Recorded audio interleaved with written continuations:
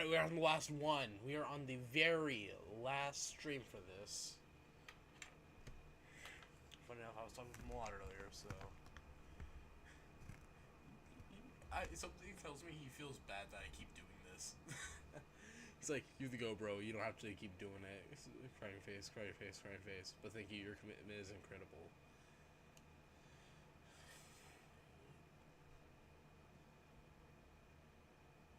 You know, I really just don't have a life, which is why I keep doing it. Oh gosh. Okay, I'm just gonna send him this last link. And then I'm gonna be done. If you couldn't tell last time when I was streaming, I was actually over here falling asleep, actually. I don't know how. I don't know why.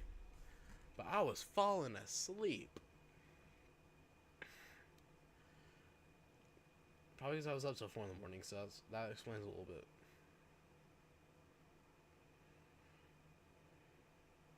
I'm gonna...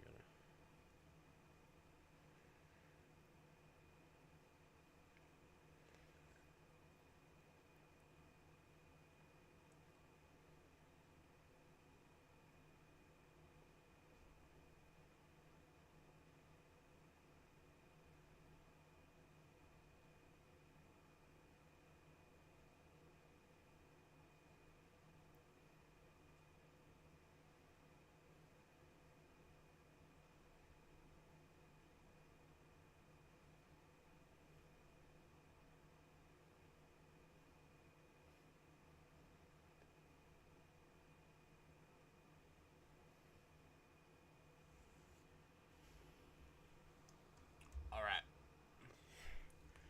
So, here we are. Working on the final few videos. So we're going through a lot of these. I'm going to try finding longer ones. We're going to be skipping ASMR videos just because, well, they're ASMR. No offense, Maul, but those things I find kind of a waste of a video. But, let's see.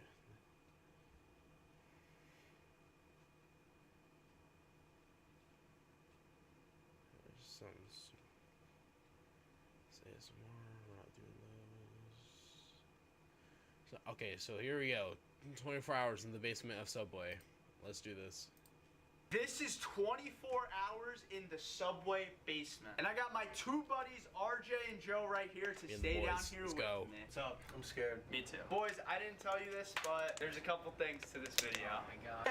One, you are allowed to leave the basement. You have 3 moments that you can leave for 10 minutes and go do whatever you want. But you have to bring this camera with you. 2, it's 24 hours long. Third thing, if you're able to stay all 24 hours with me, I will give you each $1,000.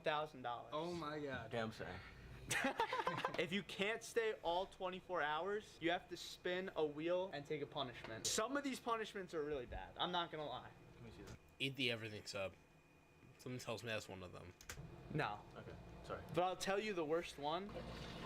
Yo, that was creepy. I don't even know what that was. What if we every time we took a bathroom break, we have to spin the wheel? Yo, this man wants death. He wants death. 24 hours. Ignore him. So Ignore him a lot. that's sick of me. That is a little sick of you. Ignore All right, him. low key, we can make this into a competition. Oh my god. No comment. No. Oh. And the timer starts Now. now. Now what?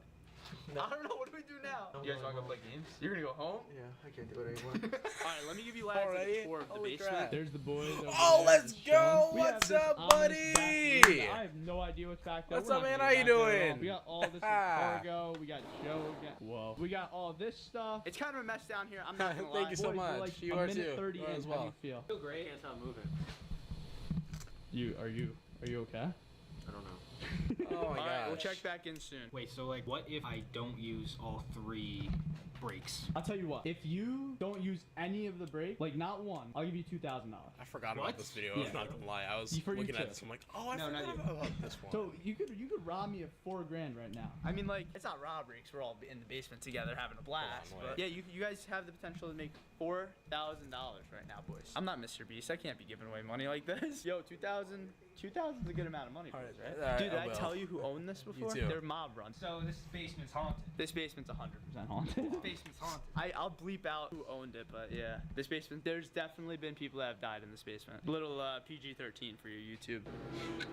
You're doing it 24 hours? If you want to see your brother again, Yeah. give us the 10 grand. Oh, might be a little Yo, bit. your brother has the Thank you. opportunity to win $2,000. You got anything to say to him? I think you can do it. You hear that? That's brotherly love. Thank you. So, what do you guys think? How's the basement treating you so far? All right. Yes, I actually like All it right. a Thank lot. you. See Who's you, the man. guy? Have a great New Year's. Huh? Who's that guy over there? What are you talking about, The Joe? guy's standing right there. You don't see him? No. All right, guys, we gotta go. We gotta go. Wanna go check it out? No. No, look, it just goes back. It just. Yeah, it circles around. Yeah. It's a little like weird Yeah, down it's here. I gotta clean this up after the video. But I mean, it's the basement. I Yeah, did there's not a think. basement. I Yo, did you hear that? after about a week of, not a full week, That was but the car. a while. That was the subway car. The guy who's Just on the can't stream right go. She now. was dead. He just Alright, let's see joined. what's Let's back go. Oh my god! Kidding. Haha, I'm just kidding. I'm going crazy. I got a Danny DeVito shirt on. Always Sunny? I never saw Sonny now. So what do you watch? Was I talking to you? He's a Matilda. Yeah. Oh yeah, he was a little troll. He was in the new Jumanji too. We got Iman in the crib. Iman, welcome to the basement. You can't leave now. Okay, if you stay till 8 a.m., you can get 44 an hour. But if you don't use one of But I have to use one because of the car. But then you only get 44 an hour. But that's unfair. Then tell Will to move the car. Alright, well, I think you're out. Gotta move my car. Hey, what's up, Will? Seriously? Well, Okay, sure. I will. Hey, what's up, man? Will, what do you think of all this? I mean, you guys picked a good day. It flooded yesterday, probably. I mean, Touch everything. Wait, that's Mom's car. I know. You can't stay then. You gotta go. Why? Because it's Mom's car. What did she need her car for? I just stepped in a puddle. It's not good. I feel bad for him. Hi, Mom. Tell me I can't leave. Is it okay if I stay with him? I don't know. If we Well, die, we from die. some- This is Hey, ridiculous. it's What like- is life? We're so far so good. How far are we into it? A half hour. What happened, Iman? That's okay. Wait, Iman, Drake's album drops tonight, so we're gonna listen to it. I don't care. So mean to me. So somehow my brother got into the equation. He just kind of showed up with the golf club. You want to show the golf club? What's with the golf club? I was gonna have. Him. Never mind. So he's here. He has a job. He didn't quit his job, even though I offered him $100,000. But yeah, he's here till he has to start his job. So I'm giving him the same pay as these two if they don't leave and stuff. Alright. But he's That's not gonna getting give the me full thousand. motivation. He's gonna This get man like give me the whatever the math motivation is. to keep going. Let's go. 996. If he doesn't use one of, so we off camera we talked about this. So we talked about it off camera. They now only get 5 minutes if they want to take the break. So Further motivation. They Joe doesn't decide. stop talking. I think it was Joe. It's always Joe. It's always Joe. What'd I do? I would grab The time got cut down to 5 minutes. I'm not taking it anyway. Oh yeah, I did do. I don't know why. I'm not taking it anyway, but I don't know. You probably will. 5 minutes later. Hey, I have a lot of money to a lot of people. Is it? It's recording, right? It has like It is the blinking recording. light. Nice. Hey guys. We should literally film this. How you feel, Joe? Yo, what's up, She's like- Axton? She's like roasting me right No, how do you feel about the basement, Joe? Oh, Did you get his laptop? it's fine. I mean, making myself at home. It's roomy. We got Iman. Yep. RJ, how you feel? Good. I'll do it. I'll be fine. Hopefully. Iman, how you feel? For 10 minutes. I hate this place. Tension is building. See if they can last through the games. I feel good. I feel pretty fine. I think I could work from down here, and that's all that kind of matters. It is a little hot down here, and I remember once when we were younger, when you guys came over to my house, and we were like probably playing like Nerf guns or something in the front yard, and I remember you were running and you stepped in like a deep like gopher hole or something, You twisted your ankle like really bad. Was he crying? I don't know, but it was. I remember you were in pain. It wasn't that funny. It was just a memory I have.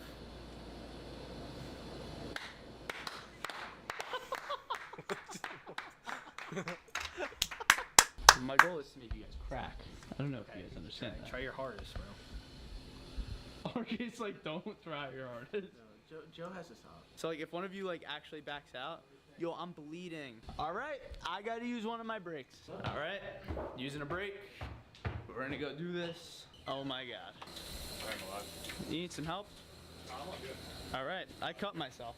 It's going well. Yeah, I have a 5-minute break right now. I'm trying to torture them, but I don't know what to do. It's like a deep cut too. I think it's like karma, because I was gonna break my brother's phone. Opening tomorrow. You're opening tomorrow? All right, perfect. So we're gonna be there tomorrow in the morning. Okay. So we'll see you then. Yeah, see ya. Take care, man. You're going out the front, right? All right, cool. Hee hee, I'm bad as Michael Jackson. Dude, it's a deep cut. It's like actually like pretty bad. Cause I was gonna slam Iman's phone on the ground. When I put my hand up, it just like cut on this. Yeah. This is all I came back with. This is one of my yeah. Now I'm like learning that I can't torture you guys because I just almost split my finger open. So quite a bit of time left. Yep. You should tell me. I would've brought my work laptop and just work right here. That would make it easier. But like, I think I'm like just have like unlimited time. Joe's big heads in the way. I would like do money games, but I just offer you guys all my money. So We should just beat the chicken when we're done. yo, you can't say that on YouTube. Right there, the chicken. Duh. You mean this chicken?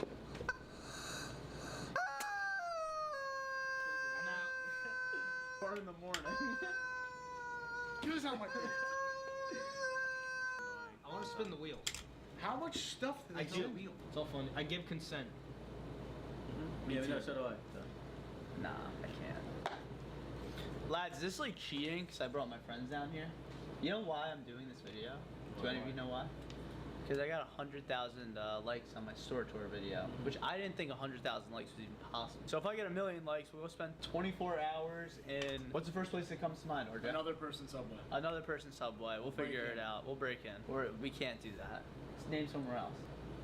We'll go to the ISS and spend 24 hours in the space station. If this gets 1 million likes. IHOP. We'll go to IHOP. Up there in Greenville, North Carolina.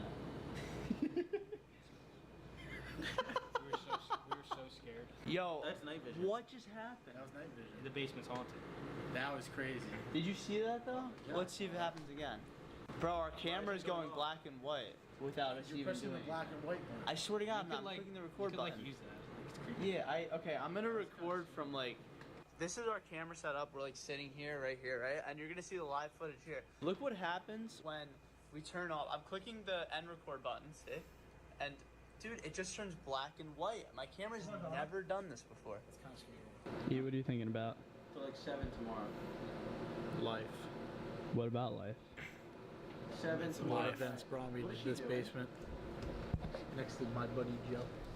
Tell her she has. You know, I did something very stupid Don't bring us yesterday. pizza. What did you do? Wait, can you guys bring us food? Do you mind? Sorry. I promise, babe. I'm in the basement with the guys. I'm not out with other girls. I love you, babe.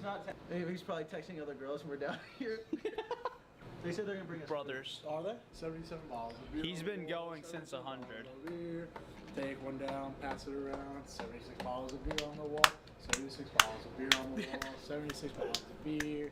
Take one down, pass it around. I'm feeling good. I'm feeling strong. That's it. You know, it's game time. It's just the start of the game. We're winning. We're ahead. And that's it. How you feeling, RJ? I'm okay. My stomach kind of hurts, but I'll be okay. I don't need breaks. Jeremy Camp? You don't need any breaks? No breaks. You're gonna make it? Why does this man remind me of Jeremy Camp?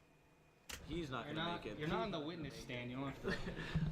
Dude, why are you watching me? Iman, you're one of the only ones that doesn't have to stay the full 24 hours. Based off of what you've seen so far, what do you think? I don't like either of these guys. Ew! What? Yo, what's up, Rick? So this is the downstairs. Yeah, this is slowly becoming a party in the basement of Subway. Got any advice for the boys? For you guys to stay up all night? Yeah, any tips? Maybe sing a song or something. I have no idea. It's true. 70 bottles of beer on the wall.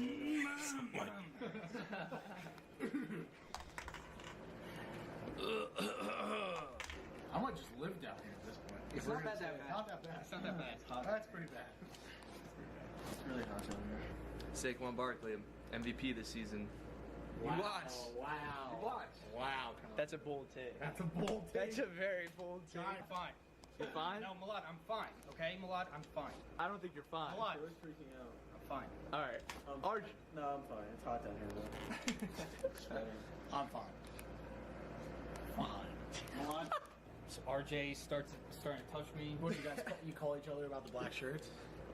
Yeah. He's wearing jeans. Flying jeans. Whoever can hit this chicken with this golf club and make it sound quietest has to. All right, you have to sit in the forbidden back area for like 2 minutes. Wow. Yeah, that's big, right? That's terrible. I love Let's do that. it. All right, who's going first? Wait, Here's what you gotta do. I gotta go first. This is my video. 4. All right, that was a little clock. Was Right? it bad? Who's next? That was bad. No, it wasn't bad. It wasn't bad. But that's content. He's gonna have to pull. Not bad. Not bad. Sweet. Go home. Pretty good. That was pretty good so far. Thanks, guys. That was weak. That was weak. That was so weak. And you call this a bad challenge. That's what you get. Bro, the camera's so out of focus. I don't want to go back here. It's scary. You're not supposed to be here. You're supposed to be in that corner, baby. That corner? That corner. Oh my god. All right. I'll start a timer for 3 minutes, Iman. All right, go. Come on. I'll see you soon, baby. RJ, are you okay? I don't know. Talk me through your mind. Stomach hurts. I'm sweating. It's been like 1 hour. It's been like an hour. It's not good. Joe, if you get him out, you win $500 extra. Oh. If Joe should hit me out, I'd be really Guys, I upset. don't think this salad works. Oh no. I think that would be mean, though. That would be mean. Yeah. Well, that's I don't think that's 500. right, but. What? $500. You get me out. Costa, what do you want if I get him out? All right. Costa's out of this now because you just said that. What? Come on. You shouldn't have asked for too much. Greed kills, my friend. That was greedy, Costa. Oh, you didn't know that was just a joke. We're all gonna pull one of these out with our eyes closed. If you pull out a yellow, you have to eat 3 of these at one time. If you pull out a blue or a red, you don't have to eat any. And then if you pull any other color, you just have to eat whatever you pull. Take one out. I got one I want. Get it. Yeah. Let's go! Deep. Ooh. Wow, you got lucky there. From the top. That was short. Which one do I want? Oh, big decision. Huge decision. Oh my God, you better pick right. Decision. You better pick right. What are you picking? This one. Oh! Oh, the Costa. Oh The no. Costa. Strat. Let's see. I will say you are in the same boat as me. Choose carefully. So Take this one away. drop it, drop it. Oh no! They're kicking it. Dude, the blue is really sour. You know, it's just disgusting. You know, I tried one of these one time. I couldn't. Bro, it literally just tastes like a whole lot of food just mixed together. Like, let's say you got like just like ice cream and you mixed it with burritos and pizza. That's what it tastes like. It has no flavor, just sour. It's like carbonated water. Carbonated water. That's what it tastes like, except without carbonation. You get over the shower, it's not as bad. Sure, you'll hear you're in pain right now. I haven't had one of these since I was like 8. This isn't fair. Yes, it is. You should have came prepared, buddy. The guy she tells you not to worry about, you. This is unfair. Check out my setup. All right, let's see. This is my setup, by the way. We get the pillow, a checkerboard, a blanket. I think this is a pretty fire setup. And this is Iman's setup, just sitting here. And lastly, Costa's in it for the GoPro. I found this cardboard, bro. It's pretty chill. I was just telling Iman, it's more comfy than Spirit Air, my There- man. Bro, it's like I'm flying like United or something. Got the cardboard box. This actually isn't bad at all. It's pretty nice. It's not disgusting. So, all right, I'll catch you guys in the morning. It's 3:10 in the morning. I gotta clown this fool, man.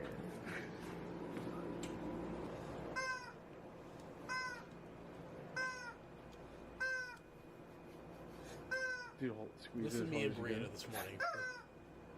This is what I did this morning, except just me yelling, like his actual name, going, Burrito Bandito, like burrito,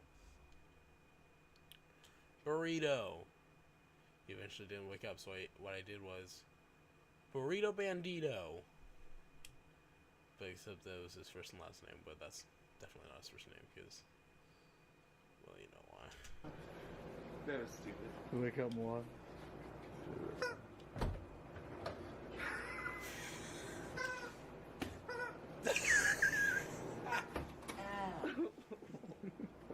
Alright, I just woke up. The boys are now up. And I slept pretty well. You know, I slept pretty well, I'm not gonna lie. How about you guys? Nothing. Great. It's now, what do you mean go to bed? The fun has just begun. It's now 9 a.m. and here we are. Like, this is it, baby. So Joe wants breakfast, so we gotta get Will's attention to get us breakfast. Count of three, let's just scream Will, okay? We're at the bottom of the stairs. 1, 2, 3. Well. I just burped. 1, 2, 3. Will! I got Will to deliver me a sandwich. Artie's got a ball. Joe's slowly losing it. We're almost there. We're almost there, boys. I would have lost Joe it. has officially lost it, and he's been sweeping the same spot in the ground for the past 3 minutes. He doesn't stop. If I stop, then I can't sleep at night. Alright, we got 12 minutes left, and in case you think that this is not a real challenge, that cup over there is filled with you know what, and there's some bottles in this garbage can. I'm not going to show it because I don't want to be like weird with that, and then there's some cups over there that, yeah, we're not going to show that either, alright? So, we're so close. I can't believe we actually did this. 10 minutes away. How are we feeling to check in on everyone? RJ? Can't wait till it's done. Alright, Joe, how you feeling? Feeling fine. Feeling alright. And I am not feeling fine. I have to go home, get a nice hot shower. I'm just happy that this is all over now. I hope it was worth it. We have 1 minute left, boys. 1 more minute, and then we get out of this 1 minute. basement 1 minute. before this goes off. I'm begging you. Please subscribe and like. That's all I ask. 5, 4, 3, 2, 1. Let's go. Happy It's New 24 hours. Year! Oh my God. It's the outside world, boys. Oh I my like this one. God. We made it, boys. We're out. I like this one. Oh my God, that feels incredible. Malad, I think we should do another 24 at your old Subway. All right, let's go. Okay, so we have that one. Okay, now we have that one done with. We gotta go find more long forms. We have that. Probably the shorter. It's one of the shorter ones for long form videos. Here, okay, here. Mr. Krabs, sure. This is the most futuristic Subway I've ever seen. While in I California started visiting watching my this one, brother, I actually. decided to go to a Subway like a nearby, and to my surprise, this was one of the nicest Subways I've ever seen in my entire life. I'm really hoping that in the near future, we're going to be able to do something very similar to this at my Subway.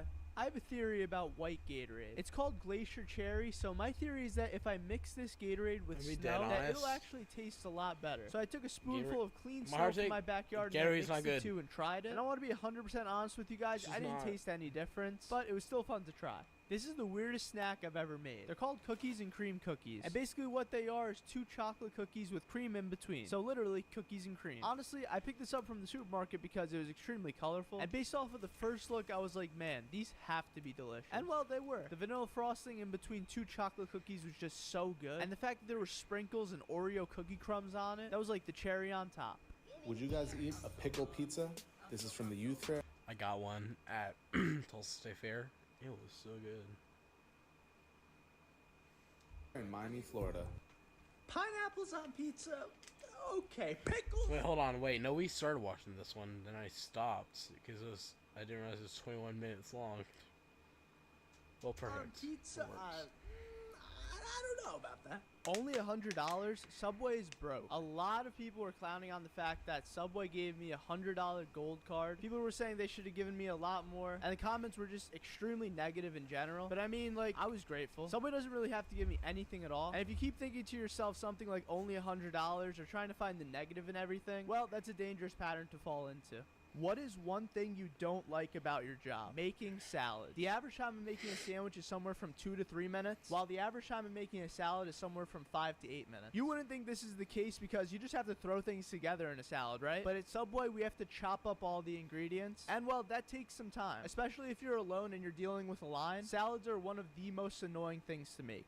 How much for one of everything at Subway? I actually made a full-length video about this a few months ago where I went to a random Subway and ordered one of everything. The full cost came out to $901.79. And no, I didn't end up eating one of everything on the menu. What would you do if someone stole another person's sandwich? Well, honestly, I would probably have no idea what to do. It's not like I'm John Wick. I'm not going to hunt somebody down just because they stole a sandwich. So I would probably end up feeling bad for whoever got their sandwich stolen and make them a new one. It's one of those weird things where it's not like a major crime where you can't take it to the police or anything, but it's that petty enough of a crime where it just infuriates you. So my honest answer is I'd probably just get over it.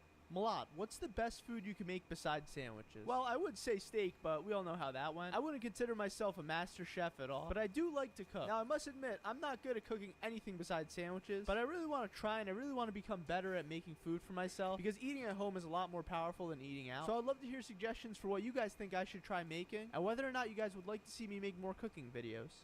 I used to love snow growing up, and now as an adult, well, I wouldn't say I really love it anymore. It's a pretty cool thing, and for a lot... I'm a kid and I don't like snow anymore. It's not because of like what he's explaining here. I just don't like snow. A lot of people in the South that have never experienced snow, they probably think it's something that's really, really cool to experience. And you know, I would agree, except for when you have to shovel the snow. I would honestly love for it to snow every single day if it wasn't for having to shovel.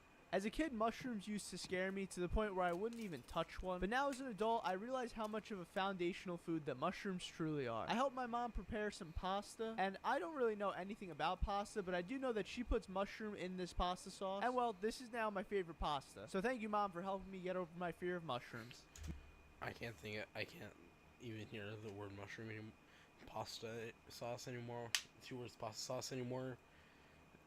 Without hearing. I'm going to land this pasta sauce into this bowl. Exactly. When it's like on top of a door.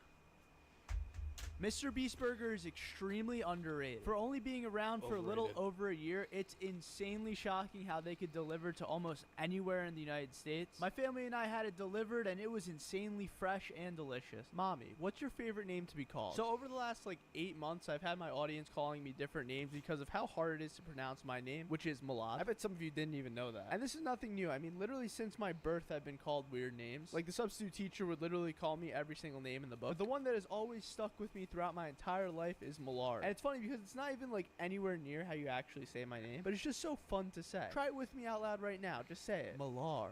Let's make waffles from Parks and Rec. I was born ready. We start with our waffle mix. Add an egg, pour cold water, and whisk. Waffle, whipped cream, sweet maple syrup, and the cherry on top. Look at that, it's waffles. Wow, I'm feeling pretty presidential. Let's make a Krabby Patty. SpongeBob was my favorite show growing up.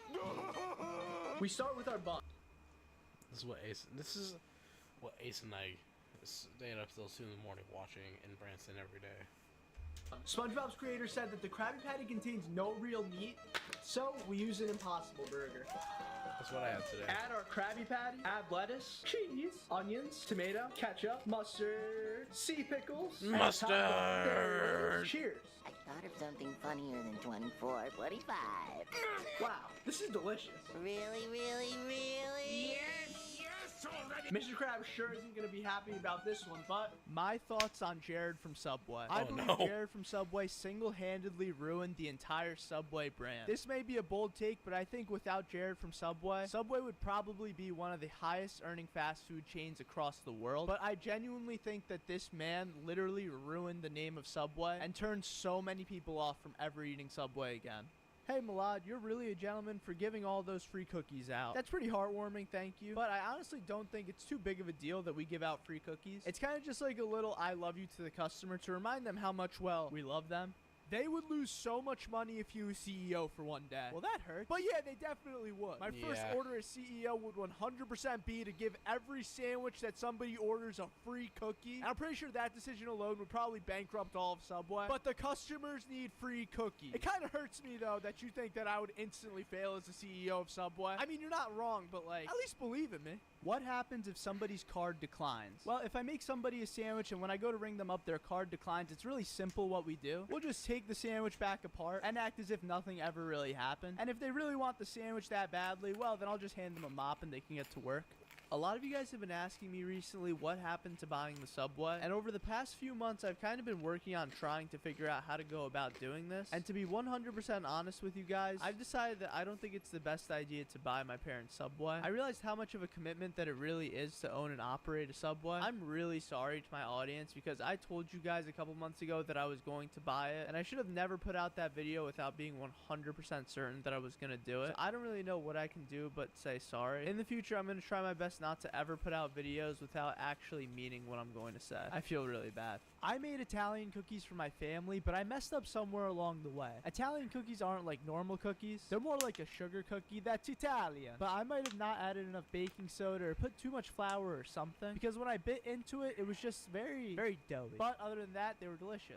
Has anyone ever said, "But I want 2 cookies"? So there was a mom that came into the Subway once that I offered a free cookie to, and she told me, "Well, if you give me a free cookie, you got to give one to my daughter." So I was like, okay, fair enough. So I gave one to her daughter, and she was like, "Well, if you're giving one to my daughter, then you have to give one to my son." So at this point, I gave her 3 free cookies, and I felt scammed. I am not Subway. As obvious as this may sound, I've quickly learned that not everything on the internet is so obvious. Recently, I've been getting dozens, if not hundreds, if not thousands of comments and DMs about people's experiences that were negative at Subway. And I just have to say one thing. I am not Subway. I am not the reason that the tuna scandal happened. I am not the reason that your 12-inch sandwich was 11 inches. I'm just a man that started making YouTube videos at Subway, never expected any of this to happen. But I am not a multi-billion-dollar global corporation. How would $5 footlongs drive Subways out of business when you would sell way more if they were $5? Well, Waveside, we simply wouldn't be making a profit on any sandwiches if they were $5. It doesn't matter if we'd sell 1,000 more sandwiches, we would literally be losing thousands of dollars. So if the cost of sandwich ingredients for each sub was like average below $5, I'd understand, but it's above $5, so we would literally lose money if we did $5 footlongs.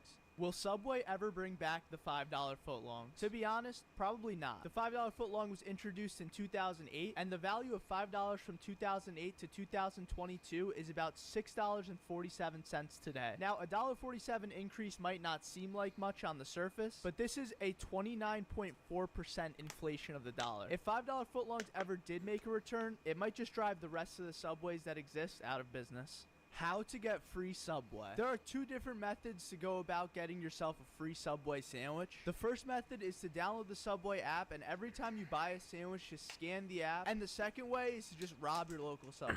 How do you feel having the same job as the yodeling Walmart kid? So if you didn't know, the kid that went viral a few years back for yodeling in Walmart, now... You know what? I've never heard this. I want to hear this, actually. I don't think I've heard this. So, I have it actually right here. Let's listen to this. So I don't recall everything.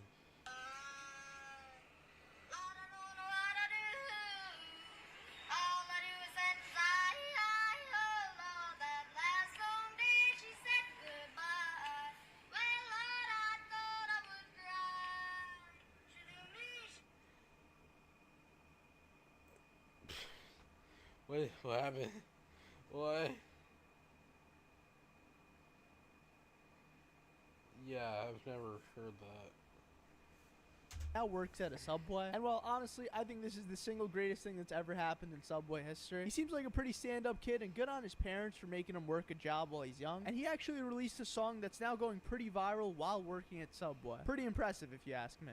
What is your favorite cookie at Subway, my lord? I used to be the biggest fan of the carrot cake cookie when that was a thing. It was so gooey and it had this incredible cheesecake icing on it. That cookie hasn't been around for a few years now, so a close second is the caramel brownie cookie that's out right now. How do you spell Fruit Loops? Well, if you say it's F-R-U-I-T, just like a normal fruit, you would be wrong. But don't worry, so are a lot of people. So many that a lot of them actually truly believe that the original spelling of Fruit Loops is F-R-U-I-T, when in reality, it's F-R-O-O-T. This is just one example of the Mandela effect, where people claim that the past actually changed, and well, we live in an alternate universe now. What's the funniest sub you've ever made? These two kids a couple months back came into the store and they asked me to make a foot-long Italian sandwich, and when I went to ask what they want on it, they literally said 1 pickle. So I put a pickle on it, wrapped it up, and gave it to them. Too bad it still costed like $6. What's the first item you'd remove from Subway? Right now it would 100% be the fresh mozzarella cheese. I have no idea why we have 2 mozzarella cheeses, and if I'm being honest, we don't even really sell the fresh mozzarella anymore, so half the time we just have to throw it out. How much of a discount do you get? Every single Subway is different. My Subway, we give a 20% discount on all items to employees, and I also gave all of my employees a gift card so that they could just use that to buy whatever they want. And well, also chips, cookies, and drinks are free for our employees. It's just the sandwiches that they have to pay for. This honestly isn't my decision at all. I don't own the Subway. It's been this way for years. Let's make the death sandwich from the regular show. Whoa. First, we slice in half our Italian bread. Next, we spread marinara sauce. And then we gotta throw on some ham, meat slap, and finally some meatballs. 2 at once. And we finish this off with our top bun. And remember, eat it right or you die. Let's see if I die. I feel completely fine. I actually feel great. So while I was at the mall, I saw an ice cream vending machine for the first time in my entire life. You literally touch a screen and select what you want, and a robot inside of the vending machine makes ice cream for you. But this robot messed up my order. On the screen, I clicked strawberry syrup, and it came out as caramel syrup in the end. So basically, a robot had messed up my order, and I had nobody to complain to. Starbucks spells names wrong on purpose. There's this theory that every single time Starbucks spells a name wrong on their cups, it's done completely on purpose. We've all seen the very simple names like Sarah or Courtney get spelled completely wrong, and a lot of people really believe that Starbucks employees do this because it's free marketing. People will take a picture of their cup and throw it onto social media, making more people see the Starbucks brand and maybe even go into Starbucks to see if their name gets spelled wrong. Now, this conspiracy theory may be way out there, and I'm gonna admit I don't really believe it, but if this is true, what a genius strategy by Starbucks. Why are there so many stems in my Subway sandwich? A couple years ago, YouTuber Gus Johnson performed an experiment where he bought 25 Subway sandwiches and found that in 95% of them where he ordered jalapenos, there was a stem. If I didn't take off every individual stem that goes on a Subway sandwich, I believe that every single sandwich that I make that has jalapenos or banana peppers would have at least 1 stem in them. So the question is really why? Well, it's most likely that when the jalapenos and banana peppers are cut, they're cut by a machine, and the machine fails to take out the stems when they need to. So Subway's kind of just relying on the workers to take them out. But in reality, a lot of workers are not getting paid enough to take out every single individual stem that goes on a sandwich. You will never eat a Subway sandwich the same way again after seeing this. I read a comment somewhere that every single time somebody makes a Subway sandwich, they're actually making the sandwich wrong. So I sat there and I really thought about it before my mind actually blew up. How has nobody noticed that Subway has been making their sandwiches the wrong way this entire time? It's day 3 of your new job at Subway, and today we're going to teach you how to properly prepare a sandwich. So now that you've washed your hands and put your paper on the line, you're going to take your sandwich and you're just going to cut through halfway in the middle. If they want a foot long, keep it a foot long, but if they want a 6-inch, then you want to cut the sandwich right in half, and then you're going to use your 2 hands to open up the sandwich and start to place your meats, veggies, and sauces onto it. Come back tomorrow and we'll get real technical about how to handle the meat. Ones that we skipped. Welcome back. It's day 2 of your training at Subway. Yesterday you learned how important it is to wash your hands. Today I'm going to prep you to make your first sandwich ever. So every single sandwich that you have to make, you have to put on gloves and put a paper onto the line. So once you have your gloves on and you have your paper on the line, you're going to go ahead and grab yourself a roll. Come back tomorrow and we're going to make your first sandwich. Have you ever found a coworker or yourself sleeping on the job? Once when I was in high school, after a very long day, I went to work. And this was back at the old Subway, which was always usually dead, so I never really had customers late at night. And I fell asleep while sitting down in my chair. And all of a sudden, I woke up from the sound of a ding from a bell that we have in the... Yes, it is. The end of the Subway era. Next time we might try doing I might try doing something different this time. This next time. Or I might try doing things like this once a month. Because well. Yep. Next I might like I'm slowly trying to do like bigger and bigger creators. But then again, this guy has like how many subs now? 6.729 million. At some point we'll do like Cool Guy, but of course, but first off, Malad, I'm surprised we ain't got Malad to even join. But I might try doing like maybe Dylan LeMay next. I don't know. I feel like it'd be funny. Bro, I'm not. No, they. Ryan, I'll think about. I'm not doing Mr. Beast though. Never in a million years. But I'll try Ryan, but that one will be very, very hard. But let's continue this. And I immediately apologized to the customer, and we both had a good laugh about it. Buy a cookie from the futuristic Subway using the gold card. In case you didn't know, like 6 months ago, Subway sent me a gold card, which is basically just a $100 gift card. But I basically carried this thing around with me everywhere I go. It's been to Dubai, it's been to California, it's been to Hawaii, it's been everywhere. Let's make butterbeer from Harry Potter. We start off with cream soda and vanilla ice cream, and then we add iced cream soda, caramel, and of course our butter extract, and we mix it all together, and we top it off with some whipped cream. You're a wizard, Harry. This honestly looked gross to me, but after trying it, it was insanely delicious. What's the best sauce combination at Subway? In my opinion, the best combination of sauces that you can get at Subway or just in general is sweet onion and chipotle sauce. It kind of reminds me of a sweet and sour sauce that has an extra little kick to it. When you ask for extra mayo at Subway, yeah. How many does Malad have though? Let me check real quick. Malad, he has a ton.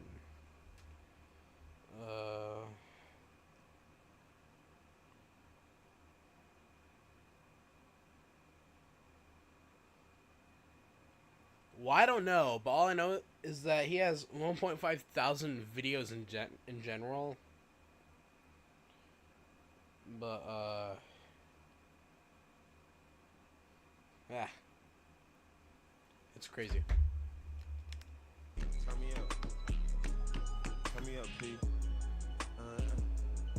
If I was the CEO of Subway, I would add one sandwich to the menu right now. This is a sandwich that is so popular that world-renowned...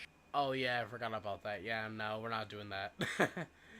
Sorry, Ryan, but we are not doing Ryan Trahan. Yeah, I forgot about him. Yeah, I forgot that he did that.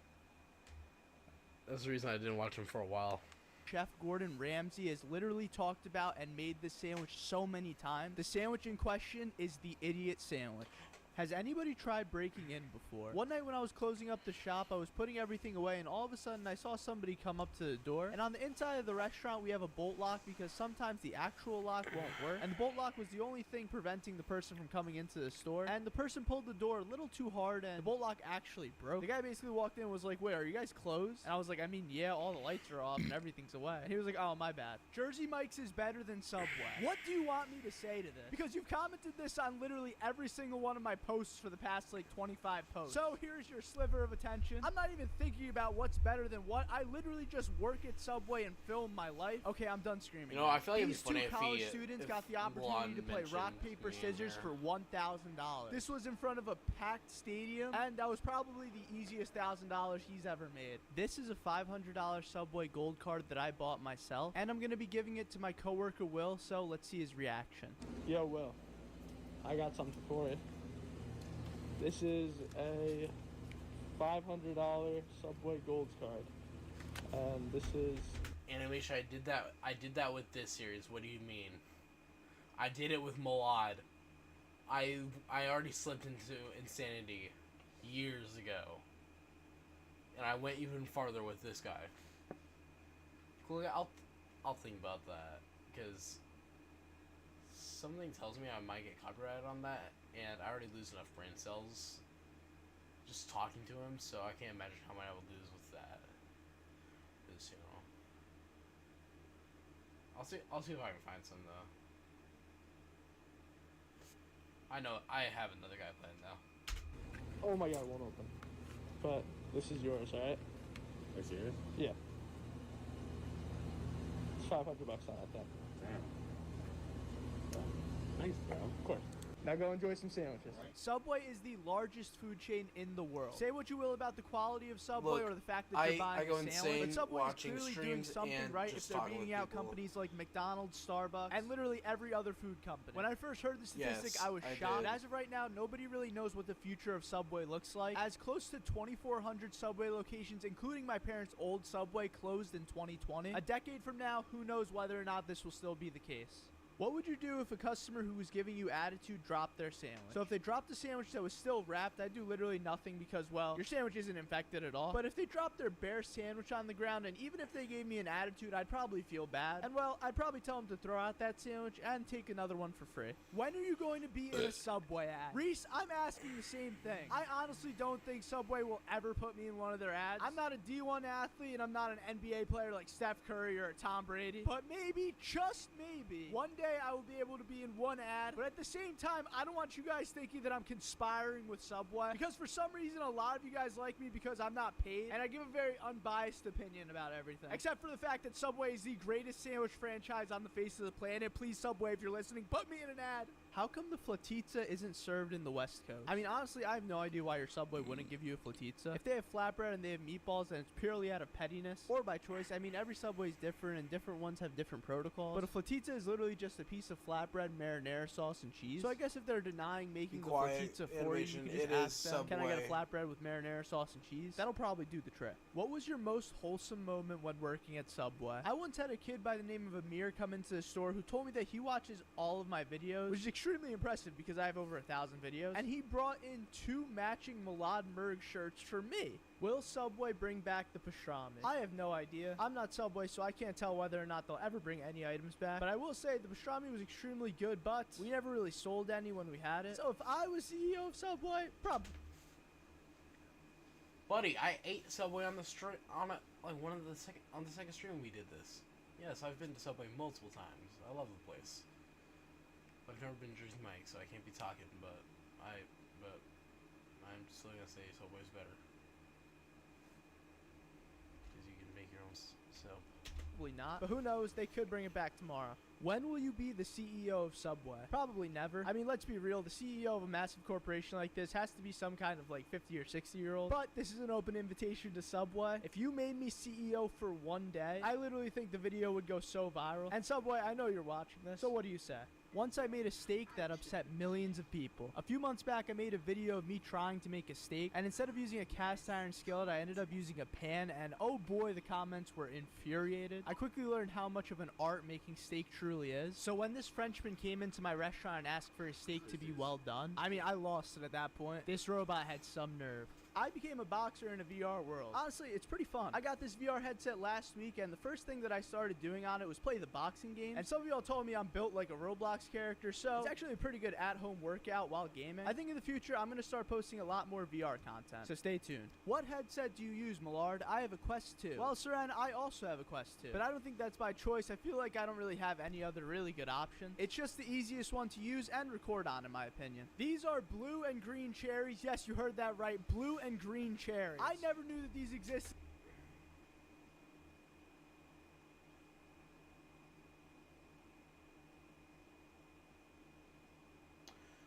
Well, don't get the pizzas. Those things are horrible. Just get a sandwich. The sandwiches are actually fire. The pizzas are horrible.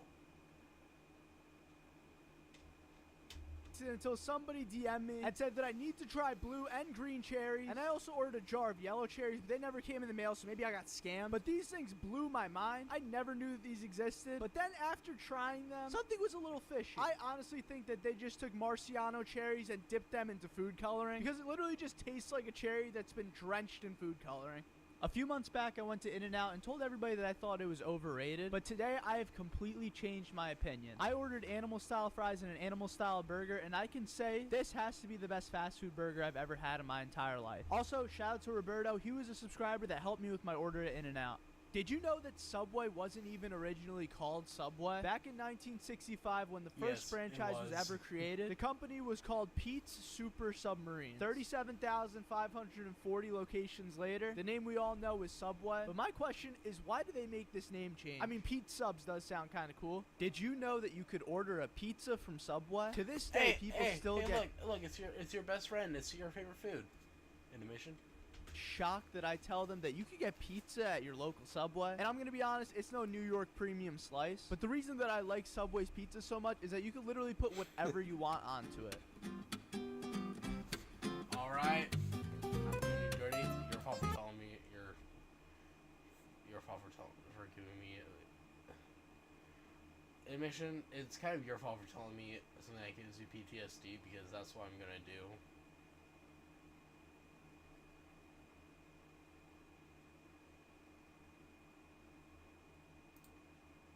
This is 25 viral Subway hacks. Throughout this video, every single hack is gonna get progressively crazier and crazier. And the last hack is literally the biggest thing on the Subway menu. But first, hack number 1, toast your sandwich with some sauce on it. Makes a whole big of a difference. I prefer doing it with Chipotle sauce. Gives you that really tangy flavor. Get our sandwich out.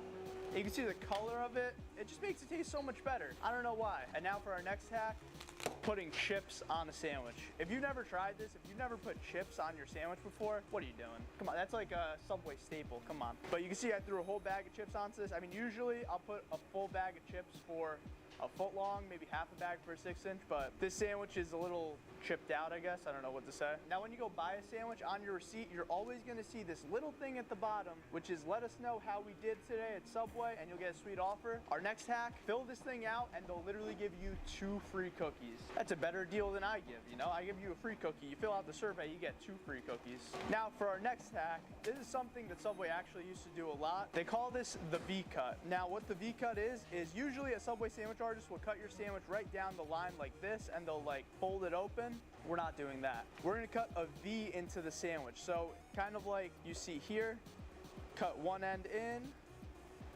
cut the other end in, and you get this really amazing kind of opening in the middle of your sandwich. Cookies, we're gonna put everything into here, and then when we're done, we're gonna stack it on top of each other. So I'll show you an example of a sandwich. We'll make a BMT real quick. Some pepperoni. You can do this with literally any sandwich. Like we can one of the all most get popular together. Ones that people do this with is the meatball my friend's sandwich. got his license Your soon. Subway employee might hate you at your local Subway, but you know, and we can all do a 20-hour-long road trip to Cedar Grove, New Jersey, and go to see this man get us some free cookies and party. It on me, it's okay. So we're just gonna do it like normal. We're gonna put our lettuce, tomatoes, literally whatever you want to throw into here. And the key is that once we're done, we're literally just gonna take the top and put it onto the sandwich like this, crush it down, and boom, you got yourself a beautiful V-cut sandwich. Now, I don't know why Subway abandoned this. I think this is like the coolest cut ever, but what do I know, right? I'm just some Subway employee. By the way, everything that we're making in this video is gonna be going to a homeless shelter. Nothing's gonna be wasted. Well, it might not be going to a homeless shelter if I end up eating it, but everything else will be going to a homeless shelter. So yeah, nothing's getting wasted in this video. Our next secret menu hack, one of my favorites. I don't know why this isn't on the menu if I'm being honest. What we're gonna make now is some Subway nachos. So you take a bag of blue Doritos, a bag of red Doritos, you're just gonna throw them onto your paper as so. I like to put the red Doritos first, but you know, it doesn't matter. No, no.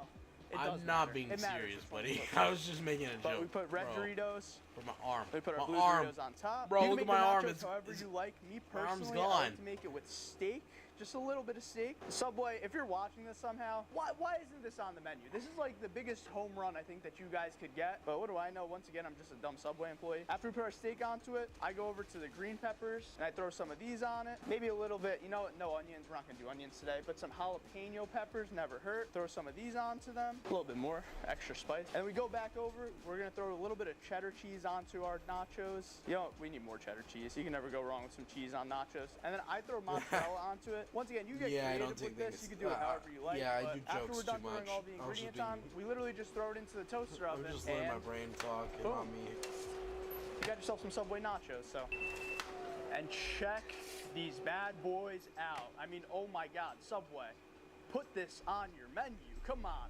So, you know, you might be asking yourself, Mulad, you know why Subway is on the yeah, menu? that would be How the heck cool. are they gonna give somebody some nachos? A pizza box. It's already here. We already have the invention here. So, I'm just gonna stick these into it.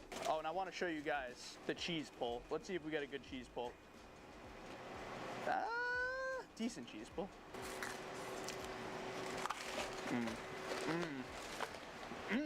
No, I was trying to look for some hacks online, get some inspiration while I was doing this video, and I discovered something called a cordon bleu.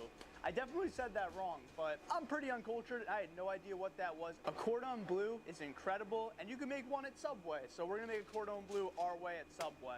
All you do, you make the sandwich like normal, and all you need for a cordon bleu is some chicken breast, some ham. This ham is so hard to peel. I always have problems peeling this. Some Swiss cheese, and we're gonna toast it. Wow, we don't have Swiss cheese. I don't have Swiss cheese. I'm sorry for being a disappointment, but my cordon bleu, we're putting some mozzarella. Yeah, have a great night. I know every Italian gets so triggered when I say mozzarella. And we're gonna just toast this up, and we're halfway to our cordon bleu sandwich. Once we get this bad boy out of the oven, all we have to add now for our cordon bleu is some lettuce, tomato, and honey mustard, and we have ourselves a 5-star Subway meal. I gotta say something, by the way. Subway has recently upgraded their honey mustard. I'm not gonna say I hated the old honey mustard, but it was like the worst thing I've ever put in my mouth. Pause. But the new honey mustard, this is some good honey mustard. I don't know what they did. I don't know Well, what he's magic watching Subway the movie. corporate He's hit pulled, a but joint this after new honey that. mustard I'm a fan of. But we close up our sandwich, and now this is how you get it to be your cordon bleu. You have to cut it a very certain way. So we cut it into these small little cylinders, I guess you call it. I don't know what to call this. I think it's a cylinder. I hope I'm not being,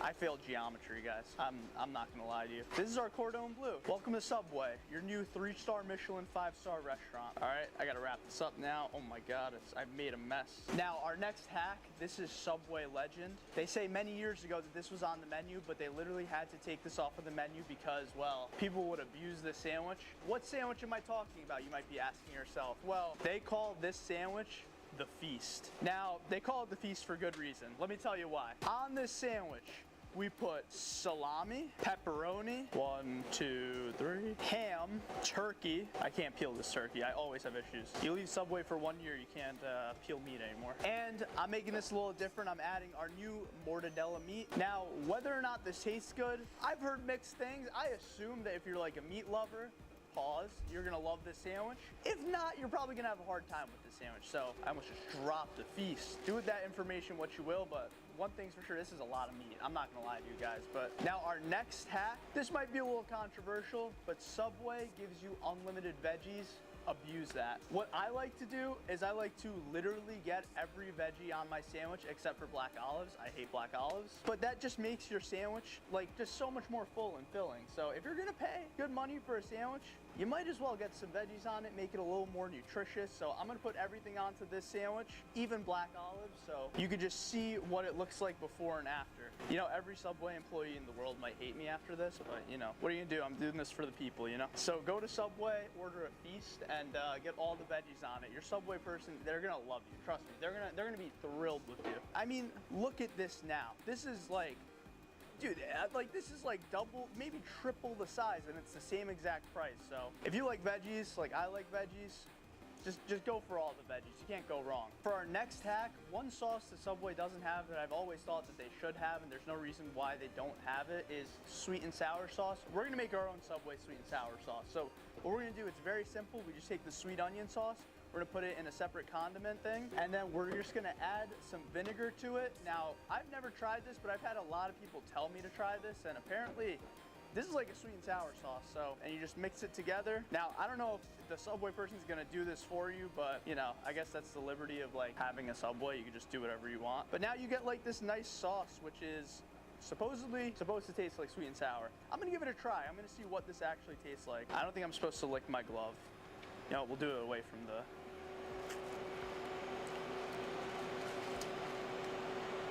It does kind of taste like sweet and sour. I'm not gonna lie, it's pretty good. Look, I changed my gloves. Don't come at me. I'm not licking my hand and then folding up the homeless person sandwich, I promise. A little bonus hack for you Subway workers out there. If you can't get your gloves on, all you gotta do is like treat it like it's a bag, like a plastic bag. Just go like this. I mean, you just saw me struggle with the glove before. Now it should just slide right on. See that? Look at that. I'm teaching you how to work at Subway now too. We're just gonna add the sweet and sour sauce to my Feast sandwich, and this sandwich is quite the sandwich. I gotta tell you guys, like I'm proud of this creation. Let's see if I can even like fold this thing up. I mean, this is the biggest sandwich I think I've ever made in my life. Dude, this has to be like a pound at least. I mean, dude, look at this thing. Oh my goodness. Now our next hack This one's very special and near and dear to my heart. We call this the Birdman Chicken Parm. This is the sandwich that Tony Hawk literally taught me about. We'll roll the clip. Hey Milad, it's Tony Hawk. I heard you're looking for a good My Subway sub build. Well, here is my custom one. It's called the Birdman Chicken Parm. I used to get on tour all the time. First, you take chicken and mozzarella, then you heat it up, and you take the sauce from the meatball bin, and you actually pour it on top of the sandwich. Not the meatball itself, just the sauce, and it becomes a chicken parmesan sub. Get it? Don't put too much sauce up, it'll spill at the bottom when you hold it up, but that's another story. Pretty simple. I mean, it's just like a classic chicken parm. You put some chicken on here, you get yourself some marinara sauce. Oh dude, this spoon has holes. That's a major design flaw. You're gonna pour some marinara sauce onto your chicken. Dude, Tony Hawk was cooking with this one. I'm not gonna lie to you. Tony did a great job with this sandwich. And now all we do is throw some mozzarella onto this sandwich, and I'm gonna put some oregano before I toast. Usually people like to do it after. I don't know why, I like to put the oregano before. It tastes like a pizza pie to me when I do that. And all we do is toast this. And you got yourself a chicken parm sandwich at Subway. Come on, how can you beat this? Our next hack is a nacho sub. I know, call me crazy, a nacho sub. It sounds crazy, but just trust the process. Let me show you. Grab yourself a bag of red Doritos. Let's go back to the line. Basically, what we're gonna do is we're gonna grab our sandwich bread. We're gonna make it a steak sandwich. Just a normal steak sandwich, right? Nope, it's a nacho sub. We're gonna pop open our Doritos, put some Doritos on. This time I'm not gonna put the whole bag on the sandwich because that would be irresponsible. Here, I'll give these to my coworker. Henry, I have a gift for you. All we're gonna do is throw some cheddar cheese and some mozzarella cheese, and we're gonna toast this. Now this sandwich, honestly, is probably like 1,000 calories. Wouldn't recommend eating one of these every day, but something fun to try. 3, 2, all right, and now you got yourself a nacho sub. Once again, wouldn't eat this every day. Once in a while, why not, right? Our next hack, believe it or not, I just missed that. Subway wings. Call me crazy. I know, I'm crazy. I'm crazy. You just get a scoop of chicken. This is a big scoop.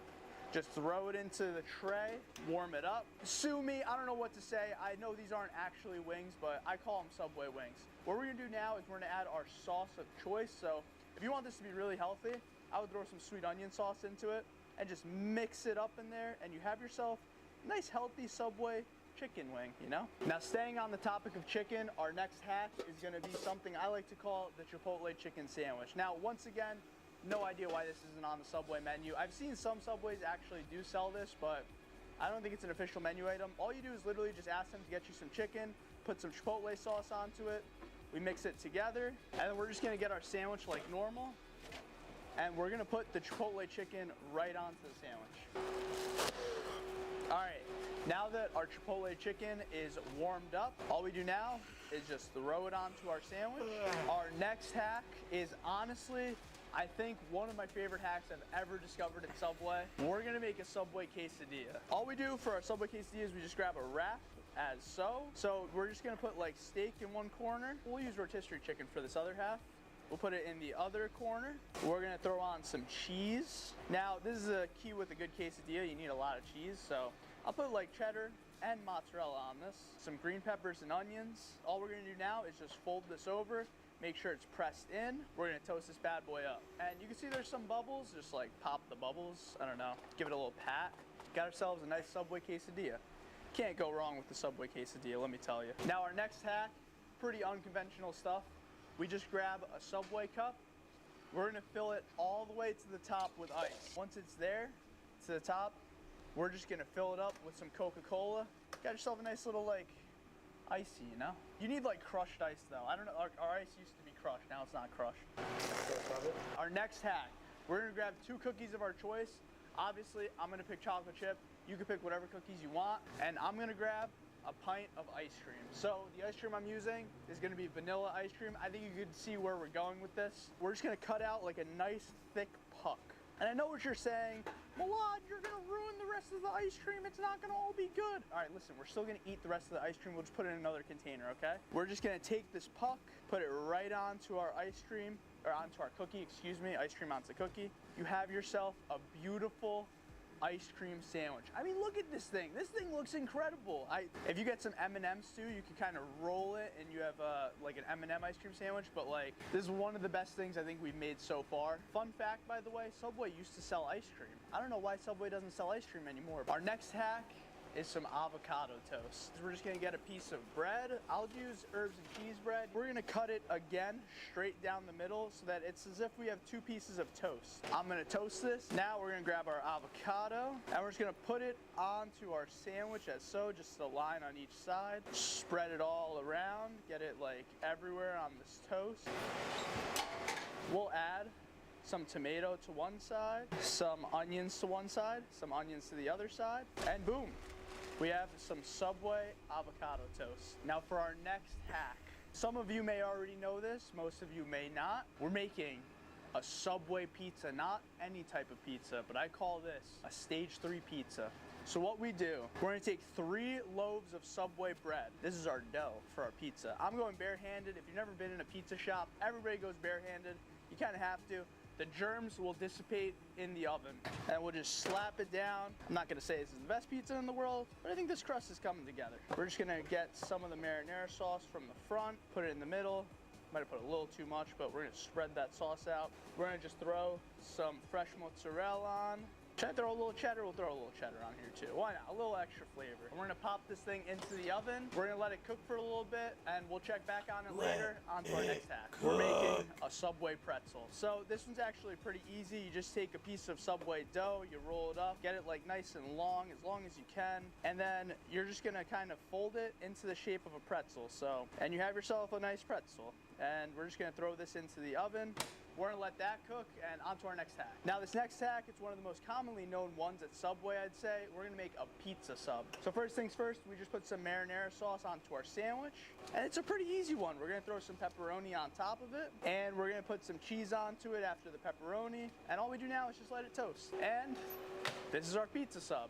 So, you know, it's like pizza on a sandwich, but I will warn you, it's very hot when it comes out of the oven. Now our next hack, this is one of my favorites, if not my favorite on this entire list. We're making a Subway burger. Now I know what you're saying, talking crazy, Subway burger, makes no sense. What we do is we take our 6-inch, we're just gonna cut it in half this way, and we're gonna cut it in half this way. Now, you can do it one of 2 ways. You can either make 2 burgers out of a 6-inch. No way, wait, hold up. Hold up. Wait. Chat.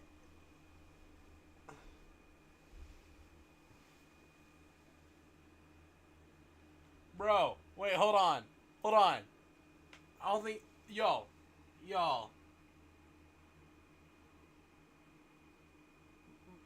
Let me get some more. Look at what I just found on Milad's Instagram story. Holy crap. Holy crap. This is on Milad's Instagram story. Hold on. He got our stream on there. Let's go. This guy's been watching all of my videos for 4 days straight on live stream. Gotta respect it. Oh my goodness. That's insane. Oh wow, that's crazy. Thanks a lot, money. Oh.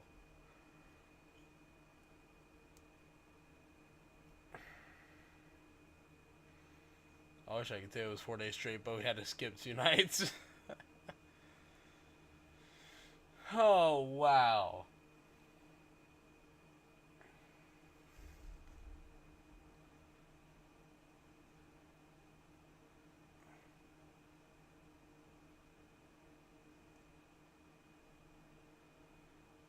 Oh my goodness, that's crazy. I've never had someone like that put my video on a story.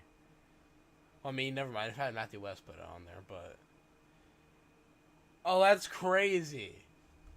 Oh, wow. Thanks a lot, Malad. You can make Big Mac type beat. You get 3 of these, but then one of these is going to waste. I'm just gonna make 2 out of a 6-inch. So all you gotta do is just throw some steak onto the base. We're gonna put some cheese onto these, and we're gonna let these toast. Once our burgers are kind of, you know, to our satisfaction in terms of toastiness, All we're gonna do now is throw some lettuce onto both ends, a tomato. Honestly, you can get kind of crazy with this part. You can add whatever you like. This is what I personally like on my burgers. Some pickles. And for me, this is the key to make it actually taste like a burger. We throw on ketchup. I know ketchup at Subway, kind of crazy, but on the other one, I'm gonna put some barbecue sauce. And hear me out, this gives it a very burgery taste. We're gonna put some yellow mustard onto it. And you have yourself a couple of Subway burgers. Let me try to even lift this up. I mean, I know it might just look like a sandwich. You could also get this as a sandwich, but I like to cut it like a burger. It's more fun. All right, our pizza just finished in the oven. Let's check how this came out. Dude, that looks pretty good. Look at that thing. That's a nice pizza. I think we did well for ourselves. I'm gonna take it to the back, let it cool off a little bit, and then we'll cut it up.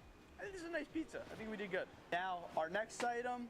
One day, I was eating Taco Bell, and I had a Crunchwrap Supreme, and it's a pretty good, it's a pretty good meal, I'm not gonna lie to you. So this is a Subway Doritos Crunchwrap. Now, you could pick any base for it. I like to use steak just because that's what reminds me, the most of a Crunchwrap. So I'll get one of these bins. I'll get like a scoop of steak. I mean, I'll do 2 scoops just for this. Combine some cheddar cheese into it, and then we're gonna let this melt into here for about a minute. While that's melting, we're just gonna throw on our veggies. So regular Crunchwrap gets like lettuce in the middle, some tomatoes. You could add whatever, you get really creative with the vegetables, but this is just what I think goes on a Crunchwrap the best. And then I like to put Chipotle Southwest. I don't know what the actual sauce is for a Crunchwrap, but I've found that Chipotle is pretty good. I don't have sour cream to put on this. If you had sour cream, that would be something pretty good to add on to it as well. I'll just add some green peppers for the sake of things too. Okay, now that our steak's warmed up, we're just gonna take it right out. The cheese is nice and melted, and we're just gonna put it right in the middle of this Crunchwrap. And now this is the crucial point. This is what makes it a Crunchwrap. We take some Doritos, and we're gonna line it up in the middle so that it kind of makes like, a circle. So try to like cover the entire middle. And now we have to wrap it like a Crunchwrap. So we just fold a side in, then we fold the next side in. We're trying to make like, I guess a hexagon. Once again, I failed geometry, I don't know. We're just gonna fold it in again, keep folding it in. And now we wanna flip it over like so. Now we're gonna toast this thing. And now that we got it a little nice and toasty, we're just gonna cut it right in half. And we have ourselves our Crunchwrap Supreme. And you can just see the inside is beautiful. This is steaming hot. My hands are literally on fire right now. Oh my God. Okay, our pretzel is finally done. I mean, I left the bread out a little too long, so it's looking a little messed up. But if you do this right, it'll look like an actual pretzel. But what I'm gonna do now is just add some salt to it. And rip pretzel. If you've made it to this point in the video, I want you to comment rip pretzel in the comments, because rip pretzel. For our next hack, we're gonna be making a cookie pizza. So basically, I'm just taking 5 of Subway's chocolate chip cookies. In my opinion, the best cookie on earth. I'm just gonna smash them together, and we're gonna make basically a mega cookie, or as I like to call, a cookie pizza. So we're just gonna get it nice and even. Some would call this a giant cookie. I prefer the term cookie pizza. Look at this thing. This is the cookie pizza. This thing's a behemoth, man. I love these things. So we're just gonna let it settle for a little bit, and then we cut into it. If we cut into it right now, it'd be way too gooey, but we'll let it sit, and now we'll get to our final hack. This is hot. This is very hot. Oh my God. The 3-foot mega sub. Let me tell you. Bro, my parents and I were thinking about buying one of these for New Year's, but it's like, I wouldn't. Actually, no, I might have eaten a little bit of it. Guys, I don't know. This is the biggest item on Subway's menu. I know a lot of you guys aren't gonna say, this isn't a hack, Malad. It's not a hack if it's on the menu. Listen, nobody knows about this thing. This is such a rarity in Subway lore. Like, come on. Matt Stoney, Joey Chestnut, any competitive eaters out there, I challenge you to order this thing and eat it under 1 minute. If you do that, if you eat this thing under a minute and you tag me in that video, I will personally fly to you and make you a sandwich. We got ourselves the mega sub. If you guys enjoyed this video, please consider subscribing and liking the video. Comment rip pretzel. All right, this is another one right here. Fliploads. He has 223. So, and Ryan Trahan. Actually, never mind. Boys and girls, today I'm back at Subway. We're working a shift again. I'm clocking in. It's been a little bit. I miss Subway, so I guess we're just gonna go back to my roots. All right, let's go in. Come on, let's go. We're back at Subway, the home. First things first, I'm gonna make a malad sub. We grab our red Doritos. Come on, let's go, let's go. fire. Oh, dude, the memories, the memories. Hello, hi, Mom. I love you, Mom. She loves me too. She just won't admit it. We have to wash our hands also. Subway cuts their own meat now. This is our new meat cutter. I've been gone so long, they started cutting their own meat. Now, if this is your first time tuning in, Subway brings a lot of, very emotional for me. This is where I got my start. I started making YouTube videos as a Subway sandwich artist in this very Subway. This is my parents' Subway. So to be back here today, feels good, man. Feels good. If you're new here, you probably never heard of the Malad Sub. This is my childhood sandwich that I would get every single day when I came home from school. So we get some Italian herbs and cheese bread. Slam it down. Yes! We're gonna slice open this bad boy. I knew it was I miss Italian working herbs. here. You know, I would come here after school every single day. After college too, I'd There we work go. my I shift can to be be here till like 9:30, watching YouTube videos, and then eventually I started making YouTube videos in this very store. So I'm gonna get emotional. I might cry. Anyways, back to our sandwich. So it's just turkey. We're throwing on some turkey right now. We'll get our turkey on the sub. Man, this turkey. It's giving me problems. It's always giving me problems. It's a pretty simple sandwich, I gotta tell you guys. And then we're gonna throw some American cheese onto this thing. So we put 4 slices of American, do a cheese toss. We just throw some lettuce on, throw our mayonnaise. Always gotta slap the mayo. And this is where the sandwich gets special for me. I throw a bag of red Doritos on it. So this sandwich is just, I dropped the Dorito. This sandwich is just childhood in a sandwich. So we throw our Doritos on, I drop another Dorito, crush it up, close this thing up. And man, I feel like I'm working at Subway again. Whoops, hope they don't get fired. Wrap this thing up, and boom. We made our Malad sub. That felt good. So I used to have a world record for the fastest sandwich made. I think I made a sandwich in like 43 seconds. Now I'm gonna put that back to the test. Let's see if I still got it, man. So I'm gonna try to break the world record again. Let's try to break my record for the fastest sandwich I've ever made. I'm rusty, guys, so don't kill me if I don't do well. But the second this bread touches the paper, we're gonna start. 3, 2, 1. Okay, the dull knife does not help. Oh my God, I'm already choking. Okay. So the classic turkey, American cheese, lettuce, tomato, onions, and mayo is what the sandwich is. Fun fact, there's actually okay, I can't talk. I can't talk and do this. I'm messing up bad. There's an actual competition, though, that Subway does every year. And,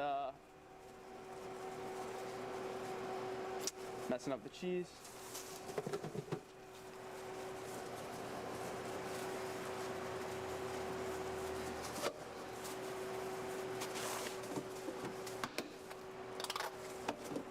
Oh my God, oh my God, I'm choking so hard. Second it's unwrapping, we stop the timer. I got it, I'll stop it. All right, oh dude. 55 seconds. I fell off, bro, I fell off hard. I think we gotta give away some free cookies. Should I give it to these kids out here? Mom, can I give all these kids free cookies? Do you want a free cookie? Sure. Yeah, do you want chocolate chip? Here you go. No problem. Have a great day. 1 cookie given. Let's go. Cookies, get your cookie. There's nobody around here. I don't even know who I'm saying that to. Cookie, cookie. Would you like a cookie? Let's see. I don't think he wants to be on camera. Don't get him on camera. You want a cookie? No cookie. All right, of course. Have a great day. Oh, we got all kinds of cookies. I got chocolate chip, raspberry cheesecake, double chocolate. Come on, everybody needs a cookie. All right, I'm on a diet too. All right. God bless, take care. Cookies, get your cookies. There's nobody here, bro. Dude, that wave of kids would have been so perfect. Should I just like stop oncoming traffic to give out cookies? I think that everyone's avoiding me today. Would you like a free cookie? Yes, please. What kind would you like? Chocolate chip, please. Chocolate chip. Yes. This is all yours. Thank you. Thank you. All right, we gave away a free cookie. Let's go. Now, I have to make a sandwich for our #1 customer, my dad. Usually, he'll get his own sandwich. We're gonna make him a tuna though. I'll make the best dang tuna sub the world's ever seen. All right, whoa, that guy's bike is crazy. All right, we're gonna get herbs and cheese bread. Slam it down. We put our 4 scoops of tuna. 1, 2, 3, 4. Oh my God. Hello. We have real customers now. What's your name? Kyle. Kyle and? Mia. Mia. All right. Time to help real customers. Kyle and Mia. What can I do for you guys? Ultimate BMT. Ultimate BMT. All right. White 12 inch. Okay. I don't know what movies I don't know what movie he's watching. How's your day going? I think you missed it. Here. You So missed the it, but ultimate Milad actually BMT, added me yeah, to his Instagram it is story. Funny delicious. enough. Pepperoni, salami, So, ham, 2 times provolone. yay. Mia, how is your day going? Good. That's good to hear. Okay. Any other sandwiches or just the one? Just the one. Sounds good. Okay, and then you want the provolone cheese, right? And would you like it toasted or no? No. Okay. And then do you want just what comes on it, or Yeah, lettuce. lettuce, tomato, onion, Yeah. and then the vinaigrette? Vinaigrette. See, that's Sounds what I good. just Oh, forgot no, I as stepped well. on the Dorito. And you said just a little bit of vinaigrette? Yeah. Okay. Butter. Yep. And that's it? You want them? 3 cookies? Chocolate chip. Sounds good. Get you 3 fresh chocolate chips.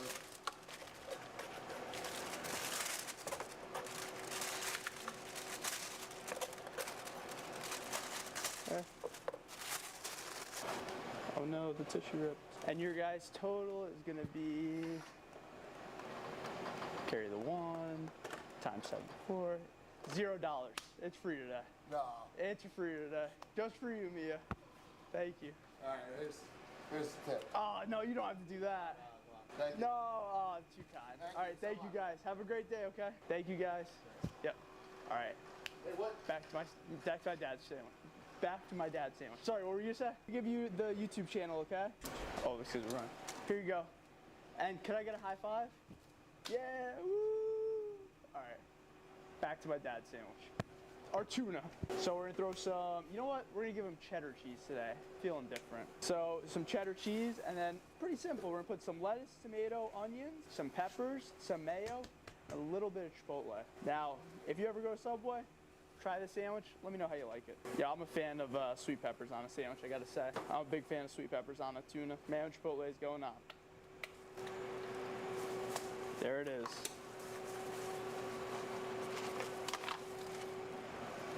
Oh, gotta throw out the napkin. Now, if you ever wondered how to wrap a Subway sandwich, this is how.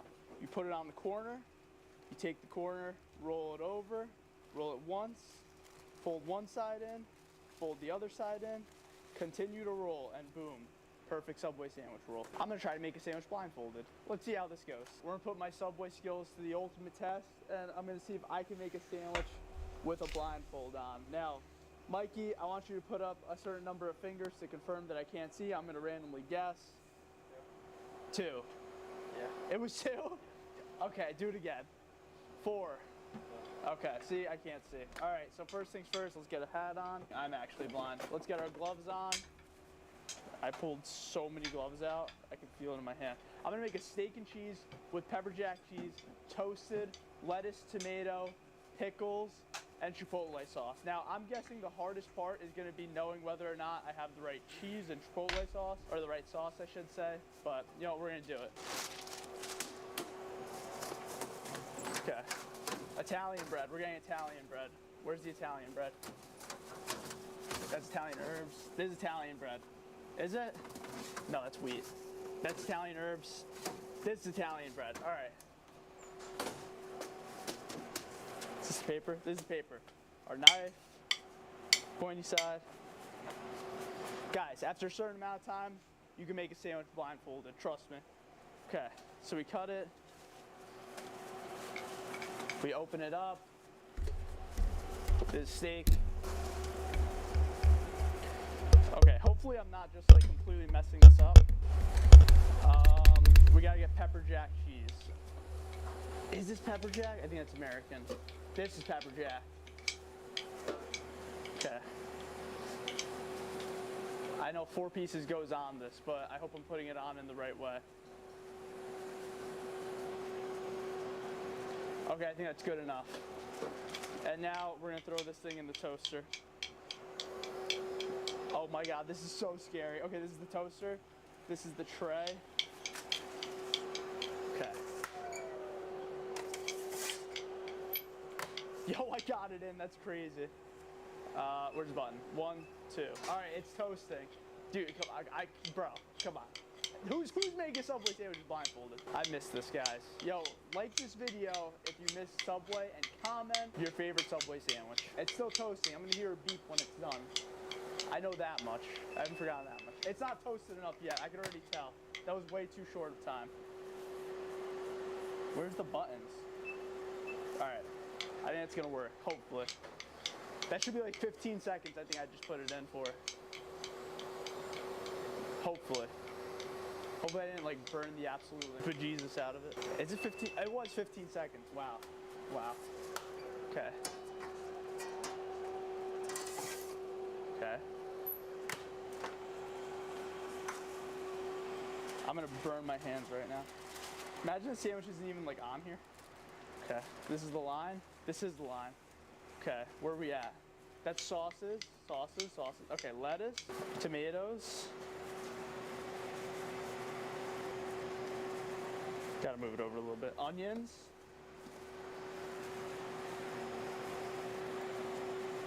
Was that onions? That was green peppers, I think. Oh my, I put green peppers. Yo, I like green peppers on a steak sandwich anyway. Okay, pickles are over here. Okay, these are definitely pickles. And now, let's see if my coworkers have forsaken me, because usually Chipotle is on the top left corner, from what I remember. But that's cheap, because I just use that Chipotle. There's another Chipotle sauce somewhere here. Is this it? I don't think that's it. That's not it. Is this it? I'm gonna roll the dice. I think this is it. Definitely not it. What did I just put on my sandwich? Mikey, what did I, actually you can't even tell me. I'm gonna take a bite out of this after and we'll see if I can guess what I put on. All right, and now it's the final step. We're gonna close this up. I hope this wasn't in a box. Yo, I put everything everywhere. But I made the sandwich. Hey, it feels like a sandwich. Get a knife, put it right there. That's what I'd imagine. I hope it's 2 6 inches, and then we bring it to over here. Where did I put this thing?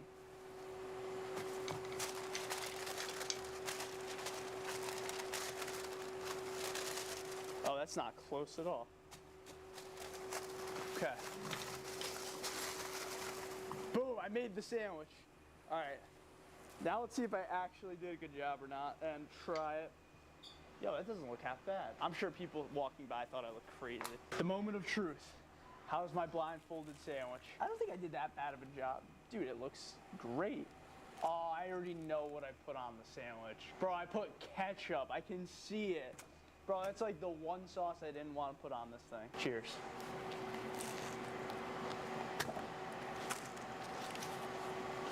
It wasn't ketchup, that was hot sauce. This is a spicy sandwich. Thank you guys for watching. Working at Subway again was fun. Like the video, subscribe, watch another video. And if you made it this far, I want you to comment cookie. All right, bye. I love you. Okay, I'm gonna watch this now.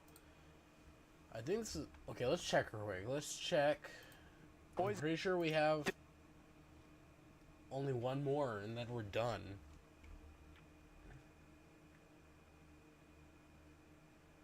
Oh, I know. We still need to watch. I worked at McDonald's for a day. Nice.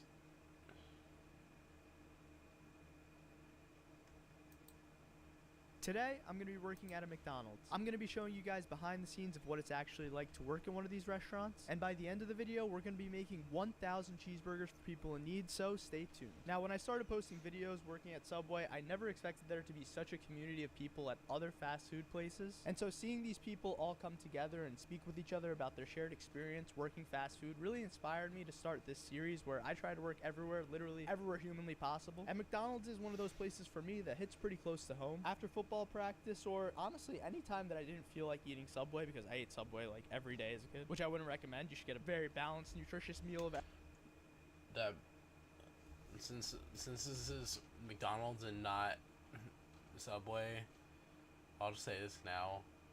That meat does not look real at all. That looks like sausage. Like very fake sausage. everything, and just like you shouldn't eat McDonald's every day, but it was a really nice place to go for like that simple treat. And so anyways, after like every single football game or basketball game that we had, I would always ask my mom, can we please stop at McDonald's to get food? And it would always be the same answer, which was we could just make it at home. And that is usually what we did, but there was always just something so different about going to McDonald's. I can't even explain it. So honestly, while I was working here, it really reminded me of my childhood. I think the fact that I didn't get to eat it so much made it like such a better treat for me, because if my mom stopped every every time and got me McDonald's, I'd probably be honestly probably just like so sick of it by now. But not having it always there made it just so much better. And so today, getting to make some of my favorite things at McDonald's, it was pretty mind-blowing. So as you saw earlier, we made a McDouble and we made a McChicken, which are, as Steven told me, who is the owner of this McDonald's franchise, they're some staples to the McDonald's name. It's kind of like whenever somebody doesn't know what to get, a McDouble or a McChicken, that's the go-to. And speaking of Steven, he has a pretty insane story too. Steven's a fellow YouTuber, and because of the videos he created, he was actually able to go from a restaurant worker to a franchise owner. So he worked at McDonald's basically all of his life with his wife, and so to see him go from employee to actual franchise owner, not only does he own one franchise, but he owns two. It's extremely inspiring to me, and it truly shows me like how much is possible. I feel like me and Steven really share a lot of common thoughts because I was a worker at Subway, and because of the internet, I was able to not have to always be a worker at Subway. And similarly, Steven was able to go from worker at McDonald's to actually owning and operating two businesses. So if there's anything I can tell you, it's believe the power of the internet. Anyways, back to our training. So far, you've seen me make the McDouble, the McChicken, cinnamon buns, which I didn't even know were a thing at McDonald's, but apparently they're delicious. Some nuggets, which those aren't much work, obviously. You just put 10 nuggets into a box. Sometimes you put 11. I put 11. I'm an 11 guy. And now you're seeing me make some apple pies, and I just made some cheeseburgers too. One of the things I noticed while working here is that this place operates like a clean factory. Like, it's an absolute system. Everybody has a role, and everybody's able to fulfill their role very, very nicely. And you'll see that when we're making the 1,000 burgers later in the video. While I was here, somebody was working the drive-thru, and then there's a person on fries, and there's a person making the meat, and it's all just kind of preparing and making each other be in the best position possible to be able to do their job. So when you have somebody like me come in and just start distracting everybody or just getting in the way, you know, I kind of felt bad, but that's a part of training for a new job, I guess, right? Some of the technology that was at the McDonald's was pretty surprising too. It's like things I wouldn't even have ever thought of. Like, for example, the drive-thru has this automatic soda dispenser, or for example, they keep their meat in these like heated containers, and they even have like places for your food to be warm, like these like warm plates. I gotta say, working here did really remind me of working at Subway. But the biggest difference obviously between this and working at a Subway is that here you get to just be in the back focusing entirely on food, and then you could have somebody in the front focusing entirely on customer interactions. But at my time at Subway, you kind of have to do both. So it's just so interesting to see how different companies operate. Another point that I want to make is just how fast Steven is at this. It was insane to see him literally be making like 3 McChickens in the time it took me to make 1 McChicken, or making like 4 sets of fries in the time that it takes me to make 1. It's really like a superpower, and you just keep getting better and better over time. I honestly think it's like a lost art. I mean, this is cooking, and I feel like a lot of people that are working fast food, maybe one day they could become chefs, because you're working with food relentlessly, whether or not you realize it, and you're developing these skills that honestly are very helpful for being a chef. So maybe McDonald's is the ultimate stepping stone to becoming Gordon Ramsay, who knows. As you can see right now, we're making some french fries. I want to take you guys back to McDonald's original menu, as french fries were one of the original items, and I think this is gonna blow your mind. So the original McDonald's menu had 9 items. There were a hamburger, a cheeseburger, a milkshake, golden french fries as they called it, Coca-Cola, root beer, a hot coffee, orange soda, and milk. Now the cost of french fries in 1955, when McDonald's opened their first restaurant, was 10 cents. Think about that for a second. It was 10 cents. And now, honestly, it varies across the country, but for a medium fries, you're looking at something like $1 to $3 now. I don't know. I feel like the McDonald's menu is the ultimate indication of how inflation is doing. That's just a random thought. But it's also really cool to see how much McDonald's stuck to their core menu. I mean, every single one of these items is still on the menu. It's also extremely interesting, the story of how McDonald's actually got started. So the founder, Ray Kroc, and the McDonald's brothers, they saw a bunch of other burger locations that obviously were around during that era, and they said one thing about these places: they are too slow. You are waiting way too long to get your food. And so they came up with the McDonald's methods for preparation, and like I said earlier, they literally built out a system so that they can make food as fast as humanly possible. Everything from day one in McDonald's was completely calculated, and at the end of the day, what they wanted was just to give the fastest and nicest possible experience to their customers. And honestly, it seems like to this day it's still pretty true, except for taking away snack wraps and chicken selects. Please bring those back, McDonald's. But it's also pretty cool to see how like the Big Mac wasn't even one of their core items on their menu from day one. It makes you figure maybe like a new item will become their #1 menu item besides the Big Mac in like a few years. I don't know. It's kind of crazy how the menu started at 9 items and now it's close to 100 different items. It just goes to show how much evolution can happen in such a short amount of time. And now it was time for me to make my first customer order. We got an order for a quarter pounder with cheese, a double quarter pounder with cheese, and a 10-piece nuggets, and also a McDouble. Now this would be a lot for me to remember, but luckily there's these screens above us as we're making the food that tells us exactly what goes on these items, and it also gives us the items as well, so we don't have to remember it all. It's these small things that make it so much easier, like the ketchup and mustard gun that you just saw me use, and even like the boxes. I don't know, it's just like everything is made for optimization and success here, which is just really cool to see. I'm not gonna lie, making my first item for a customer was a little nerve-wracking. I mean, like, what if if I mess this up, even though I can't get fired technically for my first day on the job, I don't want to mess up this customer's order. But with You Steven's missed it, but guidance we and actually help, got it was the boy actually in here. We got pretty simple to make these Blood items. On the quarter pounders, we grab 2 seeded buns. We squirt some mustard ketchup on it and put slivered onions, and then we throw on some cheese and our meat. On a regular quarter pounder, you get a quarter of a pound of meat. Go figure. And on a double quarter pounder, you get half a pound of meat. The nuggets, as I said before, pretty simple. And the cheeseburger, well, I was supposed to make 2 of them, and I only thought I had to make 1, so Steven helped me with the other one. I think I did pretty good for my first time working with a customer order. I mean, I could have been a little bit faster, but that just comes with experience and time. And now it's time to make our secret menu item. We just came up with this on the fly, I'm not gonna lie to you, but people have literally ordered this at the store, Steven said, so it was time to make this. I mean, we'll see how good it truly is. Now, the secret menu item I'm talking about is a McDouble with a hash brown, bacon, and a folded egg on it. Listen, don't knock it till you try it, okay? Now, if you're thinking to me, Malad, I'm so confused. How could you possibly call this a menu item? I tricked you. You got tricked. A customer literally ordered this. Did not have a chance to talk to the customer, but what Steven did tell me about was something very similar called farmer special. Now, apparently it is very popular at a store and many other McDonald's for somebody to just get a cheeseburger with an egg and a hash brown on it for a morning breakfast. Like, so much more popular than you would think, like to the point where people have asked for this to be an actual menu item at McDonald's. And Steven had the idea of calling it the farmer special, so go try a farmer special. Honestly, let me know how you like it. I took a bite out of it and it was actually pretty good. I mean, I don't think I'd order it every morning to start off my day. I think that might be a little brutal, but it's like something to get every now and then just to try it. Like, yeah, absolutely, I'd try it. Now that I was almost done with my training, I had one question. Now, this question is the reason that I even came to McDonald's today. It's something that I think has been one of the biggest mysteries in the entire food world for I don't even know how long, probably since the birth of time. Why is McDonald's Sprite so much better than every other Sprite that there is? I asked Steven this. I literally asked him. I said, Steven, why do I like McDonald's Sprite so much more than anything else? And Steven had no comment. There was something being hidden here. McDonald's Sprite does something different, and so I scoured the internet. I looked far and wide to figure it out, and I think I found the answer to one of life's most prominent questions. The answer: McDonald's has their own custom Sprite. They literally are able to get their own more powerful, more juiced up Sprite than anyone else. I don't know if there's something going on behind the scenes. Maybe McDonald's has some kind of agreement with Sprite, but man, I gotta say, ultimate competitive advantage over every other food business. And so now, with my question answered, and literally the only reason that I got a job at McDonald's, and I didn't even realize that I could have just Googled it the entire time, it was now time to make 1,000 cheeseburgers. So as you can see here, we've now gone through about 60 or 70 cheeseburgers. It's literally just meat and cheese on the burger, because if we added ketchup or like onions or mustard on it, then it probably would have gotten soggy and it wouldn't last as long. Instead, we gave all of those things on the side, and just like I said earlier, we became a system of making these burgers. Steven's job was to put down paper. My friend Josh's job was to put buns into the toaster oven. Steven's job was also to put cheese on and meat on half of the burgers, because he was so well trained at this that he could literally do like 5 times the amount that anyone else could do. And there was also another Josh, who was Steven's friend, that worked at the store, that was also helping with making the buns. And my role was to put down all of the buns and put Malad did, because he gave it to the homeless.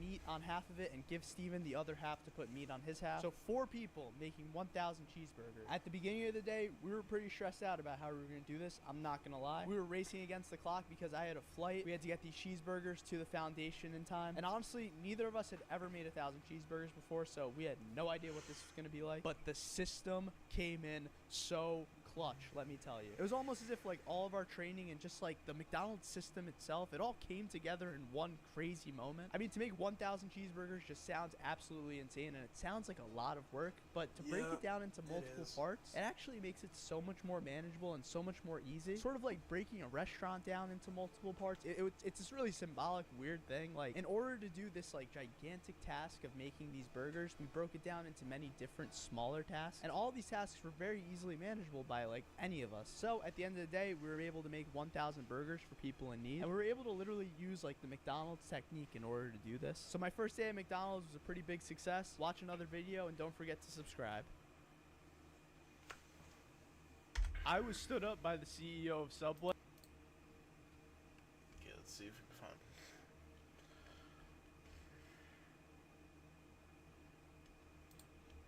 Recommend it.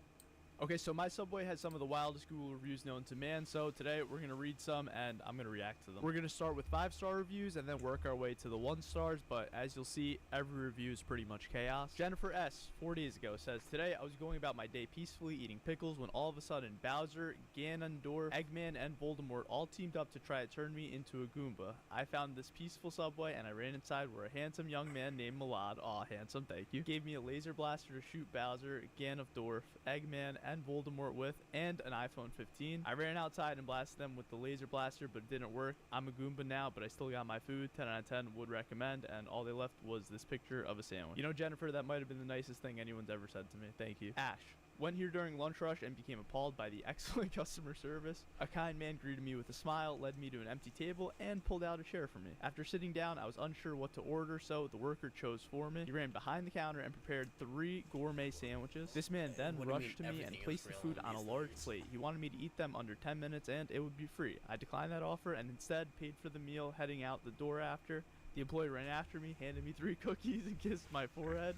These are real reviews for my Subway, by the way. That gesture made my heart race. Going to stop by here again on my next trip to New Jersey. Recommended dishes, raspberry cheesecake, tacos, and Milad Special. Dude, what is Milad Special? What could that possibly be? These reviews just get crazier and crazier as we go. Gumball and Darwin from The Amazing World of Gumball, and Ezio from Assassin's Creed, and Walter White from Breaking Bad chased me. Then I saw this Subway and asked for 10 footlongs with turkey, American cheese, lettuce, cucumbers, pickles, spinach, and mayo. Kind of a good order. Would add Chipotle to that. Then I pushed the door to exit after paying this good-looking guy named Milad. Okay, alright, okay. And giving him a huge tip. Milad also has given me an iPhone 15. I'm just giving everyone iPhone 15s. So that's great. Ezio had a gun. Okay. I threw Ezio one of my footlong orders. This story just got suspenseful out of nowhere. Then I pushed Darwin to the ground. Then this guy named Young Lima Bean sneaked up on me and then captured me and ate one of my footlongs. So I punched Young Lima Bean and I ran away with my 8 footlongs and then I ate them all. 10 out of 10, I recommend the Subway. I'm happy you had a great experience. This one's from Mr. Monkey, super awesome. Great name, by the way. My name is Agent Bongo, and I went to this Sabubu Way to purchase a delicious sandwich that was greeted with cookies. 10 out of 10 would recommend. Always will come back whenever I'm fighting an intergalactic hyperversal war. Vegetarian options, I forgot. And these are his recommended dishes. Actually, this is like the entire Subway menu. There's tacos on here, too. Everyone's recommending tacos. And Milad Special. What the heck? What's my special? Oh, maybe the Milad stuff. Great sandwich. This is from Kittens PvP. This Subway was the craziest I've ever personally ate at. I called from California and some weird dude named Milad said he'd ship me a sandwich over. I said sure, and he covered my shipping costs, and I was delivered this beautiful handmade Subway sandwich in a cooler. And this sandwich looks like this. Well, I don't know if it's beautiful. It's got personality. This is Amir Hamza. I was fighting Black Frieza, then I got to the Subway. This nice guy called Mailade Merg. He gave me a mega sub and free cookies. Then I went Ultra Instinct Kaioken times 100 million. Then I destroyed him. Then Malid helped me by Trooning Super Saiyan. We did a Kamikaze and we won He made a world Malid world. 5 stars.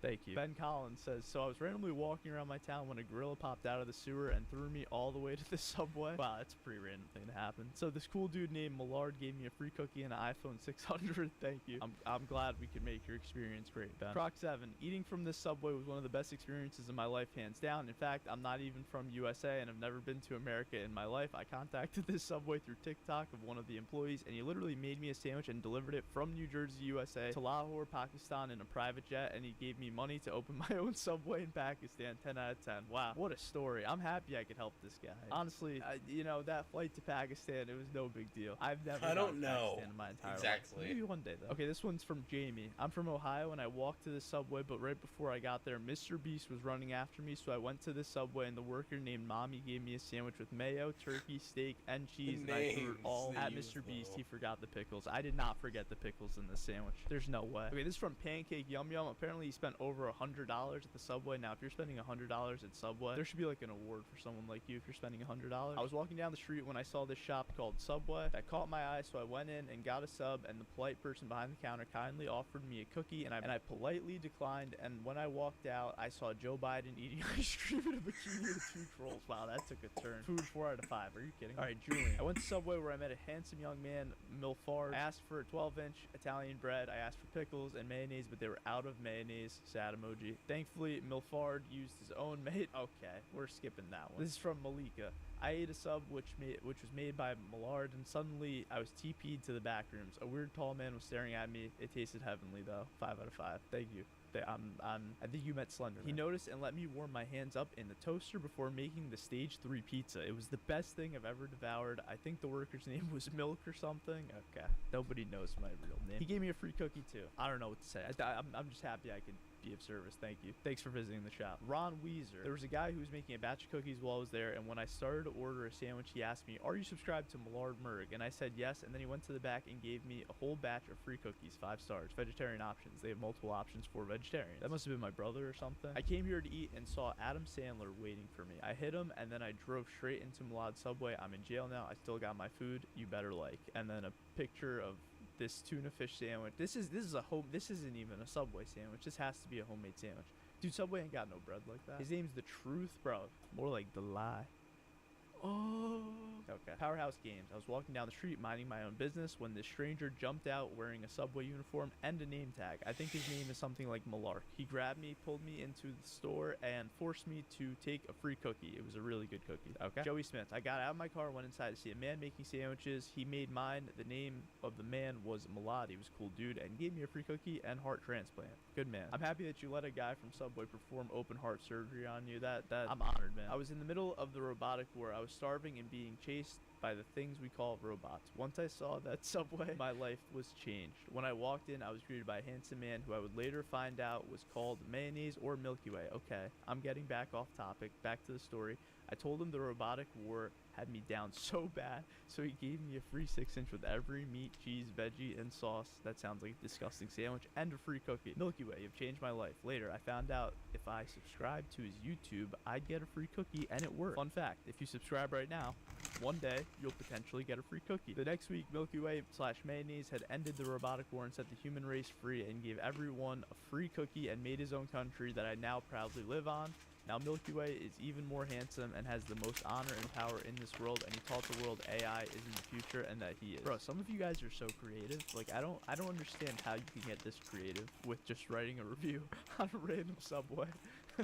You guys keep giving me 5 stars too. I mean, thank you. In total, this store has 4.9 stars with 2,700 reviews. We should try to like set the record for the most reviews ever on a Subway store. That'd be pretty funny. Okay, Ryland Francon. I was running from the ice cream man named Dylan LeMay, and this man named Milwaukee with a camera on his neck scared the ice cream man away and then shoved thousands of free cookies down my throat. Mommy Bird told. Okay, this one's.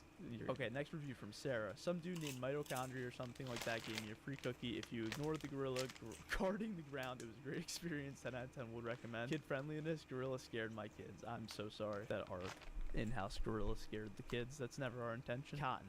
Best Subway, great customer service. One day I was walking normally when a tornado almost got me. Luckily, there was this one employee that saved me from the tornado. His name was Mickey or something. I saved the guy from the tornado. I don't even get my name remembered. Can you believe that? I thanked him and went home. Best customer service ever. He even gave me a free cookie. Yeah, I'm just giving free cookies left and right. Next one's from CR7 Suey. Dude, no way Ronaldo was at my Subway. That's crazy. Because there's a cat named Milad and he is a very nice Subway worker and one day I went to his Subway while a prime eruption and then offered me free Subway sandwich, and then it was over. Well, I should have expected this because CR7 speaks Portuguese. Maybe the English isn't the best, but thanks for coming to the Subway. Okay, the next one, Loving X Roses. As I went there after I was being chased by 5 dogs in 3 lines, I quickly went here to seek shelter. As I got in, I was greeted by a nice dude named Millard or Miles. He was so kind and gave me money to open my own Subway. So we got a Subway in Pakistan opened, and then we got a Subway for this person open too. He also gave me a free cookie. What an amazing person. Thanks for coming by the store. Happy we were able to get you away from those dogs and lions, you know. Next one's from Caden Bain. I was feeling incredibly hungry, so I decided to pick up a Subway sandwich. When I opened the door, I was greeted by a man with a small camera duct taped to his head. Okay, that's how everybody thinks that I film these videos. I literally just like duct tape a camera to my head. You know, it might as well be true, right? That'll just add more to the mystery of how I film these. He dashed to the counter with superhuman speed and began making a sub before I even ordered. It was an amazing turkey sub with delicious, crunchy Doritos sprinkled in. I was amazed, as if this sandwich had hypnotic power. He then handed me my sandwich and actually gave me a free cookie. But this was no ordinary cookie. The moment I bit into it, I was instantly transported to a large room. Wow, really the good. plot What thickens. about There was you? a massive TV on the wall with the numbers 1.88 million on it. I looked down and saw a new iPhone sitting right next to me. I picked it up, being careful not to break, and turned it on. I saw that I already had a message despite me not even having a chance to turn the phone on. It read, "What do you think of the sub?" And were the Doritos Doritos too crunchy. This is where I am now, in a room with a string of numbers on a screen and a brand new phone. Definitely the best food experience I've ever had. I'm happy to have. Next one's from Lucas McKernan. OMG, just got done with my Subway sandwich and it was busted. When I walked into the store, this dude named Milky Way or something made me and my great grandpa's turkey sandwich, and he gave me a free cookie, but grandpa joked on it and Michael Jeffrey Jordan saved him. I will never forget this moment. Thank you, Melikal. Yep, so apparently if Michael Jordan's been to my Subway, Lucas can vouch. Lucas has seen him before. Thank you for your review, Lucas. Okay, the next review is from Ryan Wheeler. Some guy named Chili Dog Malad was pleasant and welcoming. Hooked me up with a delicious sub and a free cookie. Easily the best experience I've had at a Subway, because Subway usually isn't good where I live. Thank you for Chili Dog Malad. Thank you, Ryan Wheeler. I don't know where the chili dog came from, but next one's from Honcho Jack. Parked, and this worker helped me and my grandma out the car, closed the doors for us, then proceeded to take our coats off and put them in the dry cleaners. After that, he sat us down, took our order, and made the sub perfect. Such a kind and hardworking employee y'all have. We'll be coming here again. I think his name is Malad. And then he dropped us back at our house. Okay, I legitimately can't read the next part. It just took such a dark turn. I can't read this out loud on YouTube. Next one's from Emily. Yo, some weird guy named Mommy Mayo, I don't really know, gave me a free cookie and a footlong along with Lay's potato chips, classic. Mr. Potato Head is a great Subway worker, and I also saw Bigfoot in the store. Milady Millard is a great dude. Y'all should really go visit Minion Man at his Subwo someday. And then this little emoji thing. Okay, thank you, Emily, for coming by. All right, next one's from Pizza Time. It was a rainy day, and I saw a good-looking Subway, and I desired a good sub. When I walking in, I saw a good-looking man at the front counter. I ordered my favorite sub, which is a meatball sub. When the good-looking guy made my sub, he made sure the bread was extremely crispy. He then put the meatballs gently on the roll. As I ate the sub, my teeth bit something hard, and it was a good bar inside my sandwich. I then took it out of my sandwich and gave it back to the young man behind the counter. He then gave me an iPhone 13, sorry, I was feeling broke that day, iPhone 13. I will never forget that day from now on. Thank you, Millard. I don't know how you guys come up with these reviews. This has gone so far away from food to just like madness. These reviews are literal madness. Next one's from Emma Harrison. I was walking down the street with my girlfriend, then tripped and slipped and flipped into the Subway. You tripped and slipped and flipped, huh? Food was immaculate and my goldfish enjoyed the free cookie. I met a dude named Motorcycle and he stole my goldfish's leash. Very amazing experience. 5 out of 5 stars. Thank you, Emma. Okay, now let's get to the 1 stars. I'm gonna start reading the 1-star reviews. This is Handy Plays. I walked into the store and then there was a man with ice cream dripping down his neck and holding my phone. He then slapped me and started singing Indian songs. Then he was shouting Muñeño into my ears. Don't recommend this place. Sorry for your experience, Hammy. Hopefully we can make it right with a free cookie. Next one's from Sasha Khan. So today I went 9 hours to a Subway because I was hungry for a train on my way. This man with a camera wrapped around his neck stopped me and said, "Would you like a free cookie?" I said no and drove away. Then I was actually like, I do want a free cookie, but it was already away from me. Then when I arrived, the same guy was there and he started to scream and spat in my free cookie, but it was still good. Then I gave him my Subway order and he made a call. Then I heard a train and it went through the wall and he gave me the train. I love the experience. That's why I'm giving it a 1. Now imagine somebody that like actually wants to go to the Subway reading these reviews. They're probably so confused. Next one's from Ali Mac Leo. I woke up this morning, I got into my car, and I drove into town. Then I stepped out of my car, and a massive robo-bunny was chasing me, so I ran into a Subway, and there was a man with a phone tied to him. It looked very tight, but he let me behind the counter and made me a BMT. Then he gave me a free cookie and an iPhone 763. Nice guy, though. So I'm confused how this is a 1 star. I walked in and immediately saw a huge fish. Apparently, he was called Malad, and he had the thing on his chest. Don't recommend. I like bacon. Okay. Thank you. I think this one's a real review. I got food poisoning from the Subway location many years ago. Since then, I've never been to this location or any other Subway franchise because of this. At the time, this location hired several teenagers to prepare and serve my sandwiches. Dude, I might have been the teenager. They were obviously new and inexperienced and lacked customer service skills, but most importantly, these workers lacked knowledge in food safety handling. Come on, I don't think that's true. I ordered a grilled chicken sandwich that was raw. Okay, that's impossible. All of the chicken at the Subway is already pre-cooked. You literally don't have any raw chicken in the entire store. Let's continue. I didn't notice the chicken was raw because it was masked with cold condiments like dressing and other cold vegetables, but after inspecting my bites, I saw that the chicken was purely pink on the inside, but by then, it was too late. I ate raw chicken and paid for it much later. Frank, I hate to call your review a sham, but we don't have raw chicken at Subway. I'm sorry you got food poisoning, though. You can come in, we'll make it right with a free cookie. Next one's from Noob HD. 1 star. Rude person. There was a man with a camera recording my sandwich. I asked him to make me a meatball sub. Instead of making me that, he just put cookies all over my sandwich. I do not recommend. I think you should have eaten the cookie sub and enjoyed it. Next one's from Omar Rodriguez. It wasn't about the service of the sandwich. It was because he promised me candy, specifically Skittles. If I went in his van, I tasted the raw. Okay. Alright, we're not. Dude, these 1-star ones get dark. Let's see. RP. Mladberg was so rude and the hot sub took forever and was cold 5 minutes later. I'm so sorry. I hope that that's not true. I try not to be rude. I think I'm a pretty nice guy. I'm sorry. All right, next one's from Slicker Don. I said extra sauce, and the guy behind the counter literally spat on my lettuce. Never coming here again. Bro, like, there's gotta be some. This is crazy. Like, the fact that, like, anybody could go on these Google reviews and just, like, for any store, it's not even just a Subway. I mean, obviously, you look at the Subway and it's, like, it's pretty obvious what's happening once you actually start to read the reviews. But, like, a random mom and pop store, or if, like, a new store pops up somewhere randomly and, like, a competitor just comes and destroys their reviews, like, it's gotta be a problem, right? I'm sure Google has something in place. Jay Leno, huge fan, and I didn't get a free cookie. Kevin Holly, the Muad special was good. I did not see any large reptiles or aliens. I'm happy we give you a great experience, Kevin. If you go into any restaurant or fast food establishment and say the... Okay. I'm pretty sure I know. I think we only have one video left. And it is the longest video that I saw on here.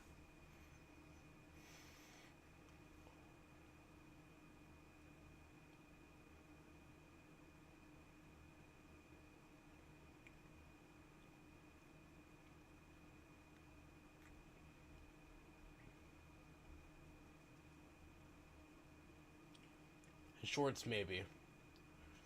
Oh no, there's two right here. Wait. I did that one.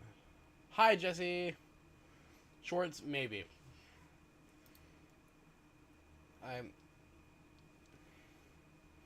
Shorts, they're kind of mid, if you ask me. They're just...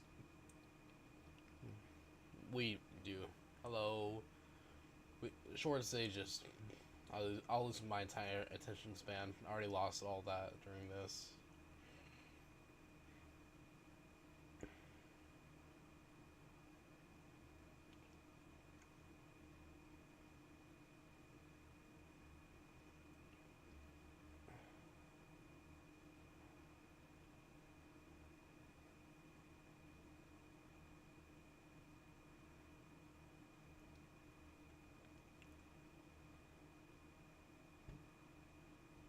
Okay, where's the 1 hour long video?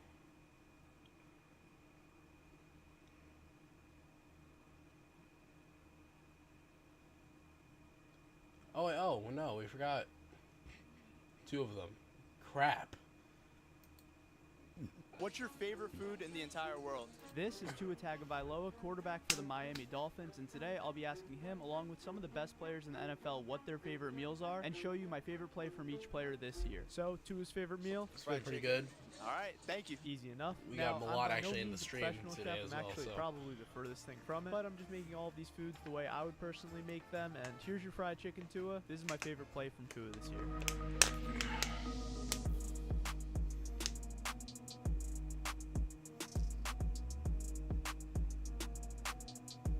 Yeah, burrito isn't here right now. It'll be chicken Alfredo. A seafood Alfredo. Alfredo pasta. Alfredo. Now, I was shocked by how many people said Alfredo. It turns out half of the NFL is fueled by pasta, and no pasta is more loved than Alfredo. I used an egg fettuccine for the pasta itself, and for the sauce, well, I used a jarred sauce from the store, but to be fair, this is an incredible jarred sauce, and it's far better than any Alfredo sauce that I would make on my own. So here's your Alfredo, and I made chicken Alfredo especially for Darren Bland, and seafood Alfredo for Justin Matabuke. These are my favorite plays from Bland, Matabuke, Ward, and Allen from this year.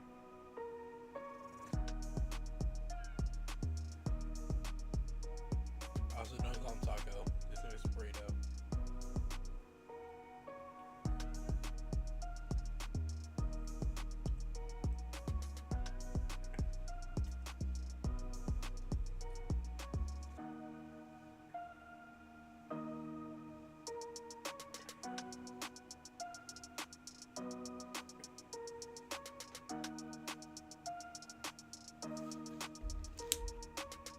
Because I don't want to take up the entire camera. I don't want to take up the entire screen. Also because like moving back a little bit. What's your favorite food in the entire world? Who would I want to collaborate the most with? Depends. When it comes to like music, or when it comes to music, Colton Dixon for sure. Close second is Jordan Fleas or Toby Mac, Skillet. YouTube. It's a hard one. There's two guys that I would love doing. Like Ryan Train or Jay Stu. Those are two guys I would love doing. But there's so many guys I would love doing with in music specifically. Well, yeah, because I don't have a background anymore, so. World. Pizza. Now, unfortunately, I don't have a pizza oven in my kitchen, but I do have a pizza stone, which will do the job just fine. Now, for the dough, I didn't create one from scratch, but rather bought one from a local pizza shop. It was a few bucks, and it saved me a couple hours. We just spread our incredible jar sauce, sprinkle some cheese, truffle oil, and pepperonis all over, and we have ourselves one good pizza for Quinn and Williams. This is my favorite play from Quinn and Williams this year.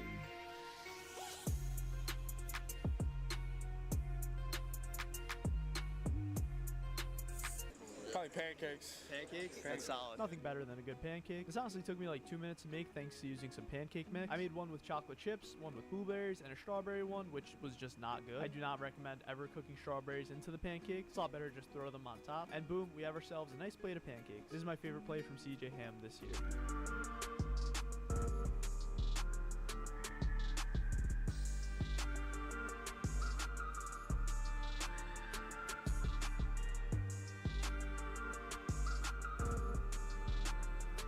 I'm like a big steak, like a tomahawk steak, but it needs to have the like a sweet potato casserole where they have the brown sugar with the marshmallows on top. That's like my cheat meal. Now, this order was going to be a challenge. Jake Ferguson, tight end for the Dallas Cowboys, just asked me to make an entire Thanksgiving feast, and I'm a Cowboys fan, so I can't let him down. I've never made sweet potato casserole in the past or a tomahawk steak before this video, so honestly, thank you, Jake, for teaching me something new. I just followed some recipes online and did a reverse sear on the tomahawk steak. Both of them were delicious enough to honestly put me to sleep. This is my favorite play from Jake Ferguson this year.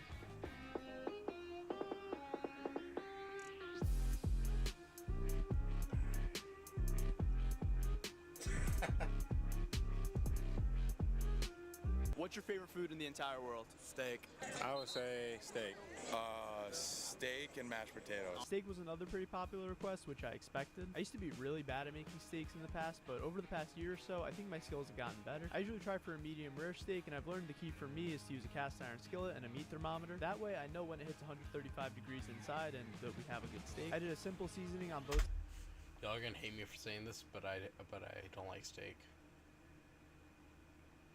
Steak is just something I don't like at all.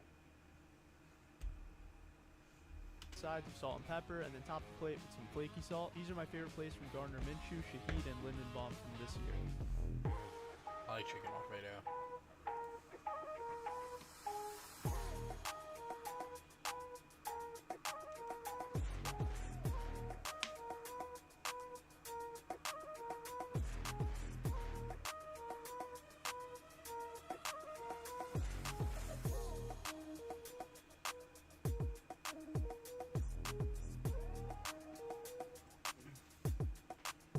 Nice. Favorite food? That's hard.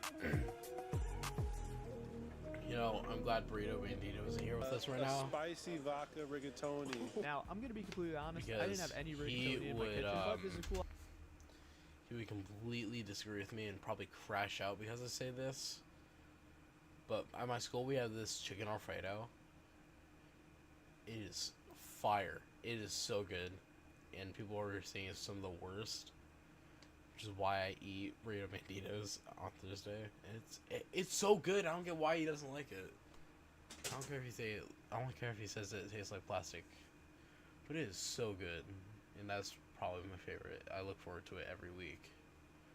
Cool opportunity to show you guys a cool pasta that I've never tried until today. It's called gemelli. Once again, a simple recipe: pasta, jar sauce, pasta water, and then top it all off with some cheese. This is my favorite play from Julian Love. This. Yeah, my school it gets hate for its smell. People say it smells so bad. I think it smells so good. Year.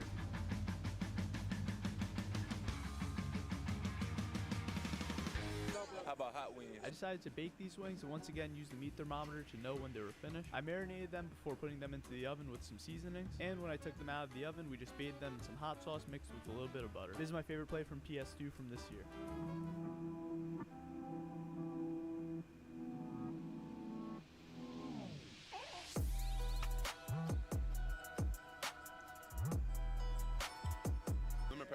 extra crispy, extra lemon pepper, ranch. Damn, you were ready for that. More wings. Once again, I put them into the oven to cook, this time with extra lemon pepper seasoning. And boom, we have some easy to make lemon pepper wings. Now, our next player has an asterisk next to his name. You'll see why. This is my favorite play from Evan Ingram from this year. Oh, that's a good one. Oh, that's a good play right there.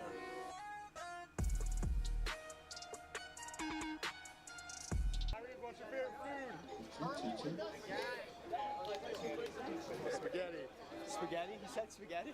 Alright, spaghetti. Yeah, so I'm not entirely sure if Tyreek Hill actually said spaghetti or not, but my brother had me convinced, so we're gonna make it anyway. Pasta, sauce, cheese. This is my favorite play from Tyreek from this year.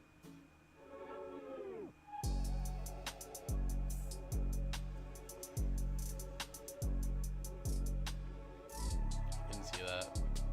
My school just brings in pizza from like any Simple type of Simon's Italian Pizza. pasta with a nice sauce, a nice meat with Yeah, penne. Simple Simon's, that's where it brings it in. I've made enough pasta today to feed a family of 20. Penne pasta goes into our boiling water with some salt. We drain and add some sauce from the sauce gods and pasta water. Right here we have ourselves our penne vodka. This is my favorite play from Minka Fitzpatrick from this year.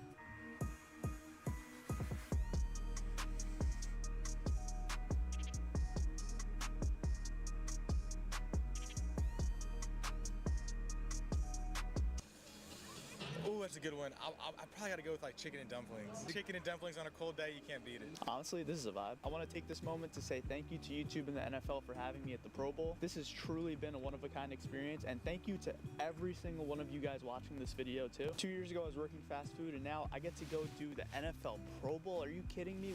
It's such a blessing, and I just have to say thank you guys a million times for the support that you give me.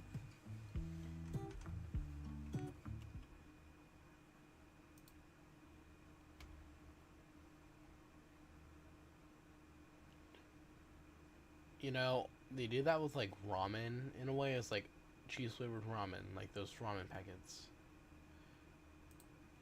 Bro, I'm not joking when I say this. It was so good. They basically use spaghetti noodles as well, in a way at least.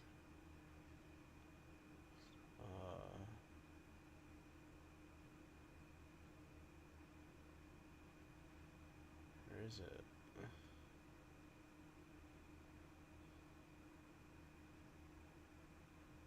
Okay.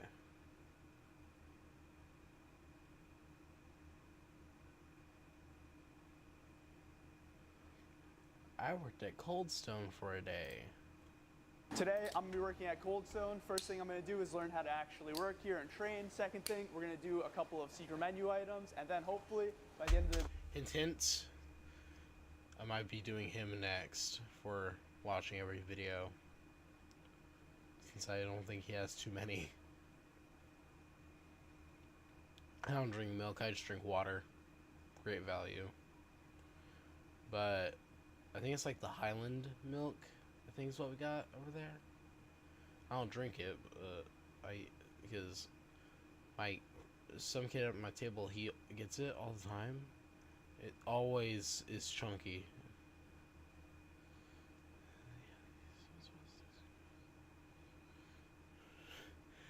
We don't got that stuff, unfortunately, because it's like I've never had a real school experience, really. It's like I go to school, I go to a private school. We don't get good stuff though. Okay, I don't know what that is. video, I get hired. I'm with Dylan LeMay. Let's do it. What's first? First, I'm gonna put on my camera. Second, we're gonna set up the stone. And so, a lot of people don't know this, but the reason why we're called Cold Stone is because we mix all of our ice cream over here on the cold stone. And some people will work here for 6 months and never realize that is why we're called Cold Stone. One day we'll be mixing up the ice cream, and they'll look at me and be like, wait, that's why? And I'm like, yes. So we're gonna try to grab as many of these as you can without dropping them. So if you can only grab 2, just grab 2. I will grab 2. There's no reason to risk it and waste food. We're not trying to do this. And then there's these little divots here. I'm gonna set them down there. Now, does the order matter? Or? It does matter, and if Yeah, we mess it I up, they'll just fix it for us later. All right. But, so these are all of the cold toppings that we would put into our ice cream. And so down here, since there's just like a freezer at home, there's a compressor down here. So I'm looking at and like it keeps everything nice and cold. Thinking about doing next. It freezes this here. And then Yeah, I think the we're stone good. gets I nice might and even cold for include us, the but then shorts also it 'cause keeps our cold toppings cold here. probably So it's kind of like a any food refrigerator for in this who I'm part doing here. next. The more you know. And so these are like our For this fruit kind of cookie series. dough. Yellow cake, red velvet cake, apple pie filling, pineapple, strawberries, raspberries, chocolate shavings, and Reese's peanut butter cups. And then we have to make sure you put spoons in them. But before we do that, I noticed we have some empty ice creams over here. So we need to try to fill these. So see how these look all nice and pretty? Yes. These ones we technically should maybe fill, because if we scoop one more out, we'll see the bottom. So we're gonna fill this one. This Oh, one we don't need to fill, though. gosh. We just need to make it look pretty like the rest of them. so Bro, we can do that. This one here is butter pecan. We can schools probably just fill wanna that one. kill us Cool. at Let's go this see if we point. have any back here. Oh, that's insane. Get some butter pecan. I'm learning so much. Okay, what you're gonna do is you're just gonna peel the paper off the top. So the paper, just make sure that it doesn't get any frost on it, because when stuff gets freezer burnt, it's really because moisture gets on it and then freezes to it. It's not, people think it's all kinds of weird things, but so this is just make sure it doesn't get freezer burnt, protects it from getting moisture on it. Oh, okay. So now you can just toss that right in there. All right. Remember what I said, keep your fingers safe. Yeah, there you go. Yep, just drop it down. You're good. And then you're gonna go all the way around, pushing down from the very top. And so I'm gonna do half of it and I'll let you do the other half. I'm basically just Going from the top to the bottom. top to the bottom. Yep. Like that. Yep. There you go. All right, and then once we've gone all the way around, now here comes this fun part. Well, that means where it's you take rotting. it onto one edge, and I kind of like to put it onto my stomach here, That means and then kill- just pull that means it it's all boiling. down. Try to make it You into don't like, want kind of like that. a big ballish kind of thing. So like. Yep, just pull it all the way down. Yep. All right. And then If you're you just gonna kind of tap it to kind of compress it a little bit more, It's so like, it's kind of more the- compact. So do that. If the pull milk it up looks like again, cottage you always cheese, did, and then just let push the it down, users know so about that. really, That's yeah, not good. Like that. Yep. Perfect. I'll do this part just to be safe because it's so much ice cream. Okay. But so now what we're gonna do is we're just gonna plop this on top in here. You're just Oh, gonna it's a take it lot of all, ice throw it on top. And if you're gonna have like a slow day, you don't want to do this much ice cream on top. We would have just made this look pretty and just called it a day. And we're gonna fix this up in a second, but see all the ice cream getting stuck on here? Yep. We want to get that off and then clean up our spade. Nice, nice. We're learning. We'll let you take this to the back. All right. We're just gonna put it in the middle of the. Sorry three for what, compartment seat. Jesse? Some Subway gloves. Some Subway gloves. All right, so this is really simple, but you know as things go, everyone will find some way to make a simple task complicated. Oh, I'm the best Don't, at that. don't do this, okay? So if you look at our box here, there's these lines. On Yeah, the you side. are kind of So good. that's how big your brownie's gonna be going this way. Okay. But then if you look on the side here, this is how wide your brownie should be this way. And so if you can't see these lines, what I like to do for new people is I like to bend this in a little bit. So what we're gonna do is we're gonna connect all of the lines. If you are not sure about doing this, go very slow and don't cut all the way down, because it is important that all the brownies are the right size. Unless you feel very confident, then you can go and you can push all the way down with your scraper. The brownies are sometimes frozen and they're also very thick, so it's a little hard to do. Cool So guy. you do all the lines He first, just right? got done watching. If you want, I think you're good. I think you can cut all the way down. Okay. Yeah. I was just trying to stress you out. Like I had somebody cut them all into triangles one time, my and I was God. like, how did we get here? I'm just confused what train you got on, because not the right one. While I was working at the Subway, some It is, like you just said, yes. some employees do some crazy things. Of course. Do you have? Is there any stories that you think are Appropriate for this question? for this question? So many. There's just one person in particular that's sticking out my brain right now, and this is like, it's one of those things where the stories on their own are not that crazy, but Yeah. when they all add up, you're just like, how What's do you happening? continue to do these things? Like, what's going on? There was one day, so I don't know if you've seen in my videos, but we have to unwrap every Reese's cup Yep, I've seen that. individually. Yep. And we go through a lot of Reese's cups, so it's like a very long process that we have to do. Yep. And there was a kid that he went through and he was unwrapping all of the Reese's, and then he decided that, okay, so the Reese's cup box is this big box. It's Yep. like this big long box. It's like as wide as my arms are, and it's like this tall. And he. I haven't had that for a pretty long much all of time, them. so I can't And then can't really answer He you. put the box back in the fridge. Last time I and had went to it, get yeah, I it later. liked it. And you know when you I pick haven't something had up it and you're for a expecting it to be long heavy, Yeah. and it's like super light, and so you like Yeah, jolt. you throw it off. Yeah. So I grabbed the box of Reese's, expecting it to be heavy, because normally it has tons of Reese's in it. It's like 25 pounds. Yep. And it like goes kind of in the air. I'm like, what the heck? I open it. He left 14 in there. Oh my I was God. Like, dude, you could have just taken an extra 5 minutes and just finished the box, or at least just put them in a smaller container instead of this giant box back in the fridge. What if he was saving them for later for himself? He was also the one that cut them into triangles. Oh, that's the same guy. Yeah, Okay. yeah. Everything starts to make sense Yeah, now.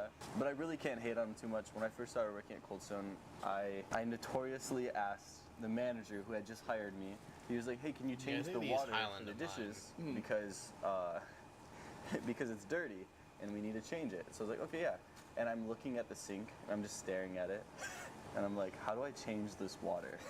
And I'm so confused and I'm stressing out and I don't want to disappoint him. And so eventually I'm like, it's better to ask than to mess 100%. up. And I still believe that. Yeah, so then I asked him and I was like, hey, like, how do I change the water? And he's like, you let the water out of the sink. And I was like, yeah, but like, how do you do that? And he's like, how do you normally let the water out of the sink? And I was like, what do you mean? And he's like, so mean. he's like, you You're pull so the drain out of the bottom. And I was like, oh yeah, I don't know why. But I was overthinking it. I was just stressing out. I didn't want to disappoint him. And So now what I do is I like to like disassemble the box so it's easier for this next part. Then you just want to kind of neatly put them in here in a way because we're gonna have to stack this up with a bunch of brownies. Cool. No, growing up is realizing that McDonald's is gross. That's what it is for me. Just stack them on top of each other? Yep.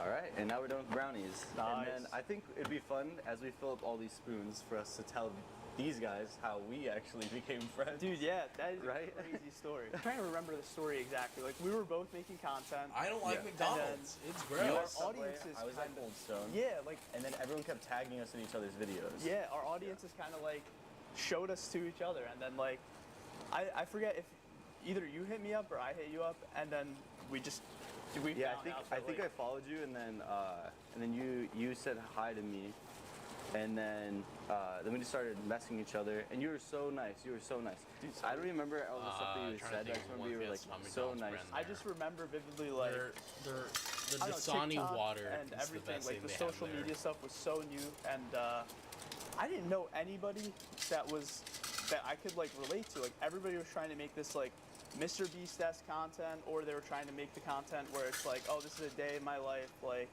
I'm an influencer. I'm doing makeup and stuff. But like you were one of the first people that I saw, and I like could really relate to. And so we were both making videos about our jobs, and then it was crazy because like I wouldn't never expected us to be here, you know, like just Right. off of everything and like everything that we've experienced, like. I was in Missouri at the time. You were in New Jersey. Yeah. And then I moved back to Michigan, and then now I'm in New York, and now we live 20 minutes away from Isn't each that other. crazy? It's so funny. Like, what the heck? I think like it all got solidified that weekend when we went to Florida. So I was working at a Cold Stone in Florida, and the owner, a guy named Rick, Shout out was Rick. like, "Hey, I want you to stay an extra weekend. What can I do for you to stay?" And I was like, "I don't know." And he's like, how about I bring Malad down so you guys can finally collab and meet in real life? Yeah. Instead, he paid for you to come down, paid for your hotel. Such a goat. Right? Shout out Rick. Awesome. Shout out to Rick. We hung out that whole weekend, made tons of videos. Some of my most viral videos are from that weekend. That's crazy. Like if you look at my shorts, like the Skittles sorbet one, Yeah, we made that that was as a crazy. joke. We went to the store and we're like, let's buy a bunch of random stuff and make videos about them. And for the longest time, that was my best performing short, my top performing video of all time. That's crazy. I got past now, but that was just from us being goofy and just like, hey, let's make as many videos as we can. I think like the full circle moment for me was when we were at the Creator Summit, and like we were just like, dude, like 2 years ago.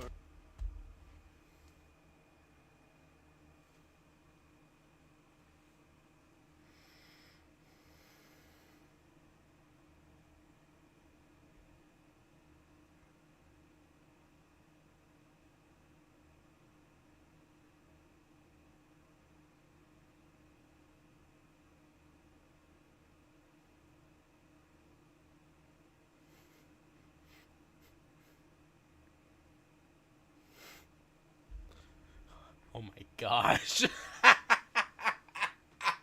It's so true. I haven't watched the B movie in so long, but it's so true.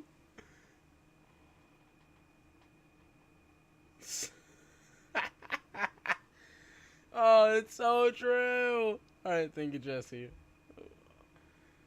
in mixity. Oh my gosh, that's so true though. Oh my gosh.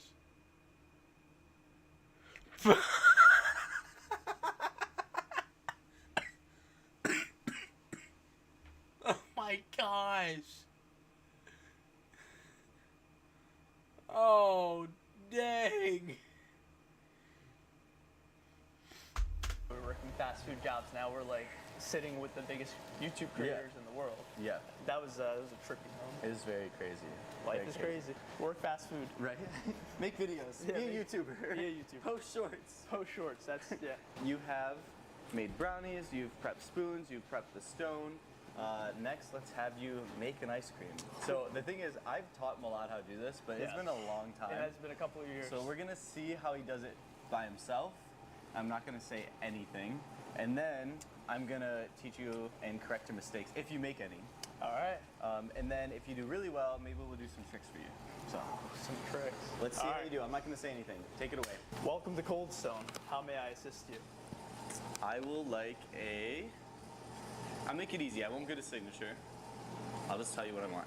I will take a like it size of cookies. I'll take the Oreo cream in a like it size, Okay. Okay. and I would like Oreos mixed into it. All right. Easy enough. I got you. All right. Step one. We get our spades. You said like it? Yeah. Okay. And then I'm gonna guess that it's this one. Could be wrong. Hopefully not. That's what it says here. This says Oreo cream, so I think you got the right one. Okay. Nice. Being a helpful customer. You said like it? Like it size, yeah. Okay. Oh God. This one's a sticky one. Oh, maybe It my is. spades are just a little. No, that one is it's a. Oh, it is very- a sticky one? It's a sticky one, yeah. All right. Let me just reset my spades.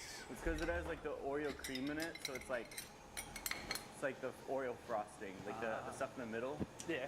Yeah, and Makes sense. that man Try it again. likes jazz entirely too much. Get a nice little ball. You said like it? Yes, sir. Okay. That's a little too much, but you know. Bro, I love how Milad's over here asking you like he said like it like 20 times already. Why do you wear glasses? Because I have a horrible, because one of my eyes just don't like to focus at all. But honestly, I've gotten used to them now, but I don't really care for them too much. You know what? It'll do. Toss it up. I can't toss it. Yeah, sorry, I picked a. Actually, put that back. I changed my mind. Okay. I don't want Oreo cream. I want to do like it a sweet cream with Oreos in it. Sweet cream with Oreos. Yeah, all the right. Oreo cream just seems like it's gonna be too sweet. Hey, that's all right. That's what we're here for. Oh, I think I just broke your display. It's okay. They come off. Okay. All right. Like it, right? Yep. With Oreos? Yes, sir. All right. Sort of a ball, I guess. I don't think that was supposed to happen. I'm so sorry. Now imagine this was a real customer. Exactly. All right. Now we throw it up in the air. You caught it. Good job. Okay. We smash it down. Yep. You said just Oreos? Look at you. Remember it. Yeah. So proud of you. I mean, I do watch the videos. Like it is, you're not gonna tell me. So I'm gonna put ready two. to I'm call a him, generous okay. guy. Even though I'm pretty confident it's one. Okay, now we smash. It's chop chop. We chop. Wait. Chop. Big thing. I remember you don't want to overmix it. Big thing. Nope. All right, we're pretending like that didn't. Okay. You just gotta talk to me to know I'm not a nerd. You just gotta talk to me. They'll know I'm not a nerd. Actually, wait. Bro, I was called a nerd more when I didn't have my glasses. Like I was called a nerd more like this. Funny enough. I rarely get called nerd now with glasses. So smash chocolate sandwich cream, but hush. Okay. All right. This All right. I think I've already overmixed it. All right, let's see. Throw this in the cup. You want me to throw it to you? No, sure. I guess yeah. All right. Check this out. Let's give you a. Personally,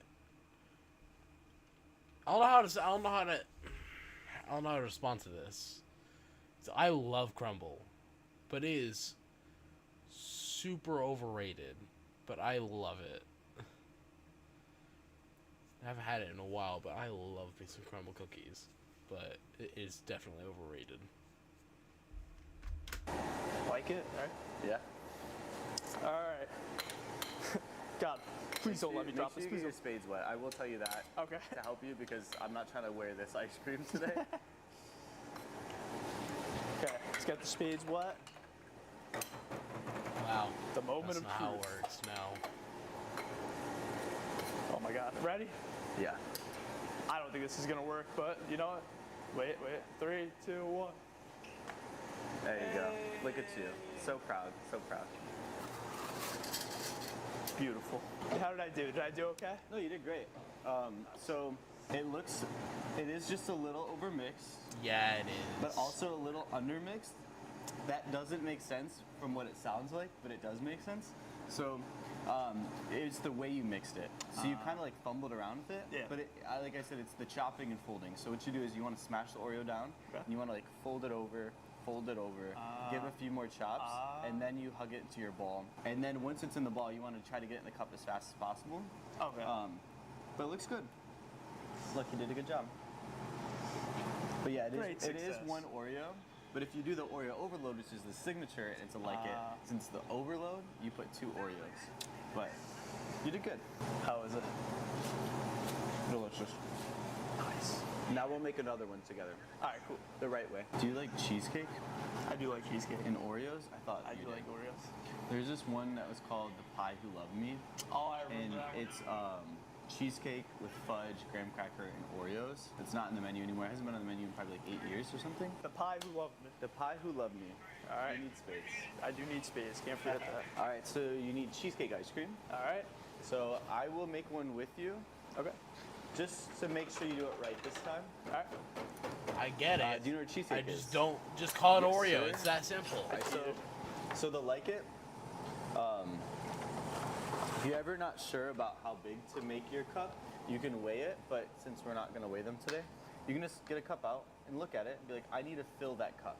Okay. And so when you go to pull your ice cream, so whenever you go to scoop ice cream, you're going to hold them like a bicycle or a motorcycle, however you think about it. You want to make a nice point. You're going to push down. You're going to pull back. You're going to lift up. You're going to put that down.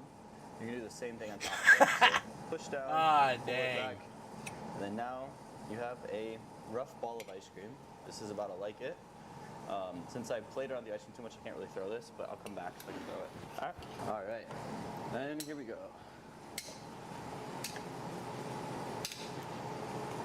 And then we can go, boom. Look at that. All right. Millard. Okay. Let's see it. So we get it to a point. We pull it. Okay, well, up. just don't keep me in that conversation anymore, Jesse. I don't care about It's okay. Do it again. chocolate sandwich cookies.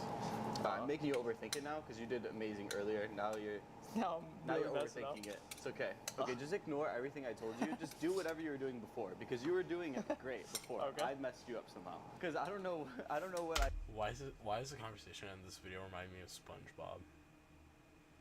taught you, but you were doing better before. So then now we have our ice cream here. Okay.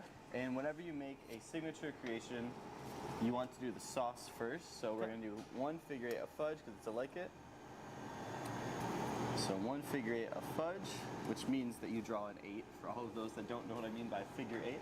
And then next, you want to use like the crumbly thing.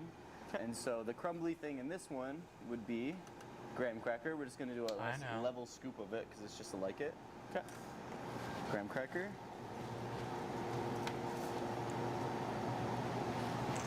Awesome. Okay. And then now we are going to add in 1 Oreo because it's a Like It as I drop the Oreo. One Oreo. There you go. Okay. Awesome. Oh, It's okay, it's okay. Like I said, all this stuff gets so messy. And this is gonna be a little sticky because we're kind of going slow. Normally we would have been long done by now. They would have paid and left. All right, so now you're gonna take it, and first you're gonna chop your Oreo. All right, Oreo's chopped. You don't have to chop the graham cracker or the fudge because it's already there. And then now you're gonna take from the top, you're gonna fold it on top, fold it over, and then you're gonna chop down again. There you go. You're gonna fold, just grab another, whatever way you wanna do, fold again. Okay. And then if you need to. How did I know I wasn't on the live when I told him? Because I've known him for 2 years, Jesse.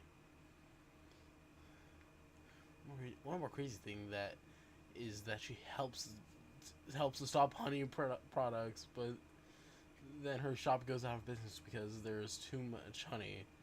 So she helps herself go out of business. Oh my gosh, that's insane. If you fold more, you can, but you should be good at this point.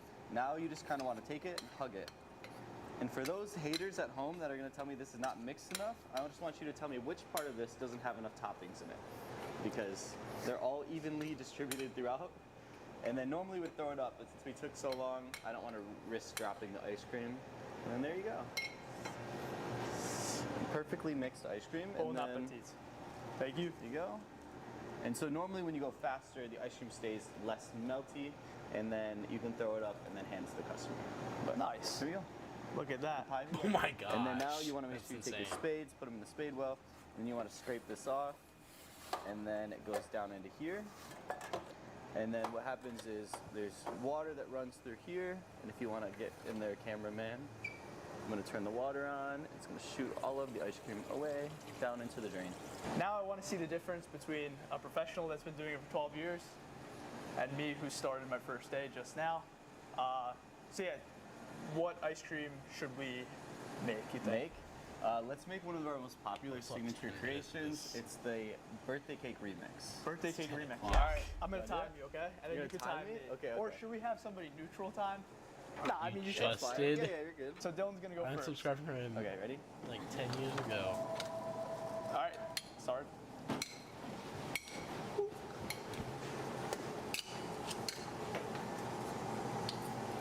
I don't know where the toppings are here. These brownies are way too big for this. I'm so rusty. Oh no.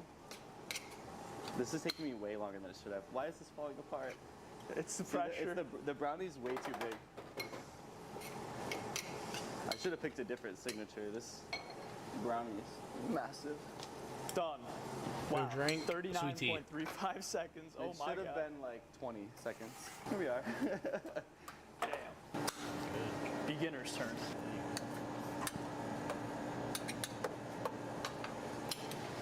Whoa! We're going for pure speed. Okay. The way I feel like you're already going faster than me. Brownie, brownie, brownie, brownie. I don't have the tongs. I don't have the tongs. I don't know anymore. Brownie, brownie, brownie.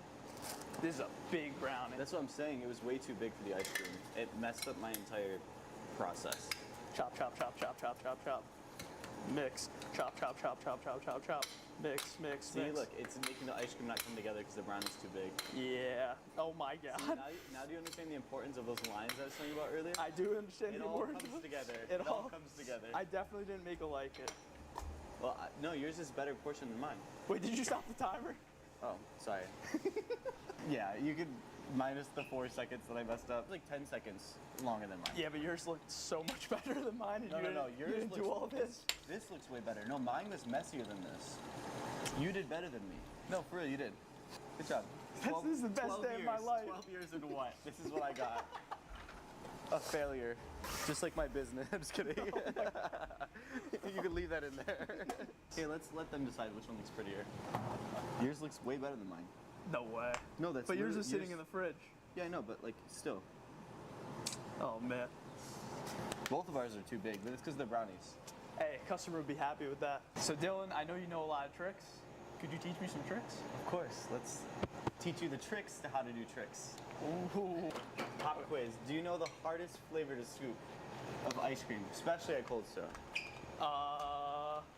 Giving you a huge hint right now. Butter pecan. No. Chocolate. Yes. Chocolate is so hard. So hard. And for no reason. And then the trick. Do you remember the trick? What am I going to do right now? You're going to wrap it in plastic wrap. Yes, sir. So we're going to come down here. Now, hand those to you. I might know why, but maybe the people don't. Why are we wrapping it in plastic wrap? All right. So the thing is, when you're throwing ice cream, odds are your ice cream's going to fall on the ground at least a decent amount of times. And this is so we don't waste a bunch of food. So I like that. The thing with this is that whenever I make a practice ball of ice cream, it lives in my freezer for at least 6 months to a year. And this ice cream will have the longest life of any ice cream ball that we will ever have here. And the thing is, we're not wasting because it's going to teach people how to throw ice cream for a long time. We have our practice ball, and if it drops on the ground, it's okay. We just pick it back up. Nice. The key is to not have it hit anything else, because now that it's hit the ground. And then these are spades that will not touch ice cream until we wash them. So we're gonna step out of her honey way. is so while she good. keeps the Yeah, omelet I going. mean- You're going up, catch. When you catch, you These kind things of are come down with addictive, it. You but wanna they are cradle it. so good. So if you go like this, odds are it could bounce off and fall. So you're kind of in a little bit, like that. Always be ready. Number one rule, dodgeball. Let's see how you do. There you go. Good job. Yeah, I'm gonna close this just so we don't get it in there. Just keep throwing it up. Yep, keep going. Keep practicing. Good job. All right, now try going to one. To one spade? Yeah. Oh, there you go. Damn. Oh no. And that's why we plastic wrap the ice cream. It also makes it so that your spades don't get really messy and throw ice cream everywhere, because the ice cream will melt and And get slippery. everywhere, And the thing that's nice about this too is then we can throw this in our glass freezer, so it's like negative 20, 30 degrees-ish. Oh, and no. then it gets nice and hard, and then you don't have to worry about it melting on you. Nice. All right. Now so Dylan then- could do some crazy tricks. I see if feel I like, can oh do my it. There we go. I did it first try. I was not expecting that. It's been a while. There we go. That's crazy. Okay, we're back. We're back. We got it. Back in act. Back behind my back. But then, yeah, it's not too bad. It's funny because I am so uncoordinated. The fact that I can do this is all practice. If I can do this, you can do this, and you definitely can do this because you're a lot more coordinated than me, Mulat. If I can do it, you can do it too. So stand here. All right. I'm gonna give you a nice toss. Okay. Ready? Yes. All right, so what you did is you had them on top of each other. So you gotta keep them next to each other and then cradle down. If you need to, you can do it with your knees, you can do it with your elbows, however you need to go down. Look at that. There you go. Nice, okay. Oh my gosh, hot potato. Give it a little spin. All right, I'm gonna throw it behind my back and you're gonna catch it, okay? Okay. This is not sponsored, Good job. but Pralkies is just this good. You got it? You feel good? I feel good. You wanna try throwing it behind your back? Oh my You keep god. trying to do it? I All right, so what you're gonna do, I'm gonna turn this way so you can see. All right, so what you're doing is you're going like this, and then when you get to here, you have to just commit and launch it up. I gotta do that. I don't know if I can do that. And then you just kind of keep going until you get practice down. All right, so you don't have to throw it the first time. Just get used to putting it behind your back. That's a big ice cream. Oh my god. The goal is to not hit your back with the ice cream. I'm not gonna hit my back. I'm not gonna hit my back. I hit my back. This one's for you, Mom. You got it. I somehow There you got don't it. know how that works. That's awesome. That's cool. All right, so then now these will be washed. These will not be used for ice cream until they get washed. We will wash I them. have to tell everyone that. I want to make my own ice cream. You know, there's that whole menu over there, but I think I got to make a Malad ice cream. I'm thinking like a sweet cream with some peanut butter cup and an Oreo. A little funky, but all right. Let's get our ice cream. So some sweet cream ice cream. All right. Throw it up in the air once.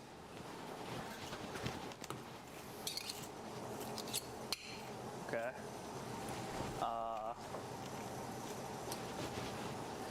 We'll put a peanut butter cup. You know, with some red velvet. Let's get a little funky, huh? That's a big one. And graham cracker. Now, I don't know if this is gonna be good. All right. But, you know, we're trying stuff out. Now we chop.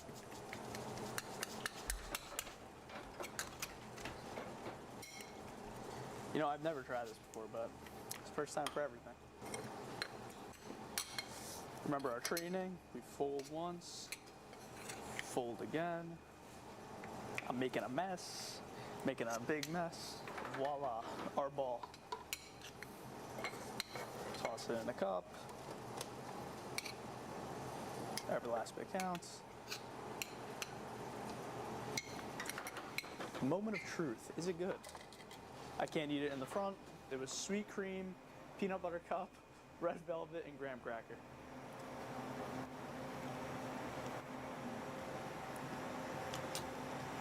It's not bad. Pretty good. I'll get this. All right, so Dylan, I learned how to work at Cold Stone. Now, what do you say? Am I hired? I think you might be better suited over here. All right. Are you serious, bro? We just want to give a shout out to the Wait. owners. Am I hired? I think you might be better suited over here. Are you serious, bro? We just want to give a shout out to the owners for having us here. We're at the Cold Stone on 42nd Street. It's brand new. It's only been open for like a few months. That's why it looks so Harry Potter. pretty and nice. But come by, check them out, and say hi to me. I might be here. Come eat Cold Stone at 42nd Street. Okay. If you look at 1-star reviews from Drive... We're not watching Ryan Train right now. Today, I'm sorry. But if I'm correct, oh no, we're still missing on. We need to get these two done. Then we gotta get this hour-long one. Over the past few years, I've filmed thousands of videos working at my parents' No. Subway, and over again, I get the same exact comment. It's usually a variation of this: why would anybody in their right mind work fast food or be proud of it? Now, by no means am I saying that I'm proud to have been a fast food worker. I mean, if you don't know me, I primarily made a living off of doing content creation at my parents' Subway shop, and I worked at my parents' Subway shop for 6 years while also going to college and attempting to build multiple businesses, which all failed, I'm not gonna lie to you, except for this one thing called content creation that I'm doing right now. But basically, I've been seeing this trend all over the internet with especially content creators that are in the fast food niche, where their comments are calling them out, being like, you shouldn't be proud to be a fast food worker, why are you recording your job, get back to work. And the classic, just put the fries in the bag, bro, which, you know, I think that's kind of funny. But you know, I do think that this begs a much deeper conversation about how prideful people become of their work, and not just that, but also how much people shun others for doing a job. I mean, when I worked at my parents' Subway, it was during my high school years and also throughout college, where I was also going to school for computer science, and I had a 4.0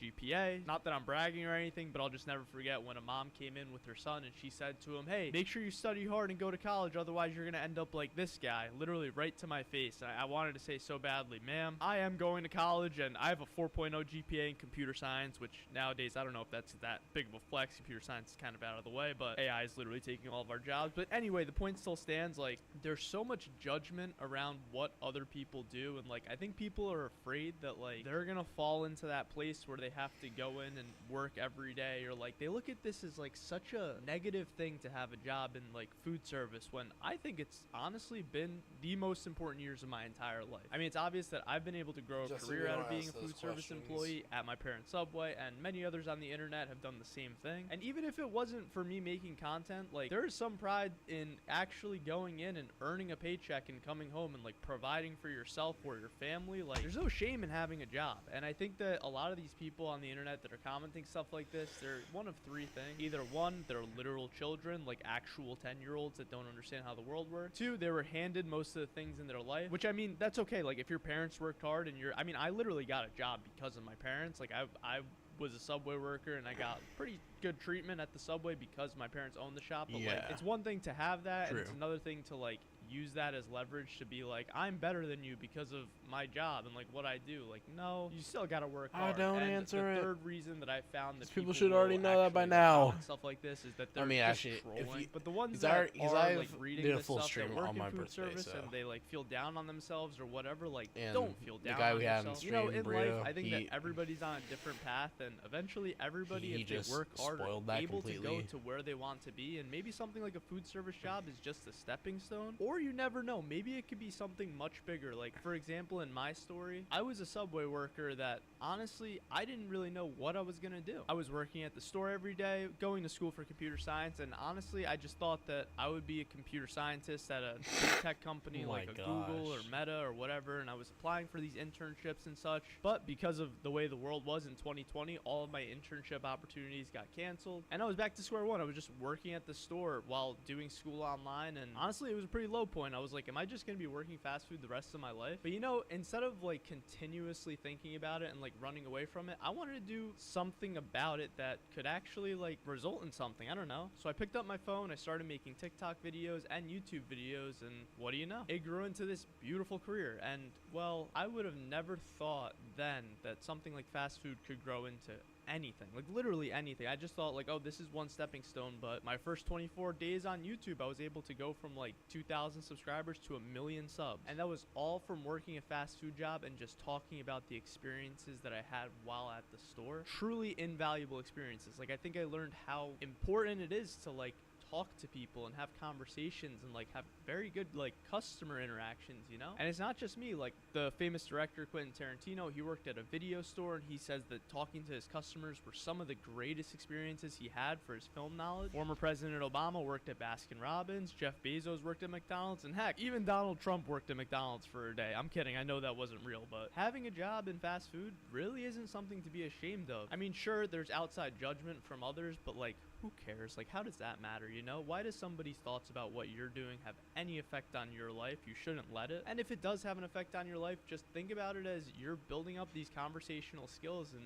honestly, you're building up some skills that you wouldn't really be able to get at a desk job or like a computer science job or whatever it is. You're also building connections with your customers. Some of my customers that I've interacted with, I still talk to this day, and they're very successful business owners that have provided me a ton of guidance in my life and a ton of guidance with like what I do on the daily basis now. You just have to always remember that every single person is on a different path, and a job is a job. We show up, we work, we take our paychecks home to provide for our families, and there's no shame in that. And just because you're there now, no, that doesn't mean it's gonna last forever. But even if it does, you gotta show up every single day, and you gotta put your all into it. And there's gonna be some crowd that's like, wow, you're really putting your all into working for some other person, like, oh my god, you're an idiot, like your boss doesn't care about you. But listen, I heard a quote once that the way you do anything is the way that you do everything. So if you're showing up every day to your job doing a half-baked job, you're doing terrible things, like you're not even like really paying attention, and you're just kind of like trying to watch the clock go by, you're gonna have a horrible work ethic when it actually matters. And maybe not everybody, maybe this is just like how I think, but if you show up every day and you're working hard and you're actually like having some form of pride in your work, like you never know what that's gonna translate to later on in life. For me at the Subway, one of the basic skills that I picked up was at the end of the night, I would create a checklist of all the things that I had to do, and I would go one by one through the checklist to make sure that I did every single thing on there. And now to this day, that's one of the most important habits that I've developed. I'll write down literally what I have to do for the day, and like if I didn't develop that at the Subway, then I probably would have a bunch of things that I would miss on the to-do list every single day. And going back to the experience at Subway, it's really funny. I actually had somebody come in one day that was a fan of the video, all the way. and he was in there with his friend, and I could tell that he wanted to cause some ruckus or some trouble or whatever it was. And so I'm making his sandwich, and I'm filming a video as I do, and he just straight up asks me, he's like, if you have millions of subscribers on YouTube, why on earth would you still be at the Subway? Well, son, how do you think I got the millions of subscribers on YouTube? In his mind, he's looking at it as, oh, this kid has a huge opportunity, but he's just wasting it away making sandwiches. But in my mind, I realize that this is a much more serious business, and part of the business is going into the Subway to film. So it's just weird how different people have different perceptions on things, and I guess the point is, don't let somebody's perception ever discourage discourage you from doing anything. Unless it's a crime. Don't commit crimes, kids. But in all seriousness, work hard. Be proud of what you do no matter what it is, unless you're hurting people. And just because somebody else is trying to put out your flame, never let that flame go out. Let that flame burn, baby, burn. Take care. I love you. Like the video and watch another. Goodbye. Fishing or stay home. Stay home. Here's how you can make. All right. I will be right back. I have to go brush my teeth. Oh my gosh, this thing. Over the desk. So I gotta go brush my teeth. Like it's gonna take like 2 seconds. Barry nods when she says his laugh is more violent than you. Barry is acting like he didn't just say a gross to a dead insect. I'll give me like 2 seconds. I'm gonna go brush my teeth since my mom's about to go to bed. And I'll be right back.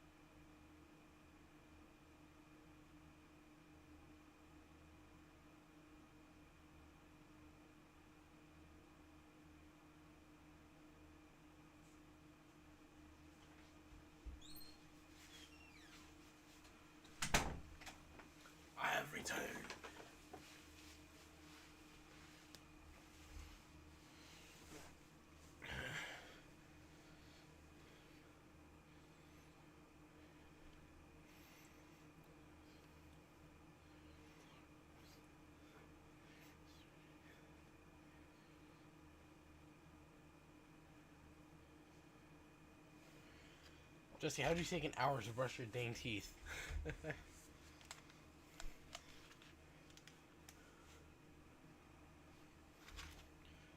Giveaway coming up.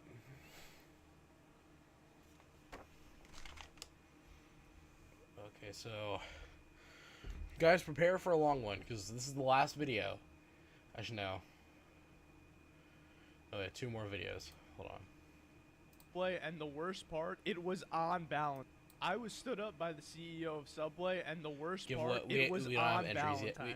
You can't make this up. Before I go into today's video, I want to make something very apparent. I love Subway. I'm a big fan of Subway. There's never any bad will towards Subway. I mean, I literally have so much love. But I thought this was way too crazy of a story that I need to share this story because, I don't know, it's a pretty once-in-a-lifetime thing, and maybe it helps somebody out there that is watching this video and might go through something similar. So sit back because this one's a dude. Yeah, because what we're gonna have to do is I did this with another creator, so we're gonna have to do on 2 different channels completely. I have no idea yet because we also have to think of a good time because we're gonna be doing the I'm gonna have entries from both the Cool Guy Studios channel and my channel in there.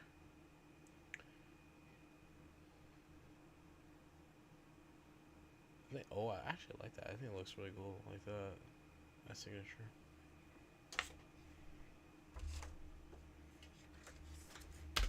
So to set up context for the story, in case you have never seen one of my videos before, basically during the pandemic, I blew up as a content creator working at my job at Subway. I would record these first-person point of view videos of me making sandwiches while answering people's questions or just telling stories about customers that came into the store or my experience as a worker, and even some stories from my personal life which people really resonated with. And while these stories did so well that I was able to get like billions of views on TikTok and YouTube, and I'm guessing Subway really liked this because it was free marketing for them. I mean, no, they weren't paying me, but I was always kind of poking the bear, being like, Subway, let's do something together. Come on, let's do something together. It would do really well. And so after like a year and a half or 2 years of poking, we finally got something together. I was supposed to be in a commercial with former NFL player Marshawn Lynch. And so Subway, honestly, they treated me very well throughout this process. They were incredible. The people at Subway are very lovely people. And so they fly me out to California and we do this commercial with Marshawn Lynch. It was a pretty funny commercial. I think it was for like one of their sandwiches called the Monster. And so we go out there. I was contractually obligated to do, I think,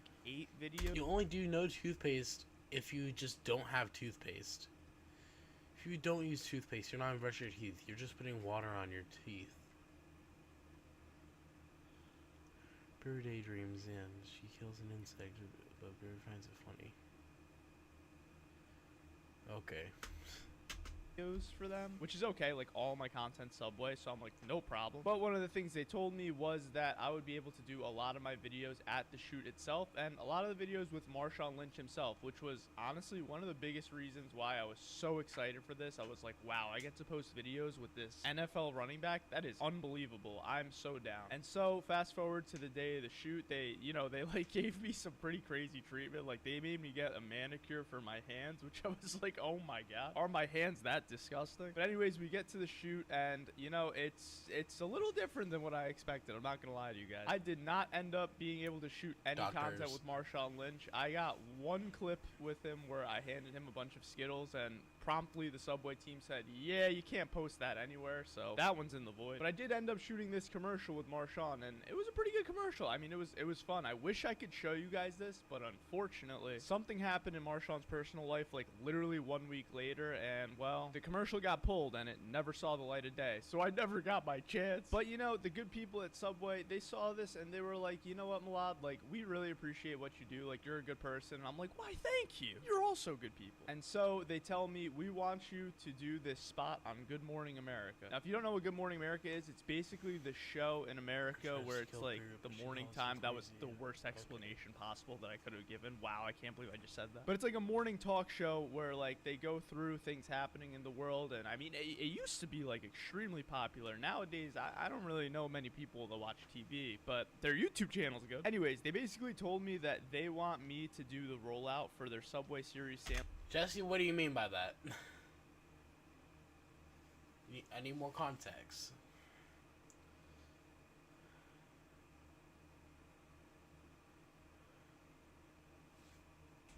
Sandwiches, and the person that they were supposed to get to do it was Derek Jeter. And so at this point, I was pretty bummed that I wasn't able to do a commercial, and I was like, you know what? Like, this is insane. This is an insane opportunity. I will take this with 100% grace. And now you're probably thinking to yourself, what does this have to do with the CEO? I am getting there. And so I do this for them free of charge, of course, and they tell me that because I'm going to be doing this, they will have a very strong, I mean, I'm not going to lie, they basically just told me, like, we're going to re-sign you to another deal. Flat out, I was told that, never happened. It's okay, this is business, that's what happens in business. But throughout this entire process, apparently I heard that the CEO of Subway was talking about me at a happy hour. Apparently, quote unquote, apparently, I don't know if I hope I didn't get anybody in trouble, because I made a video on that I was like, the CEO of Subway knows who I am. But basically, I go to the team and I say, listen, let's do a little bargain here, right? I'm going on Good Morning America for free, which, I mean, let's be honest, I would have done that no matter what anyways, but this is where Mogul Malad comes in. I say, you let me go on Good Morning America. I do podcasts with CEO of Subway. And so Subway really thought about it, and they were like, we think it's a good idea. Let's do it. I'm like, oh my God, that worked. And so I do the Good Morning America bit. I guess the sandwiches.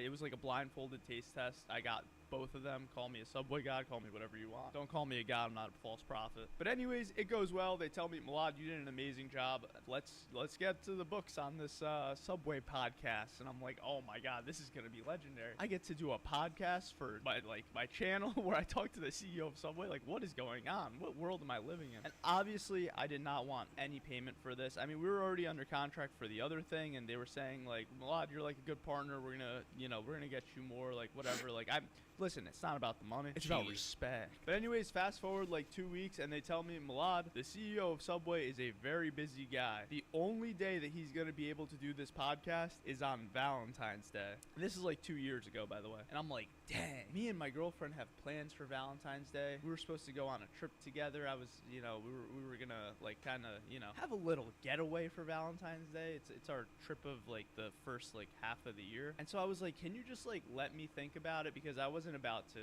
like, go and just tell them right away. But this was a crazy opportunity. So I go to my girlfriend. I say, babe, the CEO of Subway wants to have a Valentine's Day date with me. And she's like, what?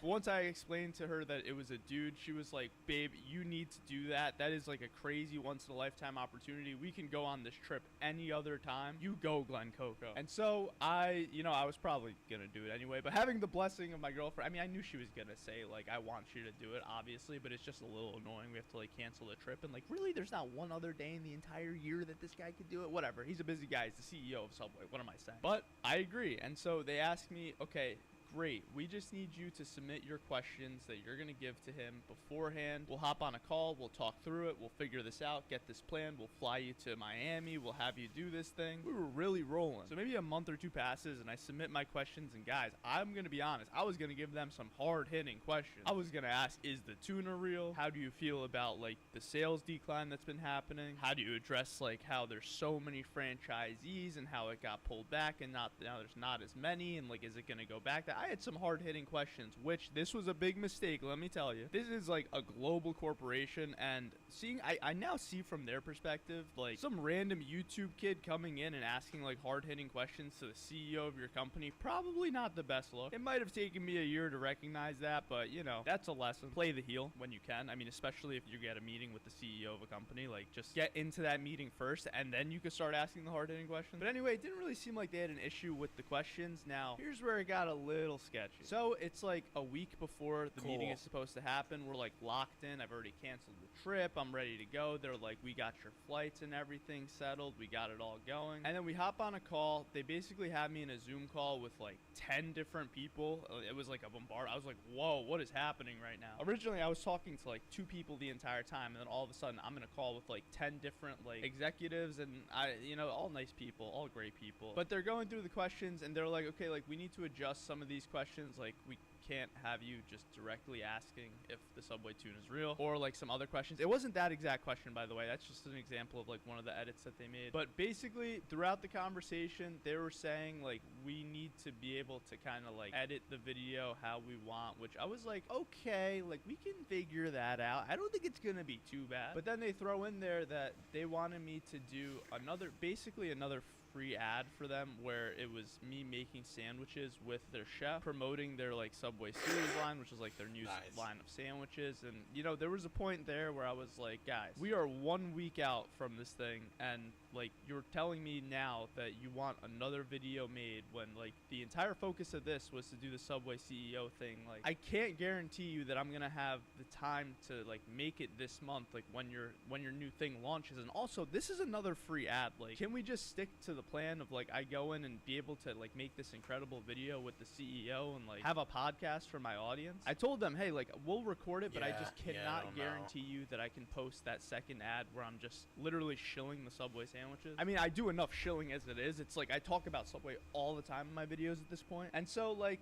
it was like a little bit of an awkwardness in the Zoom call after that, and I could tell like, dang, maybe I just messed up. But it is what it is. I didn't think that they were about to cancel like my trip literally the week before, so it is what it is. I tried not to give it a ton of thought, and here's another lesson for you guys. Listen, you get an opportunity to do something. If it's a big enough opportunity, I think you should kind of just like listen to what they say, and then after the fact you can decide what's right or not. Like, don't play the other side of where you're like being defensive or being like, I want to do it this way or that way. And that's kind of how I was, I'm gonna admit it. I just didn't want to push out like another ad to my audience, because I know my audience, like they just want, they're hitting on bees.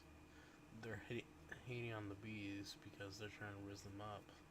Like the real stuff. Like they don't want. I don't really do ads unless, and literally it's like just Subway that I've done ads for, and maybe like one other food company because I really like them. But I already did like this exact ad before, so I told them how I felt. But you know, I shouldn't have done that. I should have just been like, okay, and then later on be like, yeah.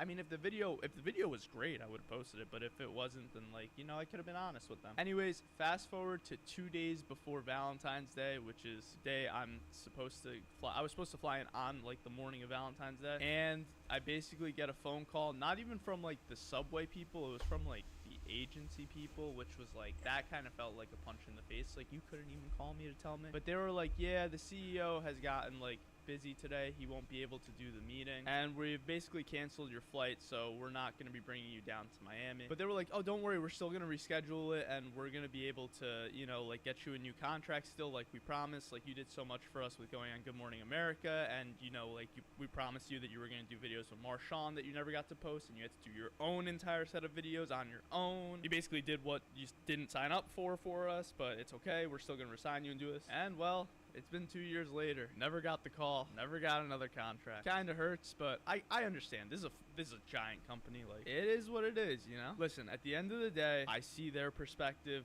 I have my own perspective. It is what it is. I still love Subway, but again, I thought this was way too crazy of a story to not share. But hey, at least I got to spend Valentine's Day with my girlfriend and not the CEO of Subway. That sounds so crazy to say. So yeah, I hope you guys enjoyed this video. I love you so much. This is all possible because of you guys. You guys have done it. Okay.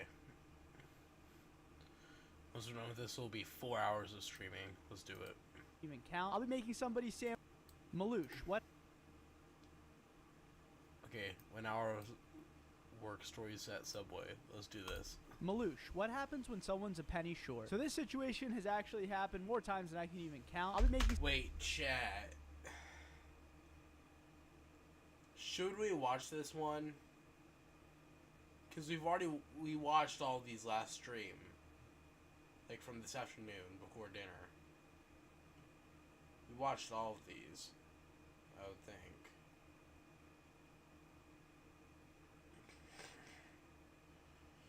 Chat, should we watch this? I don't know.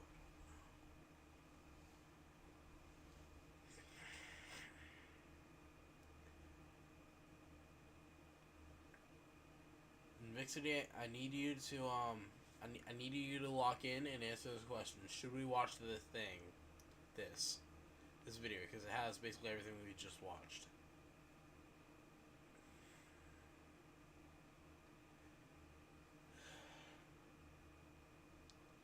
I'm not playing Mario, Jesse.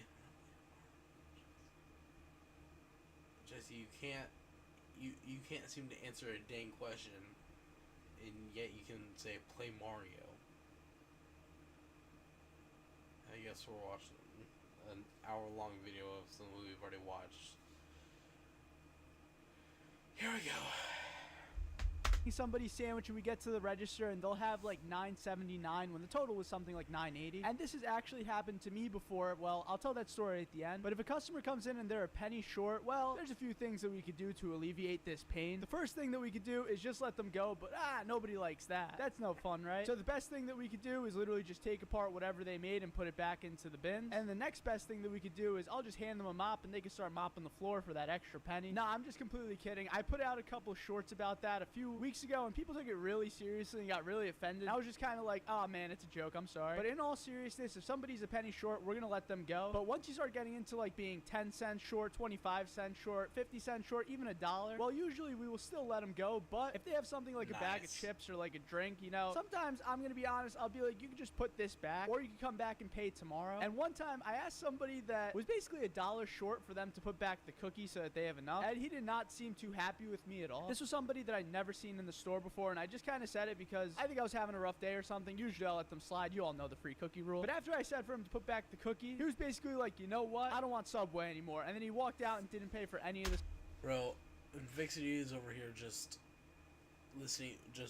slowly listening to the entire movie.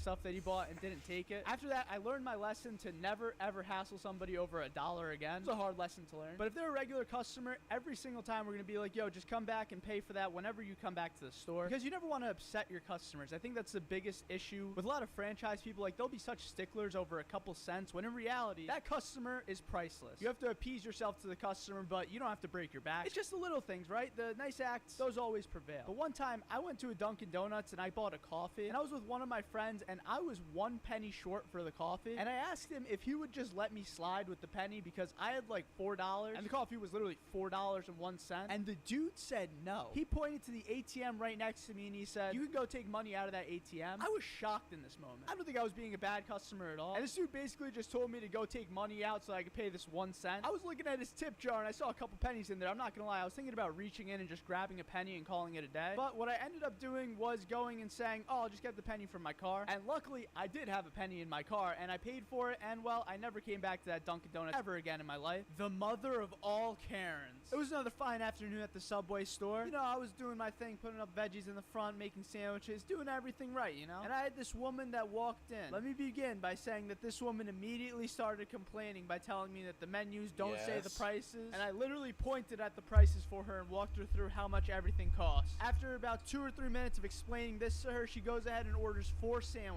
On one of the sandwiches, she asks for extra cheese. On one of the sandwiches, she asks for bacon. For one of the sandwiches, she asks for extra cheese and bacon. And one of the sandwiches, she asks for double meat and bacon. So I'm like, great, this lady's ordering a bunch of sandwiches. She's getting a bunch of stuff, so naturally I'm happy because she's ordering a lot, you know? While I'm making these sandwiches, she's telling me that double meat is not enough double meat, that I'm not putting enough cheese on the sandwich, and Jesse, I don't know how that would even happen since you live hours away from where I live. But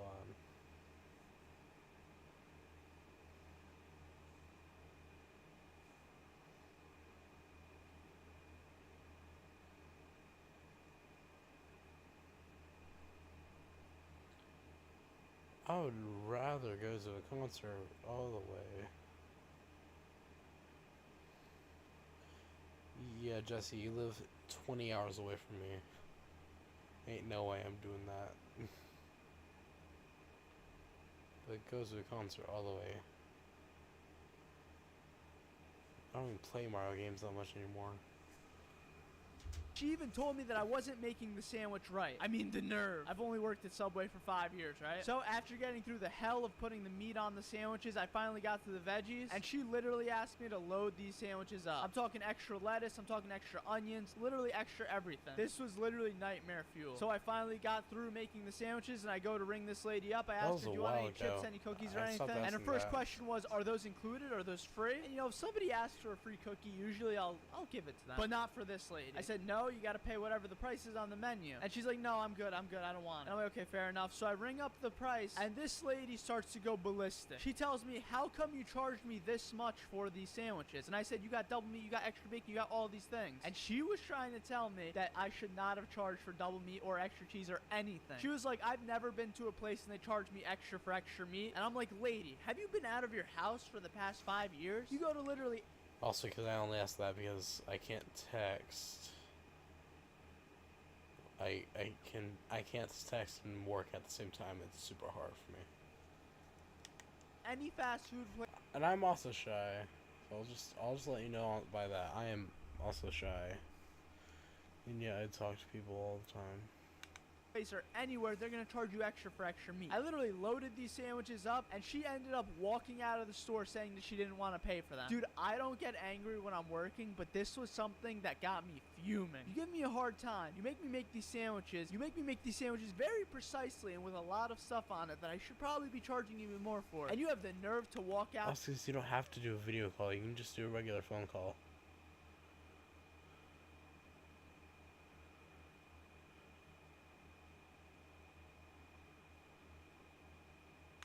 And tell me that I have no idea what I'm talking about. Some people, man. I haven't really seen that lady ever since, and that's been the end of that. Let's hope that that Karen doesn't come back into the store anytime soon. Mitchell, have you ever had someone be so rude to you that you started to cry? Oh boy, buckle down for this story. So before I start, I have never cried while at Subway. I will admit, I have cried a few times in my life before, but it can't be more than like 10 times. But there was this one day when I was working at the store with one of my coworkers. I'm not gonna say her real name, so for the sake of this video, let's call her Sarah. So Sarah is actually a little bit younger than me, and she has a bit of social anxiety, and I can't really blame her. She got a lot better with it because of the job at Subway, but when she first started out, she could barely talk to the customers, and I kind of had to always like kind of relay the information and try to talk to the customer myself and teach her how to really have better people skills while working the job. But there was this day when a lady came into the store and she needed something like 5 sandwiches, and well, Sarah kind of went to the back and was like, hey Malai, I need some help with these sandwiches, could you bring them out? And I was like, why, of course. And I went to the line and I started to help her with these sandwiches, and this woman had very exact instructions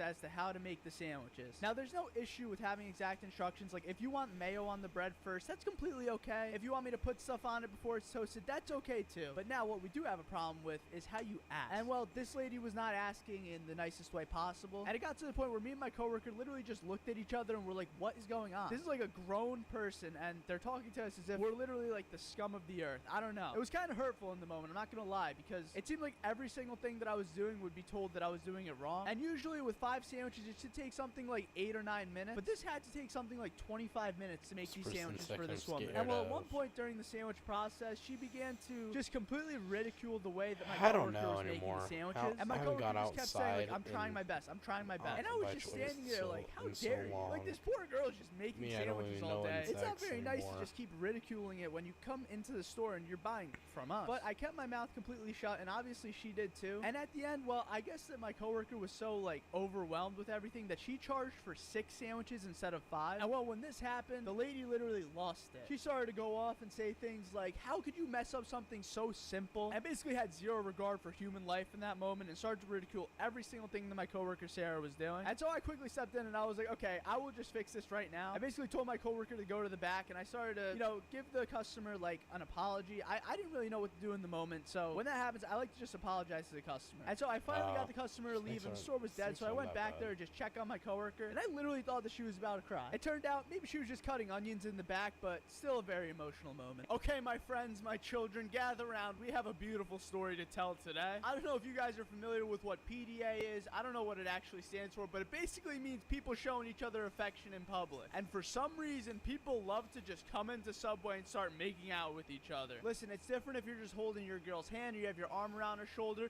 but why are you making out while you're ordering a Subway sandwich? It makes zero sense to me. I mean, like, it's the least romantic place that you could be. So I had a couple walk into Subway, and, you know, they were really nice at first. They were going through the motions, you know, and I turned around to toast their sandwich, and I turned back around, and they're literally just like kissing each other in front of me. Not kissing, they were literally making out. I was like, guys, you want another sandwich? And then it seemed like I just caught them like doing something bad, and they're like, oh no.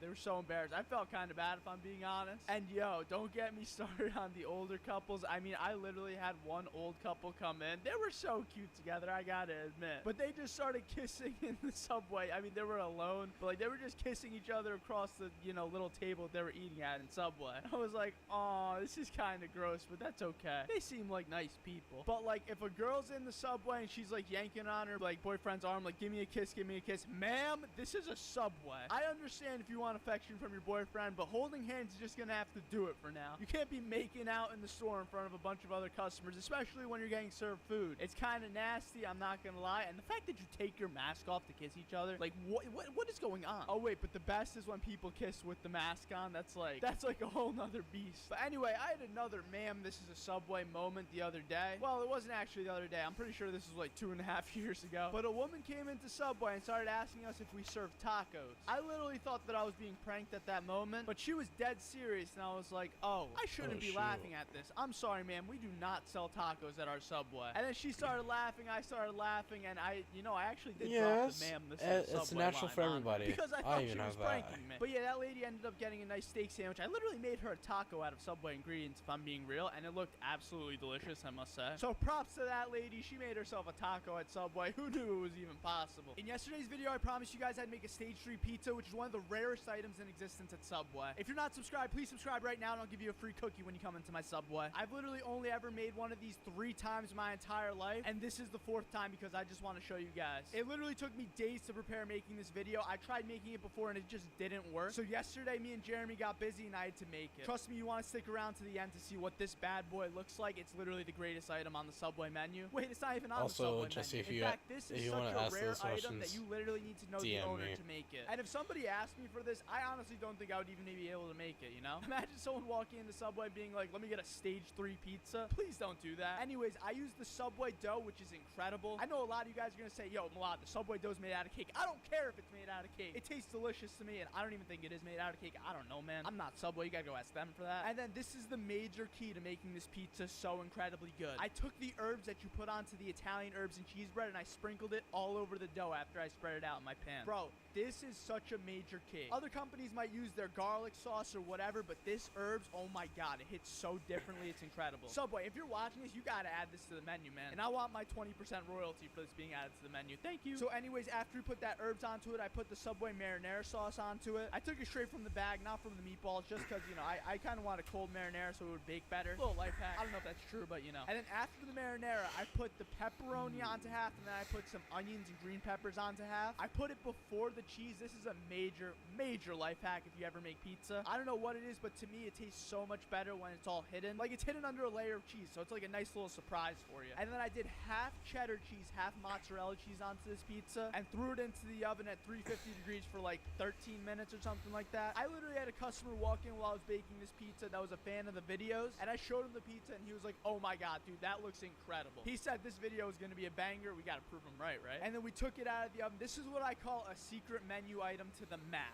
I don't think any Subway would ever really make this, if I'm being honest, like I said before, but if you go to the Subway and ask for a stage 3 pizza, let me know how it goes. They'll probably just look at you in disgust. Anyways, I had to taste this thing, and after I chopped it up and everything, dude, this was like one of the best pizzas I've ever had. I don't know what it is about the Subway ingredients that makes it so good, and I gotta say, this was probably one of the most unhealthy pizzas I've ever had too. I don't know, maybe I should test it in a lab or something. Okay, maybe not, that seems unreasonable. But for the 3rd time this video, please do not go into a Subway and ask for a stage 3 pizza. If you're at a Subway right now and someone comes in and asks for it, yo, I'm so sorry for what I've done. But wait, there's a secret stage 4 pizza. And I don't feel like making it, so I'll just tell you, I literally just take a chocolate chip cookie, put marinara sauce, and then cheese onto it and toast it. Yeah, you're obviously never gonna try this, and I didn't want to make it for the video. I mean, that would be disgusting. But that's the stage 4 pizza. Enjoy. So the other day I had a lady come into the store, and you already know, we're not going to call her the K word, but she was a very, very entitled person. And dude, in the end, you don't want to miss what she ended up telling me. But before we get there, please make sure you subscribe to the channel. It really helps us out a lot. So this lady walked into the store and just started off by grabbing a couple bags of chips. And then I came out from the back and I was like, oh, hello, ma'am. How are you doing today? No response. So I was like, okay, it's going to be one of these types of customers. And then I tried in my nicest voice to say, would you like anything else or just the chips for today? And she says to me, I will tell you when I'm ready. And And I'm like, okay. So I'm just gonna stand here. You let me know whenever you're ready to make a sandwich, okay? And she kind of like scoffed at me. And so finally, after getting like 4 bags of chips, she comes over to where the sandwich place is and she starts ordering her sandwich. I start off by asking her what type of bread she wants, and she tells me Italian bread. And then I grab the Italian bread and she goes, no, that is not the bread that I want. I want garlic bread. And I said, we don't have garlic bread, ma'am, but I have Italian herbs and cheese bread. And then I showed that to her and she was like, oh, okay, that works, that works. And then she ordered herself a cold cut combo. Now this wasn't any cold cut combo. She gave me very specific instructions as to how to make this sandwich. She first asked me to put the cheese onto the bread, which I said okay to, and then I put the cold cuts onto it, and then she starts screaming, no, no, no! I want you to toast the sandwich first, no meat onto it, and then we're gonna do everything. And I go, you know, whatever you say, ma'am, whatever you say. And then I toasted the sandwich, took it out of the toaster, and she goes, you know, that's a little too crispy for my liking. I'm like, ma'am, you should have told me so. I would have made it lightly toasted or something. I don't know. So at this point, I'm just trying to get through the sandwich because this seems like one of those customers that is literally gonna complain about everything I do. And so I put the cold cuts onto the sandwich, and then we start going to the vegetables. She starts off by saying lettuce. I put a mountain of lettuce onto it for her because she said extra lettuce. And then I put some tomatoes onto it, and I put 5 tomatoes, and oh my god, this lady lost it. She said, every other Subway that I go to, they put 6 tomatoes. Put 6 tomatoes. And I'm like, okay, ma'am, I will do that just for you. So I put the 6 tomatoes onto it, and I, you know, we always put 5 tomatoes. Like, I guess other Subways put 6, but like, I don't know, it just seems like too many tomatoes to me. Who cares, though? And then I finally get through making her sandwich, and then I put some mayonnaise onto the sub, and she legitimately freaks out at how much mayo I put onto it. She goes, you put too much mayo onto this sandwich. I don't want it anymore. And I said to her, well, I could always just like scrape some mayo off of the sandwich. And she was like, you know, that's just not the same. And I was like, ma'am, I'm just gonna scrape the mayo off of the sub and you tell me if this looks bad. And I scrape it off and she said, oh, well, I guess that works then, okay. And so at the end, I go to ring her up and then she goes, wait. And as I was ringing her up, she said, I wanted soda. You didn't charge me for soda. And I was like, you know, you're a good Samaritan for telling me that because you probably would have grabbed the soda and I wouldn't even notice. So she went to the fridge and grabbed herself a couple sodas. And as I was ringing her up, she was like, you know what? I changed my mind. And she put the sodas back into the fridge. And I was like, when will this end? And that was about that. She took her sandwiches, she left the store, and I went to the back and I immediately had to do some heavy breathing for a few minutes to recover. If that woman's out there, I'm sure you didn't mean to be a entitled person, but you know, you're kind of a K-word, I'm not gonna lie. If boys and girls, the mother of all Karens returned to my store. About a week ago, some lady came back into my store, and at first, I didn't recognize her. Oh, shoot, my wait. I knew exactly who I it didn't was realize the that second there was she still walked channels. into I'm the just store. looking And at I was Instagram. training somebody that's new to the Season job, right and he earlier. was I like, did. yo, can you take care of this lady Yeah, for me? 'cause I just don't get know a what bad I'm vibe. supposed And I to was like, nope, respond you're to gonna take that. care of her. I don't Sorry, know Will. what So he started making the sandwiches, So and as I responding come out, I now realized she's with ordering 3 sandwiches again. And if you've this. seen that other video about her, well, you know exactly what to expect. So I made it very clear everything that she's buying is extra. She's like, oh, it's okay, it's okay. And then she asked me, does somebody named Milad work here? And I go, why, yes, that's me. And in my mind, I'm like, oh my god, she 100% saw the video and knew it was her. And then she told me, my daughter loves your video. She's a really big fan. I was like, oh, that's so cool. What's your daughter's name? And she told me the daughter's name. And then she proceeds to take out her phone, start FaceTiming the daughter, and start like taking pictures of me all while we're making the sandwiches, which is okay. That's okay. But usually, like, you might want to ask before you do that stuff, you know? Something like, can you talk to my daughter, or can I take a picture with you? You know, it's pretty good common courtesy. So I'm like, okay, whatever, you know, I just want to make these sandwiches and get out of here. So we start making the sandwiches, you know, everything's going fine. I mean, this time she's not complaining, because I'm assuming she saw the videos before, or maybe she didn't. And so at the end of it, when we're going to ring her up, she goes, I heard you get a free cookie. And yo, this has never happened to me before. Every single time I will be the one to offer a free cookie. If you're asking me for a free cookie, you know, I'll give it to you, but like, dude,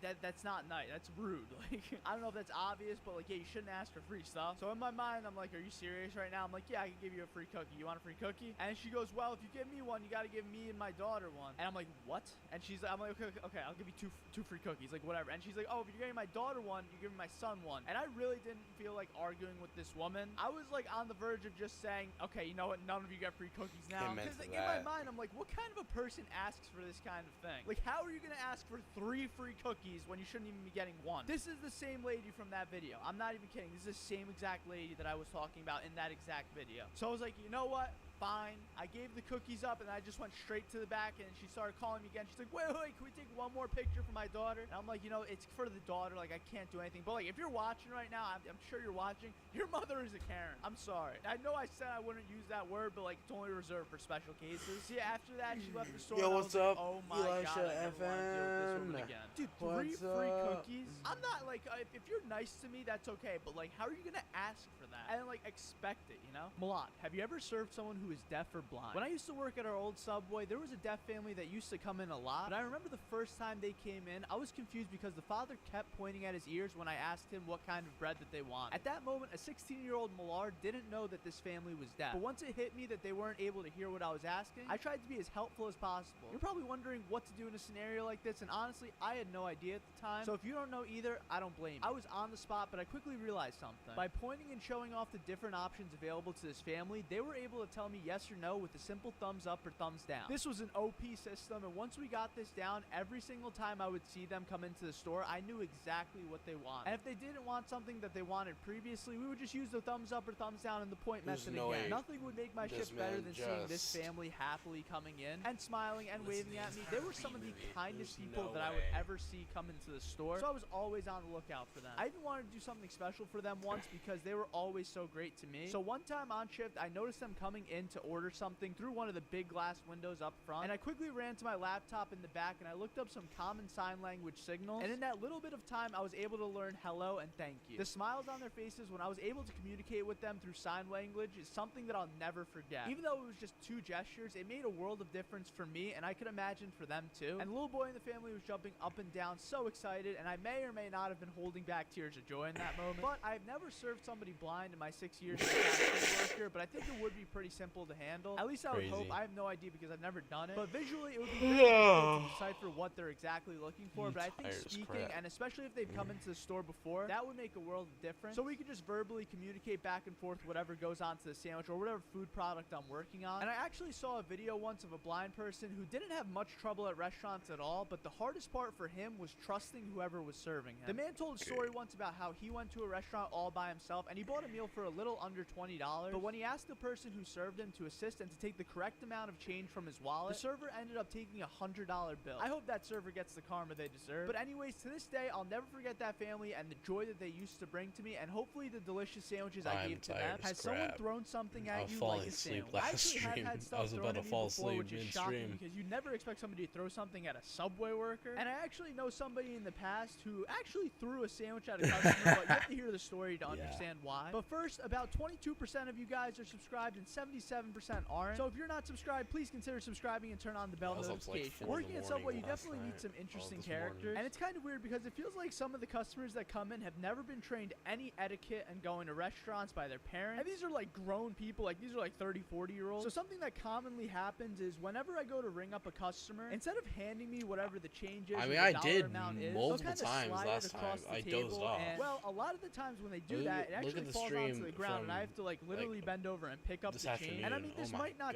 seem like a big deal, but it's a little rude This in my evening, eyes. I I'm sure this happens to a felt- lot I of other dozed off fast so food many employees, times, and like- it's just not it's fun like- to deal with. And I it's think like, something I'm even over more here, annoying like, is that a couple times I've had a customer doing slide this, their and then, chips like, across the without me counter, even and knowing, it'll I'm fall like, onto the "Oh." floor, and the customer will get mad at me So I because I fell let the chips back. fall on Like, the I floor, and they're went like, I'm not back taking a this little bag of bit. chips. I'm going to take a bag of chips that doesn't have cracked chips because it fell on the floor. And I'm I like, can sir, you're the handle it. one that slid it across the table that got it on the floor. And you say, did somebody ever throw Shrek. a sandwich, or have I ever thrown a sandwich? And I've never personally thrown a sandwich. Not my Subway. Nobody's ever thrown a sandwich at me. I mean, come on, how ridiculous is that? Well, it's not too ridiculous because my brother told me a story one time about how one of his friends that worked at a Subway actually threw a sandwich at a customer. The customer was basically giving the guy a huge attitude, and at one point a fight started to break out. Not physical, but verbal. And the guy said, this is why you're going to work at Subway for the rest of your life and work at this dead-end job. And the person's parents own the Subway, and, well, he wasn't having it. So I think it was the final straw, and, well, he literally threw the sandwich at the customer, and obviously the customer reported to corporate, and the employee that threw the sandwich had to take, like, a leave for a couple months and do, like, this training where he had to agree, like, I will never throw a sandwich at a customer ever again in my entire life. But, I mean, if you ask me, if a customer's telling you that you're going to work a dead-end job at Subway the rest of your Happy life, maybe he feet. had it coming. Okay, I shouldn't say that, but, you know, I'll always side with the sandwich artist. Has anyone ever asked to speak with the owner? Every single day we have new people coming in and out of the Subway shop. By the way, I work at Subway. I don't make burritos. This is a fun little burrito video for today. And I always put customers into 3 different buckets. The first bucket bucket is the great customer that just comes in, orders their sandwich, and, you know, makes some conversation, does well. I call the next ones the food getters. It's people that want to come straight in and out of the store. And hey, who could blame them? I mean, I think I'm probably a food getter. Literally just go in, tell them the order, get your food, maybe make some slight conversation, and then walk straight out of the store and go devour that sandwich in your car or at home, specifically in front of a YouTube video, maybe a Milan Merg video, who knows. And then the third category of customer, I would call them the entitled customer. Now, there's not many entitled customers, don't get it wrong. In reality, this is probably the smallest group of customers that exist. But when you have somebody extremely entitled, oh boy, does it hurt. There's a couple of things that an entitled customer will always tell me, such as your prices got way too high, which is a fair criticism. You know, I think that Subway prices have gone up a lot, and so have literally every other price in food, but who knows? Maybe it's just Subway, I don't know. But I don't blame you for that quite. And usually they'll proceed and tell me something along lines of like, oh, you should tell the owner to lower the prices, like, who's running this place? And then I'm just standing there like, oh man, that person that she's talking about is me. And well, my parents, but another thing that happens a lot is sometimes a customer doesn't want to pay as much for their sandwich as the cost is. If they're like $1 or $2 short, I'm completely fine with it. Like, I'll literally cover it on the spot. There are people that just literally walk out of the store. Like, I'll ring them up and I'll be like, okay, your foot-long spicy Italian is $8.25. And they'll be like, $8.25? They'll say something like, is there a manager here that I can speak with or anything? And I'll usually be like, I'm the manager. And they like won't believe me. It's the craziest thing. And in a few rare cases when I say that, they say, can I get the contact of the owner? And I'm just standing there like, I'm about to end this whole man's career. The main reason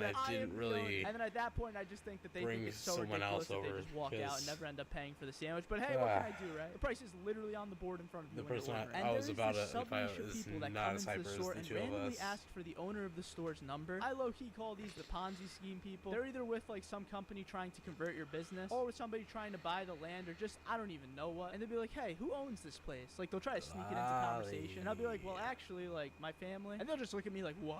Like, they were expecting me to give them my parents' phone number or something. I don't even know. Please keep your Ponzi schemes to yourself. But hey, that's just the life of a Subway worker. I don't like to pull the I'm the manager card. Let's be clear here. But sometimes you literally just have to let a person know. I get so many people that come into my store that ask for the manager, especially when I was first starting out. And it's usually for one of three reasons. Number one, it's because I'm working alone and it gets busy at some random time. So whoever the customer in line is that was last would always complain. And I always give them the, it doesn't usually get busy. This is just like a rarity. I'm really sorry that this happened. Do you want a free cookie? And they'll always be like, nope, I want to talk to somebody and make sure that this gets settled. To be fair, I think they wanted to help me, but it's like, why are we going to hire somebody for a 4-hour shift if it's completely random when somebody comes in? And I can handle it on my own. I think I'm pretty fast, you know? But people just don't like the fact that it's one person working. Even though I think I get sandwiches done like faster than whether or not it's two people. It's just people don't like to see one person. The second reason, and this happens so much when I was first starting out at the store, our air 9 minutes long and loves to break, or our register we're 25 minutes in. It's like these technological malfunctions that we can't even control. Like the power it's your fault for making us watch this. For some reason, the register won't turn back on, the AC won't turn back on, just something. And a customer, whenever they can't pay cash, you know, I sometimes just let them go. I want to make this clear. If the register goes down, I will always say, are you from this area? And if they say yes, I'll be like, okay, just pay the next time you come back in. Because I want you to get your delicious sub, you know? I don't want you to have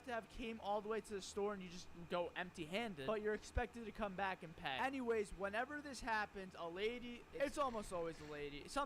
Actually, no, that's not true. A lot of times it's a man, too. They'll get so mad, like, just so mad. They'll be like, how could you do this? I wanted my sandwich. I'm like, sir, you're just gonna have to, I don't know, just pay next time. They're like, no, that's not integrity. And they'll be like, where's your manager? Or they'll say, I know the owner. That's a whole nother video. But then basically, whenever I say I'm the manager here, I just give them the death stare, and it's like the soul in their eyes just leaves. They're like, wait, every single thing that I've been complaining about this entire time here to you is because of you? And I'll be like, yep, I guess so. And it's always just so awkward. They usually just say nothing after I tell them I'm the manager. It's like they take out all their anger out on me, and then the second that I tell them that I'm actually the person that like they're supposed to talk to about all their angers, it's like, well, I have nothing to say anymore. And the third and final reason why people ask for the manager so much, and I always get this backlash, is when somebody new is making a sub and I'm standing there. I'll be training somebody how to make a sandwich, especially if they're a new employee, and it's like the customer just does not sometimes have any patience. The ones that have patience and they like encourage the new people, you are the best types of human beings, I gotta say. But if you are just just looking at the person as if you want to kill them because they're new making your sandwich. I mean, like, come on. You gotta show some patience, especially somebody when it's their first time on the job. And I've had a couple of times where somebody will just be like, do you guys have like a manager here? Do you have somebody here that I could talk to? And I always have to be like, yes, ma'am, that is me. What's up? If they want a new sandwich, I'll give them a new sandwich. If they want a free cookie, I'll give them a free cookie. I like to work with people, you know? I don't want to ever just like put a customer or person in a bad situation. I mean, that's not fun for anyone, you know? But just like coming in and berating somebody that's new and telling them how they're doing everything wrong. I mean, like, sure, I guess it helps them, but like, there's a nice way to do it, you know? And there's a way to do it so you don't scare off the person that we're about to hire. Michelin, have you ever found yourself in a really super awkward situation with one of your customers? Awkward situations happen just about every single day when you're working in fast food. And I'm going to tell you about 3 of the most awkward situations that I've ever experienced while working at Subway. And the last one, well, it might just be so awkward that you're literally going to fall out of your chair. So first and foremost, one of the most awkward things that can ever happen as a sandwich artist is when I literally drop a customer sandwich. Everything will be going perfectly fine, and then out of nowhere, as I'm trying to transport it to the toaster oven, well, that sandwich will completely just drop to the floor, and I'll look right at the customer, look back at that sad sandwich on the floor, and then look back at the customer and just see the face of horror. And this has happened to me while I've had a line and being by myself. And in all honesty, I'm just standing there waiting for the customers to start booing me. But most of the times, the customers are super nice and understanding about it. But let's be real, when you mess up with something like a sandwich that somebody wants to eat right away, the person you're making it for is probably going to be pretty upset, and it's a little embarrassing. The second is when I have a customer who I'm about to ring up, and this actually happened to me 2 weeks ago. I'll get through making their entire order, and then we get to the register, and either one of 2 things will happen. One, they'll start swiping their credit cards, and they'll just all be getting declined. Thank goodness this hasn't happened in a long time, and when this did happen to me, I wanted to just let the person go and pay for their sandwich myself, and I actually did do that once. But the most recent time, I had somebody come into the store, and all they wanted was 3 cookies, and when I went to tell them their total, they seemed to have been looking through their bag very intentionally for like 3 minutes, and the customers were just staring at us, and it became pretty clear to me that this person just didn't have money to pay for the cookies. So to avoid other customers getting upset with me just standing there, and for this person to, you know, just kind of be embarrassed by the fact they didn't have a couple dollars to pay for the cookies, I let them just go with the cookies and let them enjoy. I know that if I was in that situation, I would really appreciate somebody doing that for me. And the most embarrassing thing that happens at Subway is when 2 customers start fighting with each other. Now, you'd be shocked. You'd imagine that this probably doesn't ever happen because customers never talk to each other in the store. But you would be extremely shocked because for some customers, well, sometimes they'll be on high alert. And one unique thing about Subway and somewhere like Chipotle is that you have to stand next to each other in a line in order to get your food prepared. And, well, this time, these 2 customers were standing a little too close to each other, and the woman kind of just freaked. She was like, yo, you're all up in my business. You gotta back up. And the man was kind of like, whoa, I don't know why you're giving me an attitude about something like this. And they just started going back and forth. And I was standing there like,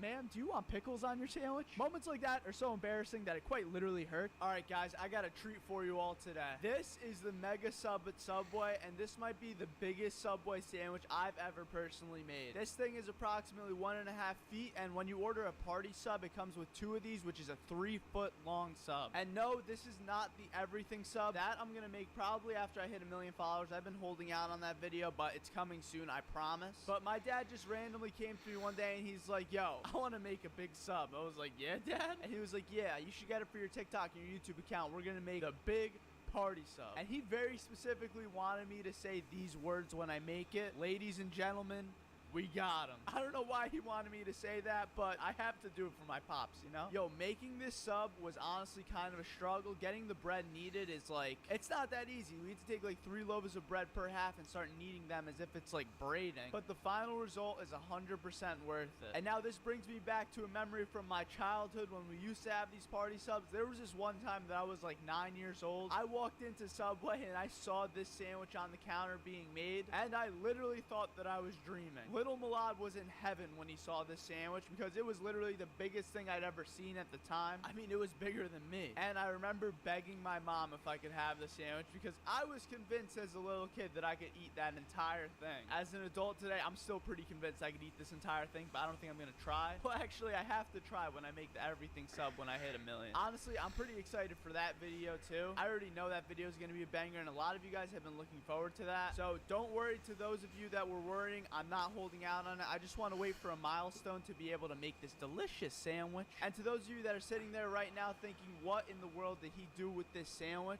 I actually took it to a homeless shelter. There were 2 of them, so I handed them both off to the homeless shelter. Hopefully they enjoy their delicious Subway sandwiches. And on this sandwich, as you could tell by the video, we put turkey, ham, pepperoni, salami, basically all the vegetables, and then mayo, chipotle, Southwest, salt, pepper, oregano, and some oil and vinegar. Tell me this isn't the most delicious Subway sandwich you've ever seen. And the price on this bad boy, I'm pretty sure, is $50 for 2 of them. It's not for just this one. For 2 of them, I'm pretty sure it's $50. I could be wrong too. I told TikTok this, and in typical TikTok fashion, they started roasting me, saying nobody would buy it, even though we sell one of these like every other month. So yeah, that's basically today's video. I can't wait to make everything sub for you guys. We're so close to hitting 1 million subscribers, so if you're not subscribed, be a part of this journey, be a part of the first 1 million. There's gonna be a lot of really cool videos and a lot of giveaways to my subscribers coming soon, so stay tuned for that. Thank you for all of the love and support, everybody. Turn on that bell notification, like this video, and be sure to eat fresh.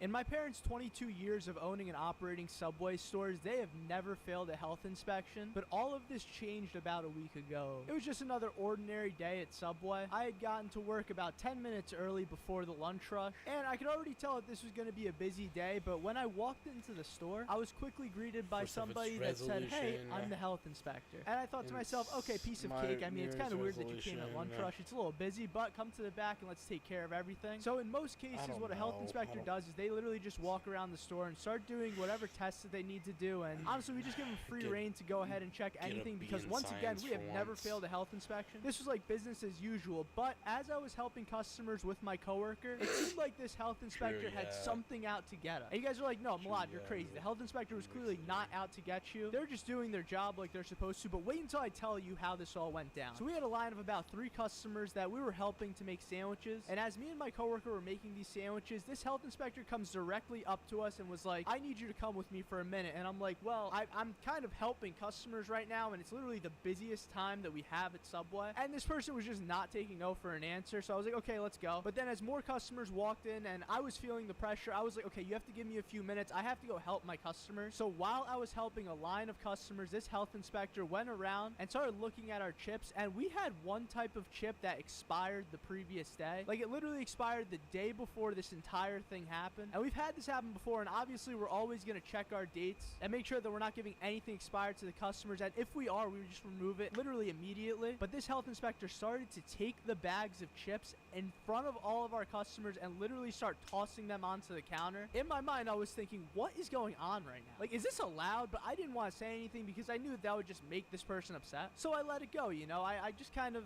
kept making my sandwiches and pretending like nothing happened. Was apologizing to the customers. It wasn't a big deal. But then after we get done with the lunch rush, the health inspector comes up to me and shows me a few things. Basically, the 2 things that were wrong with our store was, 1, our sanitizer wasn't like a certain pH level or whatever's used to measure how acidic a sanitizer is. I don't know the exact thing, but I was kind of dumbfounded by this because I use a sanitizer every day and I knew for a fact that it didn't fail. And so I went to the back with the health inspector and we literally poured a bucket of sanitizer in and tested it right on the spot, and it passed. Like, with flying colors. There was literally nothing wrong with it. And I think that this kind of upset the person, because then they go and they say there's no soap or any paper towels in the bathroom, so I'm gonna have to fail your store. I asked, how is that fair? I could just go replace the soap right now. And I actually went to do that, and they said, nope, how am I supposed to trust you? And I'm like, I'm just literally gonna change it right in front of you. Like, it's not a big deal. And then I walk into the bathroom and there's a roll of paper towels right there, and I said, I thought there was no paper towels. And they were like, oh, well, the paper towels can't be sitting out, they have to be inside of the paper towel machine. And I go, clearly my coworker was gonna do it, but it's literally a lunch rush and he probably got interrupted by a customer, and this person was just not having it. So at the end of the day, I said, so we're failing because we didn't have soap in the machine in the bathroom? And they said, yes, this is where employees are required to wash their hands. And then I walk out of the bathroom to the literal hand wash section right behind our counter where we use every single time to wash our hands for a sandwich, and this person was just not having it. So I just said, okay, just send us the report and we'll take care of it. I mean, these are like the easiest fixes in the world. I'm literally gonna fix it right now. And then later on, we got the report, and this person wrote down the sanitizer failed, and there was no paper towels in the bathroom.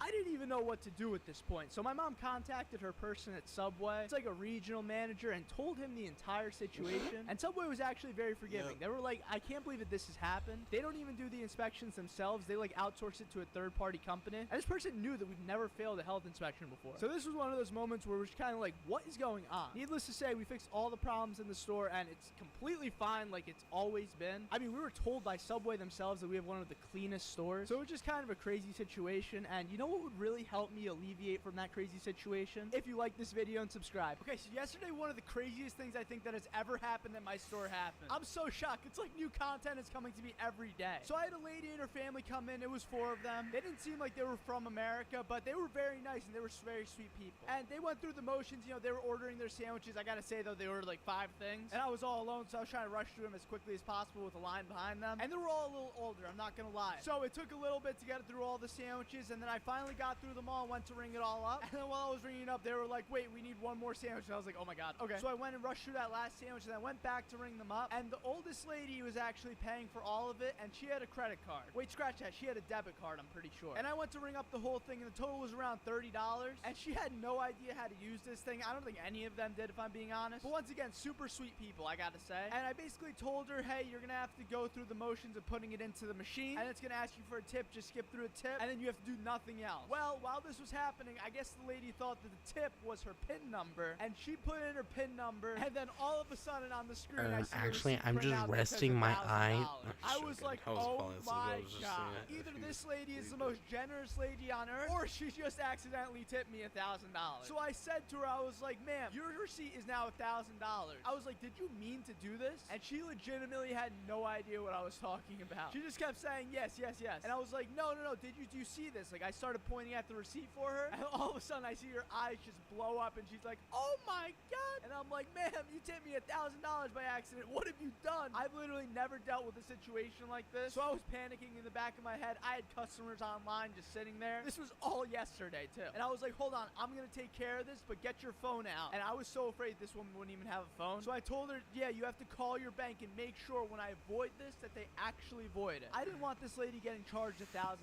And I made it really clear to her, next time whenever she goes somewhere, she has to read the screen. But she was older, so I bet she had no idea what was going on. So I finally figured out how to void the entire transaction, and she didn't lose any money. We had her call her bank, and they were fine. They were like, yep, we didn't process this payment. You're good, woman. And I was like, thank God. I didn't want to scam this lady out of $1,000 for a couple Subway sandwiches. Oh my god. And so next time I rang her up, and then I did the entire process for her. I was like, I'm gonna skip this tip thing for you, ma'am. And her total came out to $30. I gave her the 2 receipts, and I sent her on her way. And she honestly had no idea what was going on, and the 3 other people had no idea what was going on either. They literally seemed like they didn't care. So I was like, what is happening right now? This has legitimately never happened to me. This might be one of my craziest stories I've ever told. All right, boys and girls, we got another video going, but before we start, if you're not subscribed to the channel, I think like 78% of you guys aren't. Please click that red subscribe button. We're closing the gap real narrow. All right, let's go. Has anyone accidentally paid more than required? This actually happens much more than you would think it does. The total of something will be like 17 or 18 bucks, and someone will hand me something like $23. The most random thing ever. And I'll always be like, yo, you handed me a little bit extra. And usually they'll just be like, oh, my bad, my bad, my bad. But sometimes they're like, no, I meant to do that on purpose. And they give me an incredible tip. It's the craziest thing. But one time in particular, when I first started working at Subway, someone handed me $200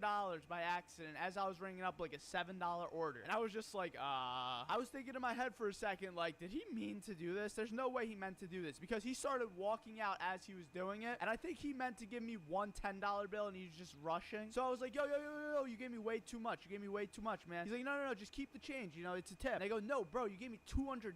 And his face was just like, oh no. I kind of felt bad in that moment, because like there was other people watching, and I guess they must have thought that I was getting a $200 tip. So he did the walk back to the counter. He's like, yo, my bad, man. I really need that money back. I was like, dude, don't even worry about it. So I just gave him the change back. He still gave me like a $5 tip. Pretty nice, if you ask me. Perfect segue. keep the change, sir. This is only $1. Your total is $6.50. Dude, I cannot tell you how many times this happens at Subway. Someone will give me like $10 and they'll be like, yo, you can just keep it, and start walking out, and I'll be like, yo, wait, what? Your total was like 13 bucks. And they'll be like, oh, it's like the most embarrassing thing, I swear. And that's literally happened to me before. I'm not gonna cap. I've been at like another place and I've been like, okay, yeah, you can keep the change, and then start walking out. Cause like, you don't need that receipt. You know what I'm talking about. You're not gonna return the sandwich. And they're like, wait.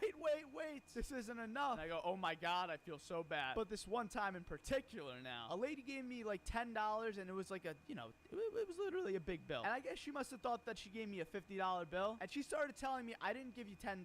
And this has happened to my coworkers so many times too. They claimed they gave you a bigger bill than they actually did. And I literally had to go back to the camera and have her wait there for like a few minutes just to prove to her that it wasn't the case. And it's always so embarrassing afterwards. I mean, like, nobody's in the wrong there, I guess. But you know, it just gets annoying for both people. And our next one, Milad, what's your recommendation for people who have never been to Subway before? I get asked this question so many times, and I cannot believe the number of people that watch my videos that have never been to Subway before. Isn't it kind of insane how, like, I'm drawing so much attention to Subway? People that literally have never even heard about Subway are watching my videos, which is just nuts to me. But for your first time going to Subway, I recommend one of 3 different things. If you're a guy that likes a little flavor in your sandwich, you know, you like the classics, go with the Italian BMT. That sandwich gives you a little bit of everything, but if you can't eat pork, I have to tell you that sandwich has pork on it. If you want something extremely simple for your first time, to go with that turkey and cheese sub. You know, that sub is like old reliable, and that's literally one of my favorite subs. It's healthy, it's quick, and you know, it's very nice, very nice. And if you want something hot, you gotta go with either the steak or chicken bacon ranch. You know, I said 3 recommendations, but it's really 4. It really depends on whether or not you like chicken or if you like steak. Once again, if you can't eat pork, don't go with the chicken bacon ranch. But those are the classics at Subway. And out of all of those, if you just need one to go with, I pick the BMT every time, because you can never really go wrong with an Italian BMT, if I'm being honest. People joke around and say stuff like, oh, my house is haunted, or like, there's a ghost that lives in my closet, but I legitimately think that my Subway store is haunted. There's just too many weird paranormal occurrences that happen like every single day at the store that I've just concluded on my own that ghosts literally live in the back of my Subway. And by the way, in this video, we're making something called fairy bread. It's basically a recipe from Australia and New Zealand that's just bread, butter, and sprinkles. It looks really good, and it tastes, well, you'll see my reaction at the end as to how it tastes. But when I first started working at this new Subway, and by the way, it's only this Subway that I think is haunted. I mean, the other one could have been too, but that's another story for another time. Literally from day one working at this Subway, I started to notice some weird things that would happen, usually around nighttime. I think the first occurrence I've ever had of a paranormal activity was one night that I was just chilling at the Subway, and it was completely dead, and then all of a sudden, a box of chips fell down from the shelf in the back, and then another one did. Now, this shelf is completely flat too. Like, I don't even know how a box of chips would ever fall down from this place unless somebody pushed it. And I'm not saying that that alone is evidence for a ghost, but you know, it's kind of compelling. And there's always weird noises coming from the back there too. I've never heard like a voice. Oh my God, if I heard like a baby voice coming from the back, we're moving to Mexico. We're literally gonna burn down Subway and just move out of that place, because then it's like really haunted. But I've heard a ton of weird noises from the back, and I thought it was just me until one day I brought it up to one of my coworkers, and she literally said the same exact thing. She said something along the lines of like, oh, Milad, I sense a presence in the Subway. And I'm like, what on earth are you talking about? I was pretty confused when that happened, but you know, she made sense. Every time we go to the back of the store, it's a little colder. And don't even get me started about the basement of the Subway. And you know, if you look at the history of our location, I don't know, it kind of makes sense, right? There's been some strange things happening around that Subway since day one, before it was even a Subway. And I think the scariest thing that's ever happened to me while working was a bunch of knives that dropped onto the floor, literally out of nowhere, out of the bin, and I was like, well, at least it didn't land on me, right? But it literally dropped from like this height where if somebody was standing under it, I don't know, it could have done some serious damage. I'm just thankful that I wasn't standing under it that night. But whether you think it's just coincidence or if it's actually haunted, all I know is that it's still the best Subway to get a Subway sandwich at. Mope, have you ever left during the middle of a shift? So personally, I've had a few times where I haven't felt the best in the middle of a shift, so I would call one of my coworkers to come and just completely cover for the rest of the day. But there was this one time where I literally had a coworker quit in the middle of a shift I had with him. And there's quite the twist at the end of this video, so stick around, you don't want to miss it. I was opening up that day, so I was making the bread, making the cookies, preparing the line. I had a pretty busy morning because whoever was closing the night before literally didn't do anything. So I was already kind of stressed, but it's a job at Subway. How stressful can it be, you know? And usually when 12 o'clock rolls around, all the customers in the world will just come through that door. And today, well, it was 12:05 and I was sitting there all by myself, which doesn't usually happen. You always have a coworker there whenever you're about to start your lunch rush. And so I was just kind of like, huh, what's going on? So I called my coworker up and I'm like, hey, are you coming to the store? He's like, yeah, I'll be there in 5 minutes, whatever. This is somebody that's never late, literally never late. And he was running late today, and and I was like, of all the days, huh? But I didn't really mind it. I mean, I've been late a couple times, so I'd be a complete hypocrite if I were to say I've never been late. But he strolls into the store around like 12:10. I have a line of like 4 customers just going through sandwich after sandwich after sandwich after sandwich. And I noticed that he's not in his attire. So let's call this person Greg for the sake of convenience. And Greg was always the type of person that would come in, get straight on the line, and start making sandwiches. But I noticed Greg come to the back, and he looks over to me, looks at the customers, and goes, Milad, can you come here for a second? And I'm like, I kind of have a sandwich in my hand right now, but you can just tell me what's going on. What's up? He holds his key up to me and then says, Milad, I've had enough of making sandwiches. I quit. And he drops his key and literally walks out the back door. And I'm looking at the sandwich, looking back at him walking out, and then looking at the customer, and basically thinking in my mind, of all the days you had to quit, it had to be this one, huh? But I was seriously so confused. I was like, what just happened? I've never experienced somebody quit on the job, and I was left alone for the rest of my shift, which was like another like 2 or 3 hours. But here's where the kicker comes in. Greg was like the nicest kid in the world, and he had been working there for like 3 or 4 weeks by now. So I just basically asked him, I'm like, Greg, what's up? What happened? Like, why did you quit on the spot? And he told me that a competitor sandwich shop in his town recruited him because he works at Subway. I think one of the most petulant things that you could ever hear in a fast food job is, can I speak to the manager? Oh my God, these words literally haunt me at night, and they literally seep into my dreams. Every time this happens, and it's literally happened like 10 times to me now just because I've been working so long, I always want to say back, I don't know, can you? But then I realize, okay, I can't say that back. That would be horrible. But how funny would that be? So basically, the first time this has ever happened to me, it was like my 3rd week at Subway. And you got to keep in mind, I mean, most of you know this, but my parents own the Subway. So I'm low-key a manager, low-key not in the beginning. You know, it's still my first couple weeks, so I'm figuring out what to do. And I made a woman salad, and apparently I didn't put enough salad into it. So I was like, do you want me to just put lettuce on top? Like, I could fill it up more. And the lady was like, no, you need to be trained how to do this. Can I speak to the manager? And I was all alone at the store at that time, and I was like, I mean, you could talk to me. My parents own this place. And she was like, no, I need to speak to a manager. So I basically just gave her like the corporate number, and never heard from that lady again. But that was the first time. You know, that was the most sweet sailing ride I think I've ever had with this stuff. Every other time was not that nice or not that easy. So the next time somebody asked me to speak to the manager, I was making a guy like 3 sandwiches. You know, he was getting everything on them. He was getting double meat. He was getting extra cheese. He was getting bacon on them. And he literally had me put every single vegetable onto it, and I couldn't close the sandwich. Mind you, he put every single item onto the sandwich, so I was having trouble closing it up, and he was getting very frustrated. I could see it in his face, and he started talking to me, and he was like, dude, you gotta learn how to make a sandwich. Can I speak to your manager about this? Because I don't want to pay for these subs. And at that point, I just kind of snapped. I mean, this might have been one of the only times I've ever snapped at Subway, and I was like, listen, man, you got every single thing on this sandwich. How do you expect me to close it when you got everything on the menu onto it? And I was like, I'm actually the manager too, so he kind of, you know, he just kept quiet for a couple of minutes, and then I rang the guy up, and he was like, are you kidding me? You charged me this much for 2 sandwiches? And I was like, dude, you got double meat, you got extra bacon, like, this is how this place works. And he begrudgingly gave me the money, and he was like, I'm never coming back to this place. And I was like, I don't know what to tell you. By the way, I know for a fact I made those sandwiches deliciously. I mean, it was only like my 2nd or 3rd month on the job, but I know for a fact I made those good sandwiches. And one wild card I want to throw into is that I've talked about quite a bit is when a person comes in and they tell me that they know the owner, usually somebody will come in and tell me that they know the owner because they want something for free. So whenever this happens, I like to kind of play around and be like, I do too, it's my parents. And it always gets really awkward, and I end up kind of feeling bad, but like, come on, man. This is a business at the end of the day, and I give out free cookies. Like, is that not enough? Oh my God, this reminds me of another story about a woman that abused my free cookie power. Let me know if I should tell that story next in the comments. Question, has anyone ever run out without paying? Oh boy, we're starting off hot. So people have definitely tried doing this in the past. I had a guy that came in, I made a sandwich, and then he was like, oh, let me run to the car real quick to grab my wallet. And he grabbed his sandwich and tried taking it with him on his way out, and I was like, whoa, whoa, whoa, whoa, whoa. Sir, leave the sandwich, come back in. And once I did that, he kind of realized that, okay, I can't pull a fast one on this man. So he went out to his car, grabbed his wallet, and then came back in and actually paid, and I was kind of surprised. I thought he was just gonna walk out. But I've also had people who would try grabbing a drink on their way out, and I would have to be like, no, no, no, you didn't pay for that, dude, you gotta come back. Or something like a bag of chips too. And it's always really frustrating, and once I actually had to run out and hunt a person down. They literally walked out without paying for anything, and I realized, I was like, wait a second, did that person just not pay? So I literally ran down the street and was like, yo, you forgot to give me your $9.79. And I mean, honestly, it's not that big of a deal. Like, I mean, a bag of chips is what, $1?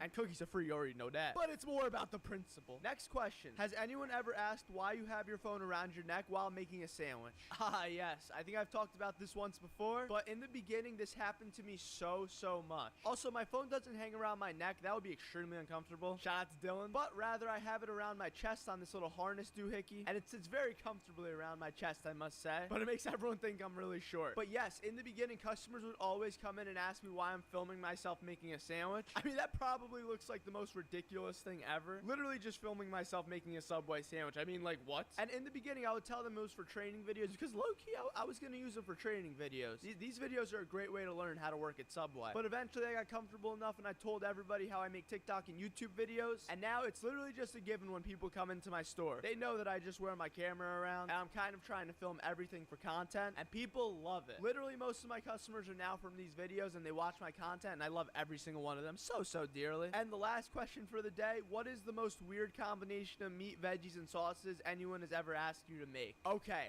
by far, it's gotta be this man. Some person came into my store and asked me to put every single vegetable onto the sandwich, and then he wanted no meat originally, and then he told me to put 5 different sauces onto it. I'm pretty sure it was like sweet onion, chipotle southwest, mayo, mustard, and ranch, and I was like, okay. And then before I closed up the sandwich, and this thing was a monstrosity to close up, let me tell you, I didn't even know how I was gonna close it up at first, and then he told me to put meatballs on, the balls of meats, and I was like, oh my god, how am I gonna do this? Honestly, it was definitely one of the hardest sandwiches I've ever made, and I've made more complex sandwiches before, but usually those would be for videos, like the all sauce sandwich or the everything sandwich. That thing's a classic. But there's also been plenty of other customers that have gotten well, monstrosities to say the least.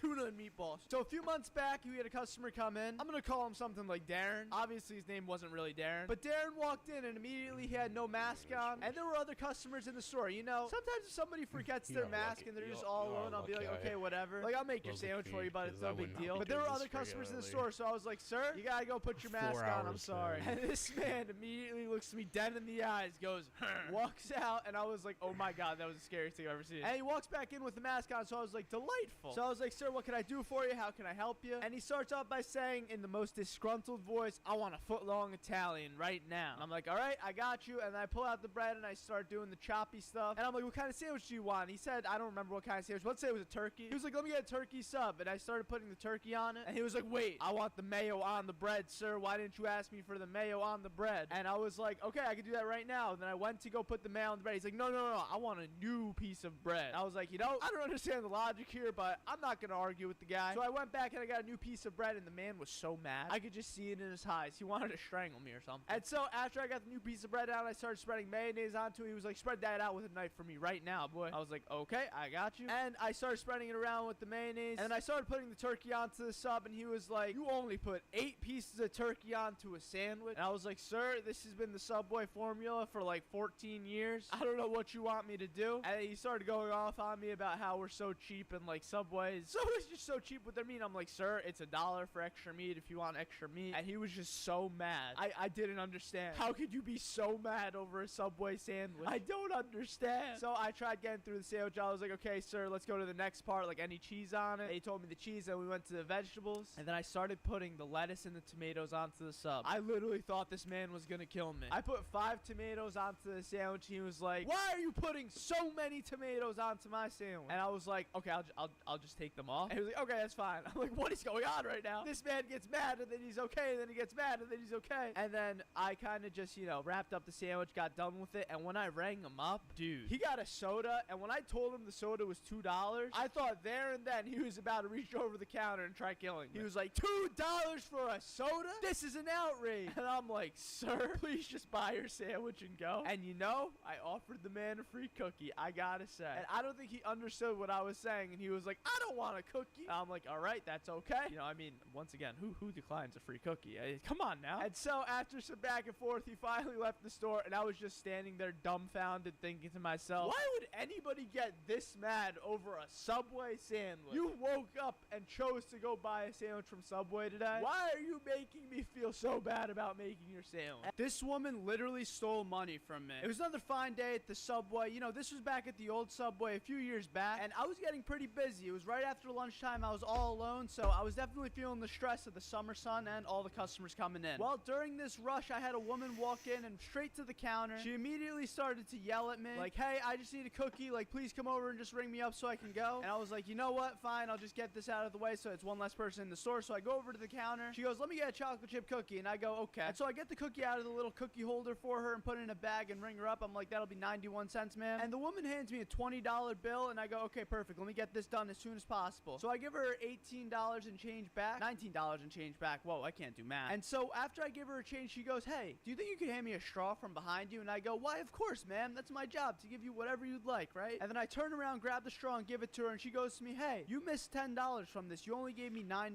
back. And I go, oh, that's weird. And I didn't really have time to go back and check the cameras. Obviously, every single time I would go back and check the cameras on something like this. So I figured, okay, maybe the woman is telling the truth, but I had some doubt in my head, and I was like, you know, I really don't think she's telling the truth because I've never made this mistake before. But I'm like, whatever. I got 2 customers online. They're hungry. They're waiting for the sandwiches. So I give her that $10 back, call it a day, and let her walk out. And I got to remind you guys, this woman had an incredible attitude with me. She literally immediately walked into the store, started yelling that she's in a rush, was very peculiar about the one chocolate chip cookie that she was getting. And then it was only till the end that she tried to be very nice to me because she was trying to scam me out of money. So I'm like, okay, whatever. I'll check back later after this happens. I go ahead and make the other 2 sandwiches for the customers. And I'm like thinking in my mind after all this, I really don't think that I gave that woman incorrect change. So I go check the register and I count all the money to see if it lines up with what it says in the computer. And it was $10 short. So I'm like, I gotta check the cameras on this. So I immediately go to the back, turn on the cameras, and check out what was going on. While I was doing this, the woman turns around and just drops it into her pants and literally finessed me out of this money. I was shocked because there were literally 2 other customers in there, so the fact that they didn't see it, I mean, like, come on. But I can understand they were probably so focused on the delicious sandwiches in front of them. So the lady basically scammed me out of this money immediately, and I was a sucker that day. Karen got away with the fast one, I'll say that. Milk Obion, have you ever banned someone from your Subway? In my 6 years of working at Subway, I've only ever banned 2 people in total. The first one was a man that stole my tips, and I've already told that story before on this channel. And the second one actually wasn't too long ago. So as I was growing on TikTok and YouTube, there was this weird thing where a lot of people that would come into the Subway were previous franchise owners at Subway. So there were these people that essentially used to own Subway stores, but unfortunately they went out of business because a lot of Subway stores in the past few years have gone out of business. And I'd say 99% of the people that come in are actually extremely nice, and they're usually just very congratulatory and very supportive of what I'm doing. But one day when I was at the Subway after a very, very busy rush, I had a customer come into the store and he wanted something like 3 sandwiches. And well, because I just had a rush, my entire line was basically empty. And so when he came to the front, he immediately said something along the lines of like, wow, everything here is empty. And I go, I know, I could just fill it up as we're going along. Sorry about that. Like, I had a rush before. And this was at like 3 or 4 o'clock in the afternoon. So it wasn't like anybody else was in the store. It was literally just me and him alone. And well, my girlfriend was in the back of the store too, and she watched this entire thing go down. And basically, he started to berate me about how everything's empty. The first line I heard from him was, I used to own a Subway, so I know how this goes. Whoever your boss is, they should really keep an eye on you because it doesn't look good for business if your line is empty. And I'm like,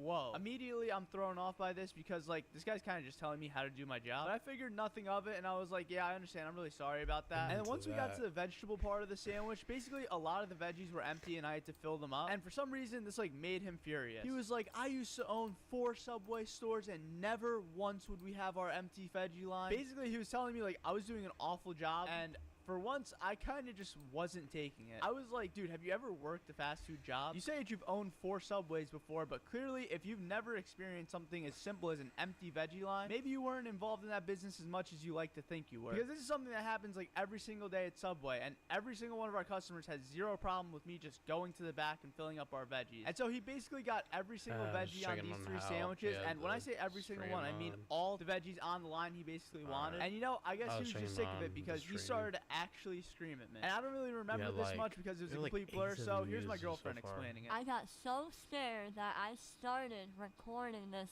crazy man, and we have a video on it, but I don't think we're allowed to share it. He definitely needed a free cookie. He was very scary. And well, basically at the end when I rang him up, I said something along the lines to him, please don't ever come back to this store, because if you treat me like this, I can only imagine how my poor coworkers would have to deal with you. And on his way out, he basically told me to go F myself, and I was like, whatever. I don't think I've ever experienced someone as crazy as that guy, and if he actually did own a couple franchise stores, I feel bad for whoever his employees were. I think the most annoying thing that could possibly ever happen as a Subway worker is a parent coming in with their kid and forcing their kid to literally order off the menu when they're like 4 or 5 years old. Dude, nothing gets me like this, I swear. It's like a kid will want every single vegetable on the sandwich, and they'll just go up to the counter and be like, can I get bread, turkey? And I'm like, whoa, whoa, whoa, whoa, whoa, whoa. what type of bread would you like now, son? And then we have to go through all of the motions, and they'll be like, can I get the Italian bread? And I'm like, oh my god, this kid's so cute, but like, why is his parent making him order this sandwich? I mean, this kid is about to get like 18 different things on it. If he's struggling this hard with the bread, I only know how hard he's gonna struggle with the rest of the sandwich. And then it's like, can I get turkey and cheese? And it's like, son, what kind of cheese would you like? And then they're like,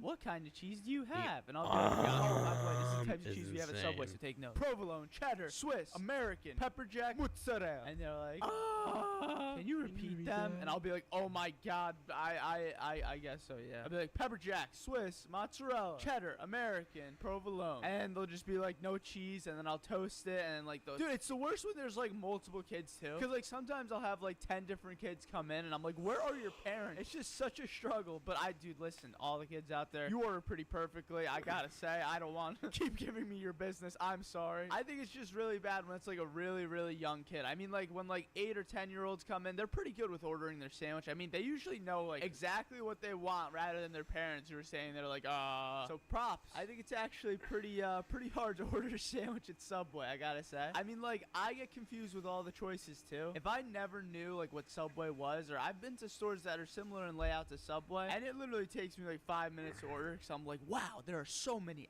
options. And it's just incredible to me. I mean, like, you go to a store, you have all of these things laid out right in front of you. Of course a kid's gonna be mind blown and be like, there's so many choices. But at least Subway's a healthy option for the kids too, right? I mean, it obviously depends on what you get. You should be eating healthy, kids. Eat your fruits and veggies. Milk. Have you ever dialed 911? So there was a time when I was a kid where I called 911 for ice cream. And as ridiculous as this may sound, please just let me have this minute to explain myself. I promise the reason is very valid. But anyways, there was a day where I was just chilling on the couch with my older brother. And if you have an older brother, you definitely know that older brothers love to mess with you. I was the youngest growing up, so like, I was just always the one getting picked on, unfortunately. But you know, the youngest are the favorite. What can I say? But yeah, I must have been like 6 or 7 years old into this crazy world. And me and my brother were literally just sitting there watching ESPN with me having no idea what's going on. And he hands me the house phone, and he wasn't even that much older than me. He must be like 9 or 10 at the time. And he goes, Milad, call 911 and we'll get ice cream. And my little child brain processed this as, you know, I've heard the word 911 before, and I do want ice cream right now. So the only logical outcome that can happen by me dialing 911 in this phone is to get free ice cream. And so my brother had completely convinced me, and I dialed those numbers into the phone. And at that moment, I messed up. Now, something that I learned that day, back in the day, if you even dialed 911 from a house phone and like actually rang the number, the police would just always show up at your house to make sure that everything's okay. And so I did just that, and well, surprise or not, a police officer showed up at our house, and my mom opened the door, and she's like, what is going on? And obviously, like, the police officer's gonna take everything very seriously. So like, they're all just completely confused as to what's happening, and then I'm running over to the door like, free ice cream. And well, I think at that moment the officer kind of knew what was happening. Bro, yeah, and so basically they left. My mom was mad at me. My brother was disappointed that there was no ice cream, and I was also disappointed that there was no ice cream. But if you subscribe, I'll give you a free cookie.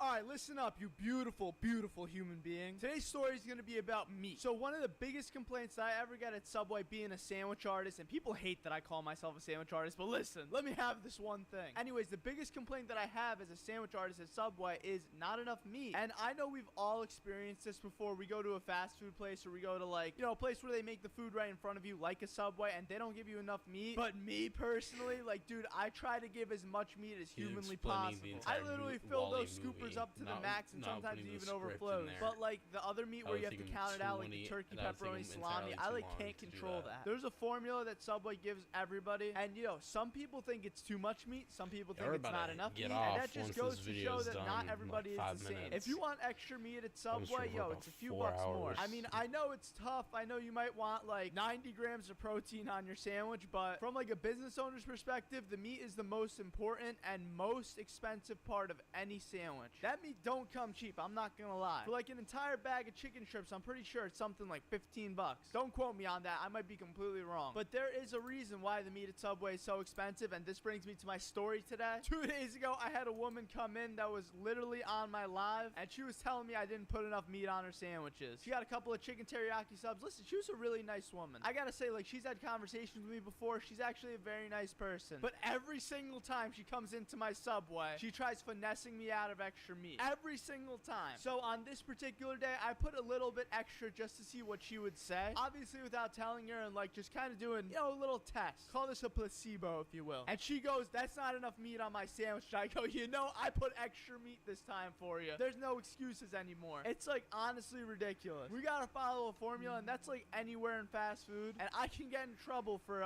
putting extra meat. Obviously, I'm not gonna get in trouble, but like, come on. We end up losing money if I just start putting extra scoops onto it for free. And I told her it's like $2 more for double meat. Do you want to do that? And she was like, nope. And I'm like, okay, you have nothing to complain about then. If you can't cough up $2 for your 2 extra scoops of chicken teriyaki, then like, why are you complaining? You know, if you're really nice to me and like you're like, you know, you're just a very nice person, sometimes I'll toss in an extra slice of turkey or an extra scoop of tuna. But don't tell my parents that. But guys, just understand when you go to a fast food place, there's a reason they give so little meat sometimes. And I don't even think it's a little. I think it's so much meat that we give. I don't know why I said a little. But just come on. Just pay the extra couple bucks. Sometimes they don't even charge you at the register. Like sometimes I don't charge at the register. You know, I kind of let it slide. But just don't show an attitude about that kind of a thing, because at the end of the day, it's not the employee's fault at all. Shocking, right? A male Karen? And I know a ton of you guys are going to say, that doesn't make sense. A male can't be a Karen. But trust me, after you hear this story, you'll understand why I call him a Karen. So it was another fine afternoon at Subway. You know, I was doing my thing, chopping up sandwiches, doing the best I can. And I had a customer walk in, and immediately once he walked in, I just felt the air become thin. There was just this look on this man's face that was like, I'm about to ruin your day. And you know, I'm always up for a challenge, so I said, hello, sir, what can I do for you? Immediately gives me a finger and goes, you're gonna have to wait a couple minutes. I need to make my decision. I go, all right, sir, take your sweet time. I'm here all day. I'm here to just make your sandwich whenever you're ready. Just let me know when you're ready. And he immediately says, I will let you know when I'm ready. Thank you. And I go, you're welcome. And so after about like 5 minutes of deciding what to get, the man finally orders his sandwich, and he goes, let me get a roasted chicken sandwich. And he got it on whole wheat bread, so I was like, of course. He was like, make sure the bread is soft. I don't want no hard bread. And I'm like, oh, absolutely, sir. I was already gonna give him soft bread. I mean, my Subway doesn't really give out hard bread. I know some Subways do, and that's kind of scummy. But yeah, I got him his bread. I started making the sandwich, and I was like, you want some cheese on it? He goes, yeah. It tells me the cheese. Then I put the sandwich in the toaster oven. We continue making the sandwich, and I just kind of go through the whole thing. And at the end of me making this sandwich, the man goes to me and says, did you toast my sandwich? And I go, yeah, you told me to toast it, and it's a chicken sandwich, so we toast all the chicken sandwiches just because our chicken's cold. And you should have seen the anger in this man's face. He literally started saying to me, dude,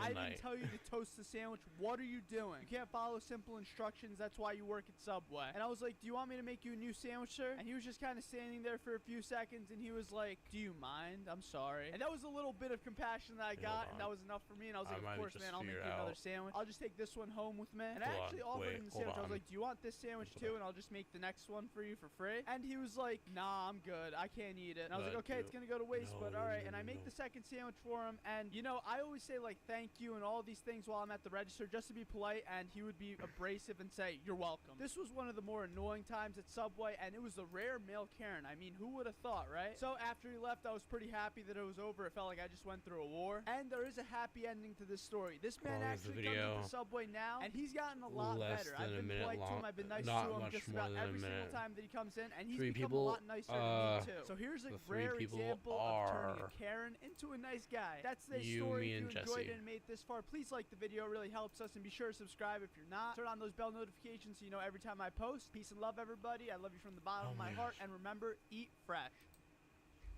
We've done it. Let's go. In this video, we're gonna show you 50 chat. After, there's no way it actually happened. We actually have done it.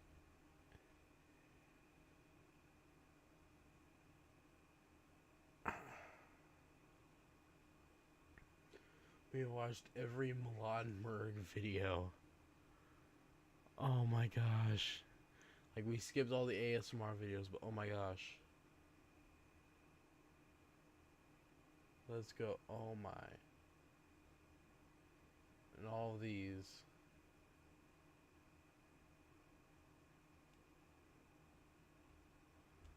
Oh my gosh. No, I'm not doing the ASMR videos. They're boring. Next one will probably be the... Chat, should I even do these? Should I even do the shorts? There's so many of these.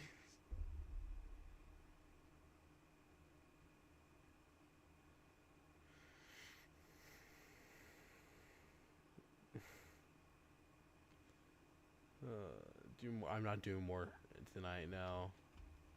I'm tired as crap. I'll do shorts tomorrow. Yeah, I'm gonna be dead honest. I would do more, but all day I've been running off of 5 hours of sleep. It's not worth it. It's not worth staying up late. Okay. So, I'm gonna end it here tomorrow. End it here tonight because I am tired as crap and I need sleep if I'm gonna be going through all these shorts tomorrow. So y'all have a great night. Thanks to Milad Merg for stopping by. You have a beard. Yes, I do have a beard. It was growing out a little bit, but yeah, I do have a beard. Alright, see ya. Yeah, thanks to TYE Arcade for stopping by. That was cool. I don't know who that is. Thanks for stopping by. And then thanks to Jesse and Invixity for stopping by for a while. Can we talk? We can talk for like I'm going to bed at midnight, and I'm getting ready for bed at 55. So yeah, we can talk for like 5 minutes. On Instagram. So y'all have a great night, and see you guys tomorrow when we watch the shorts. Goodbye. I no, not right now. My brain's dead. My brain's dead. Okay.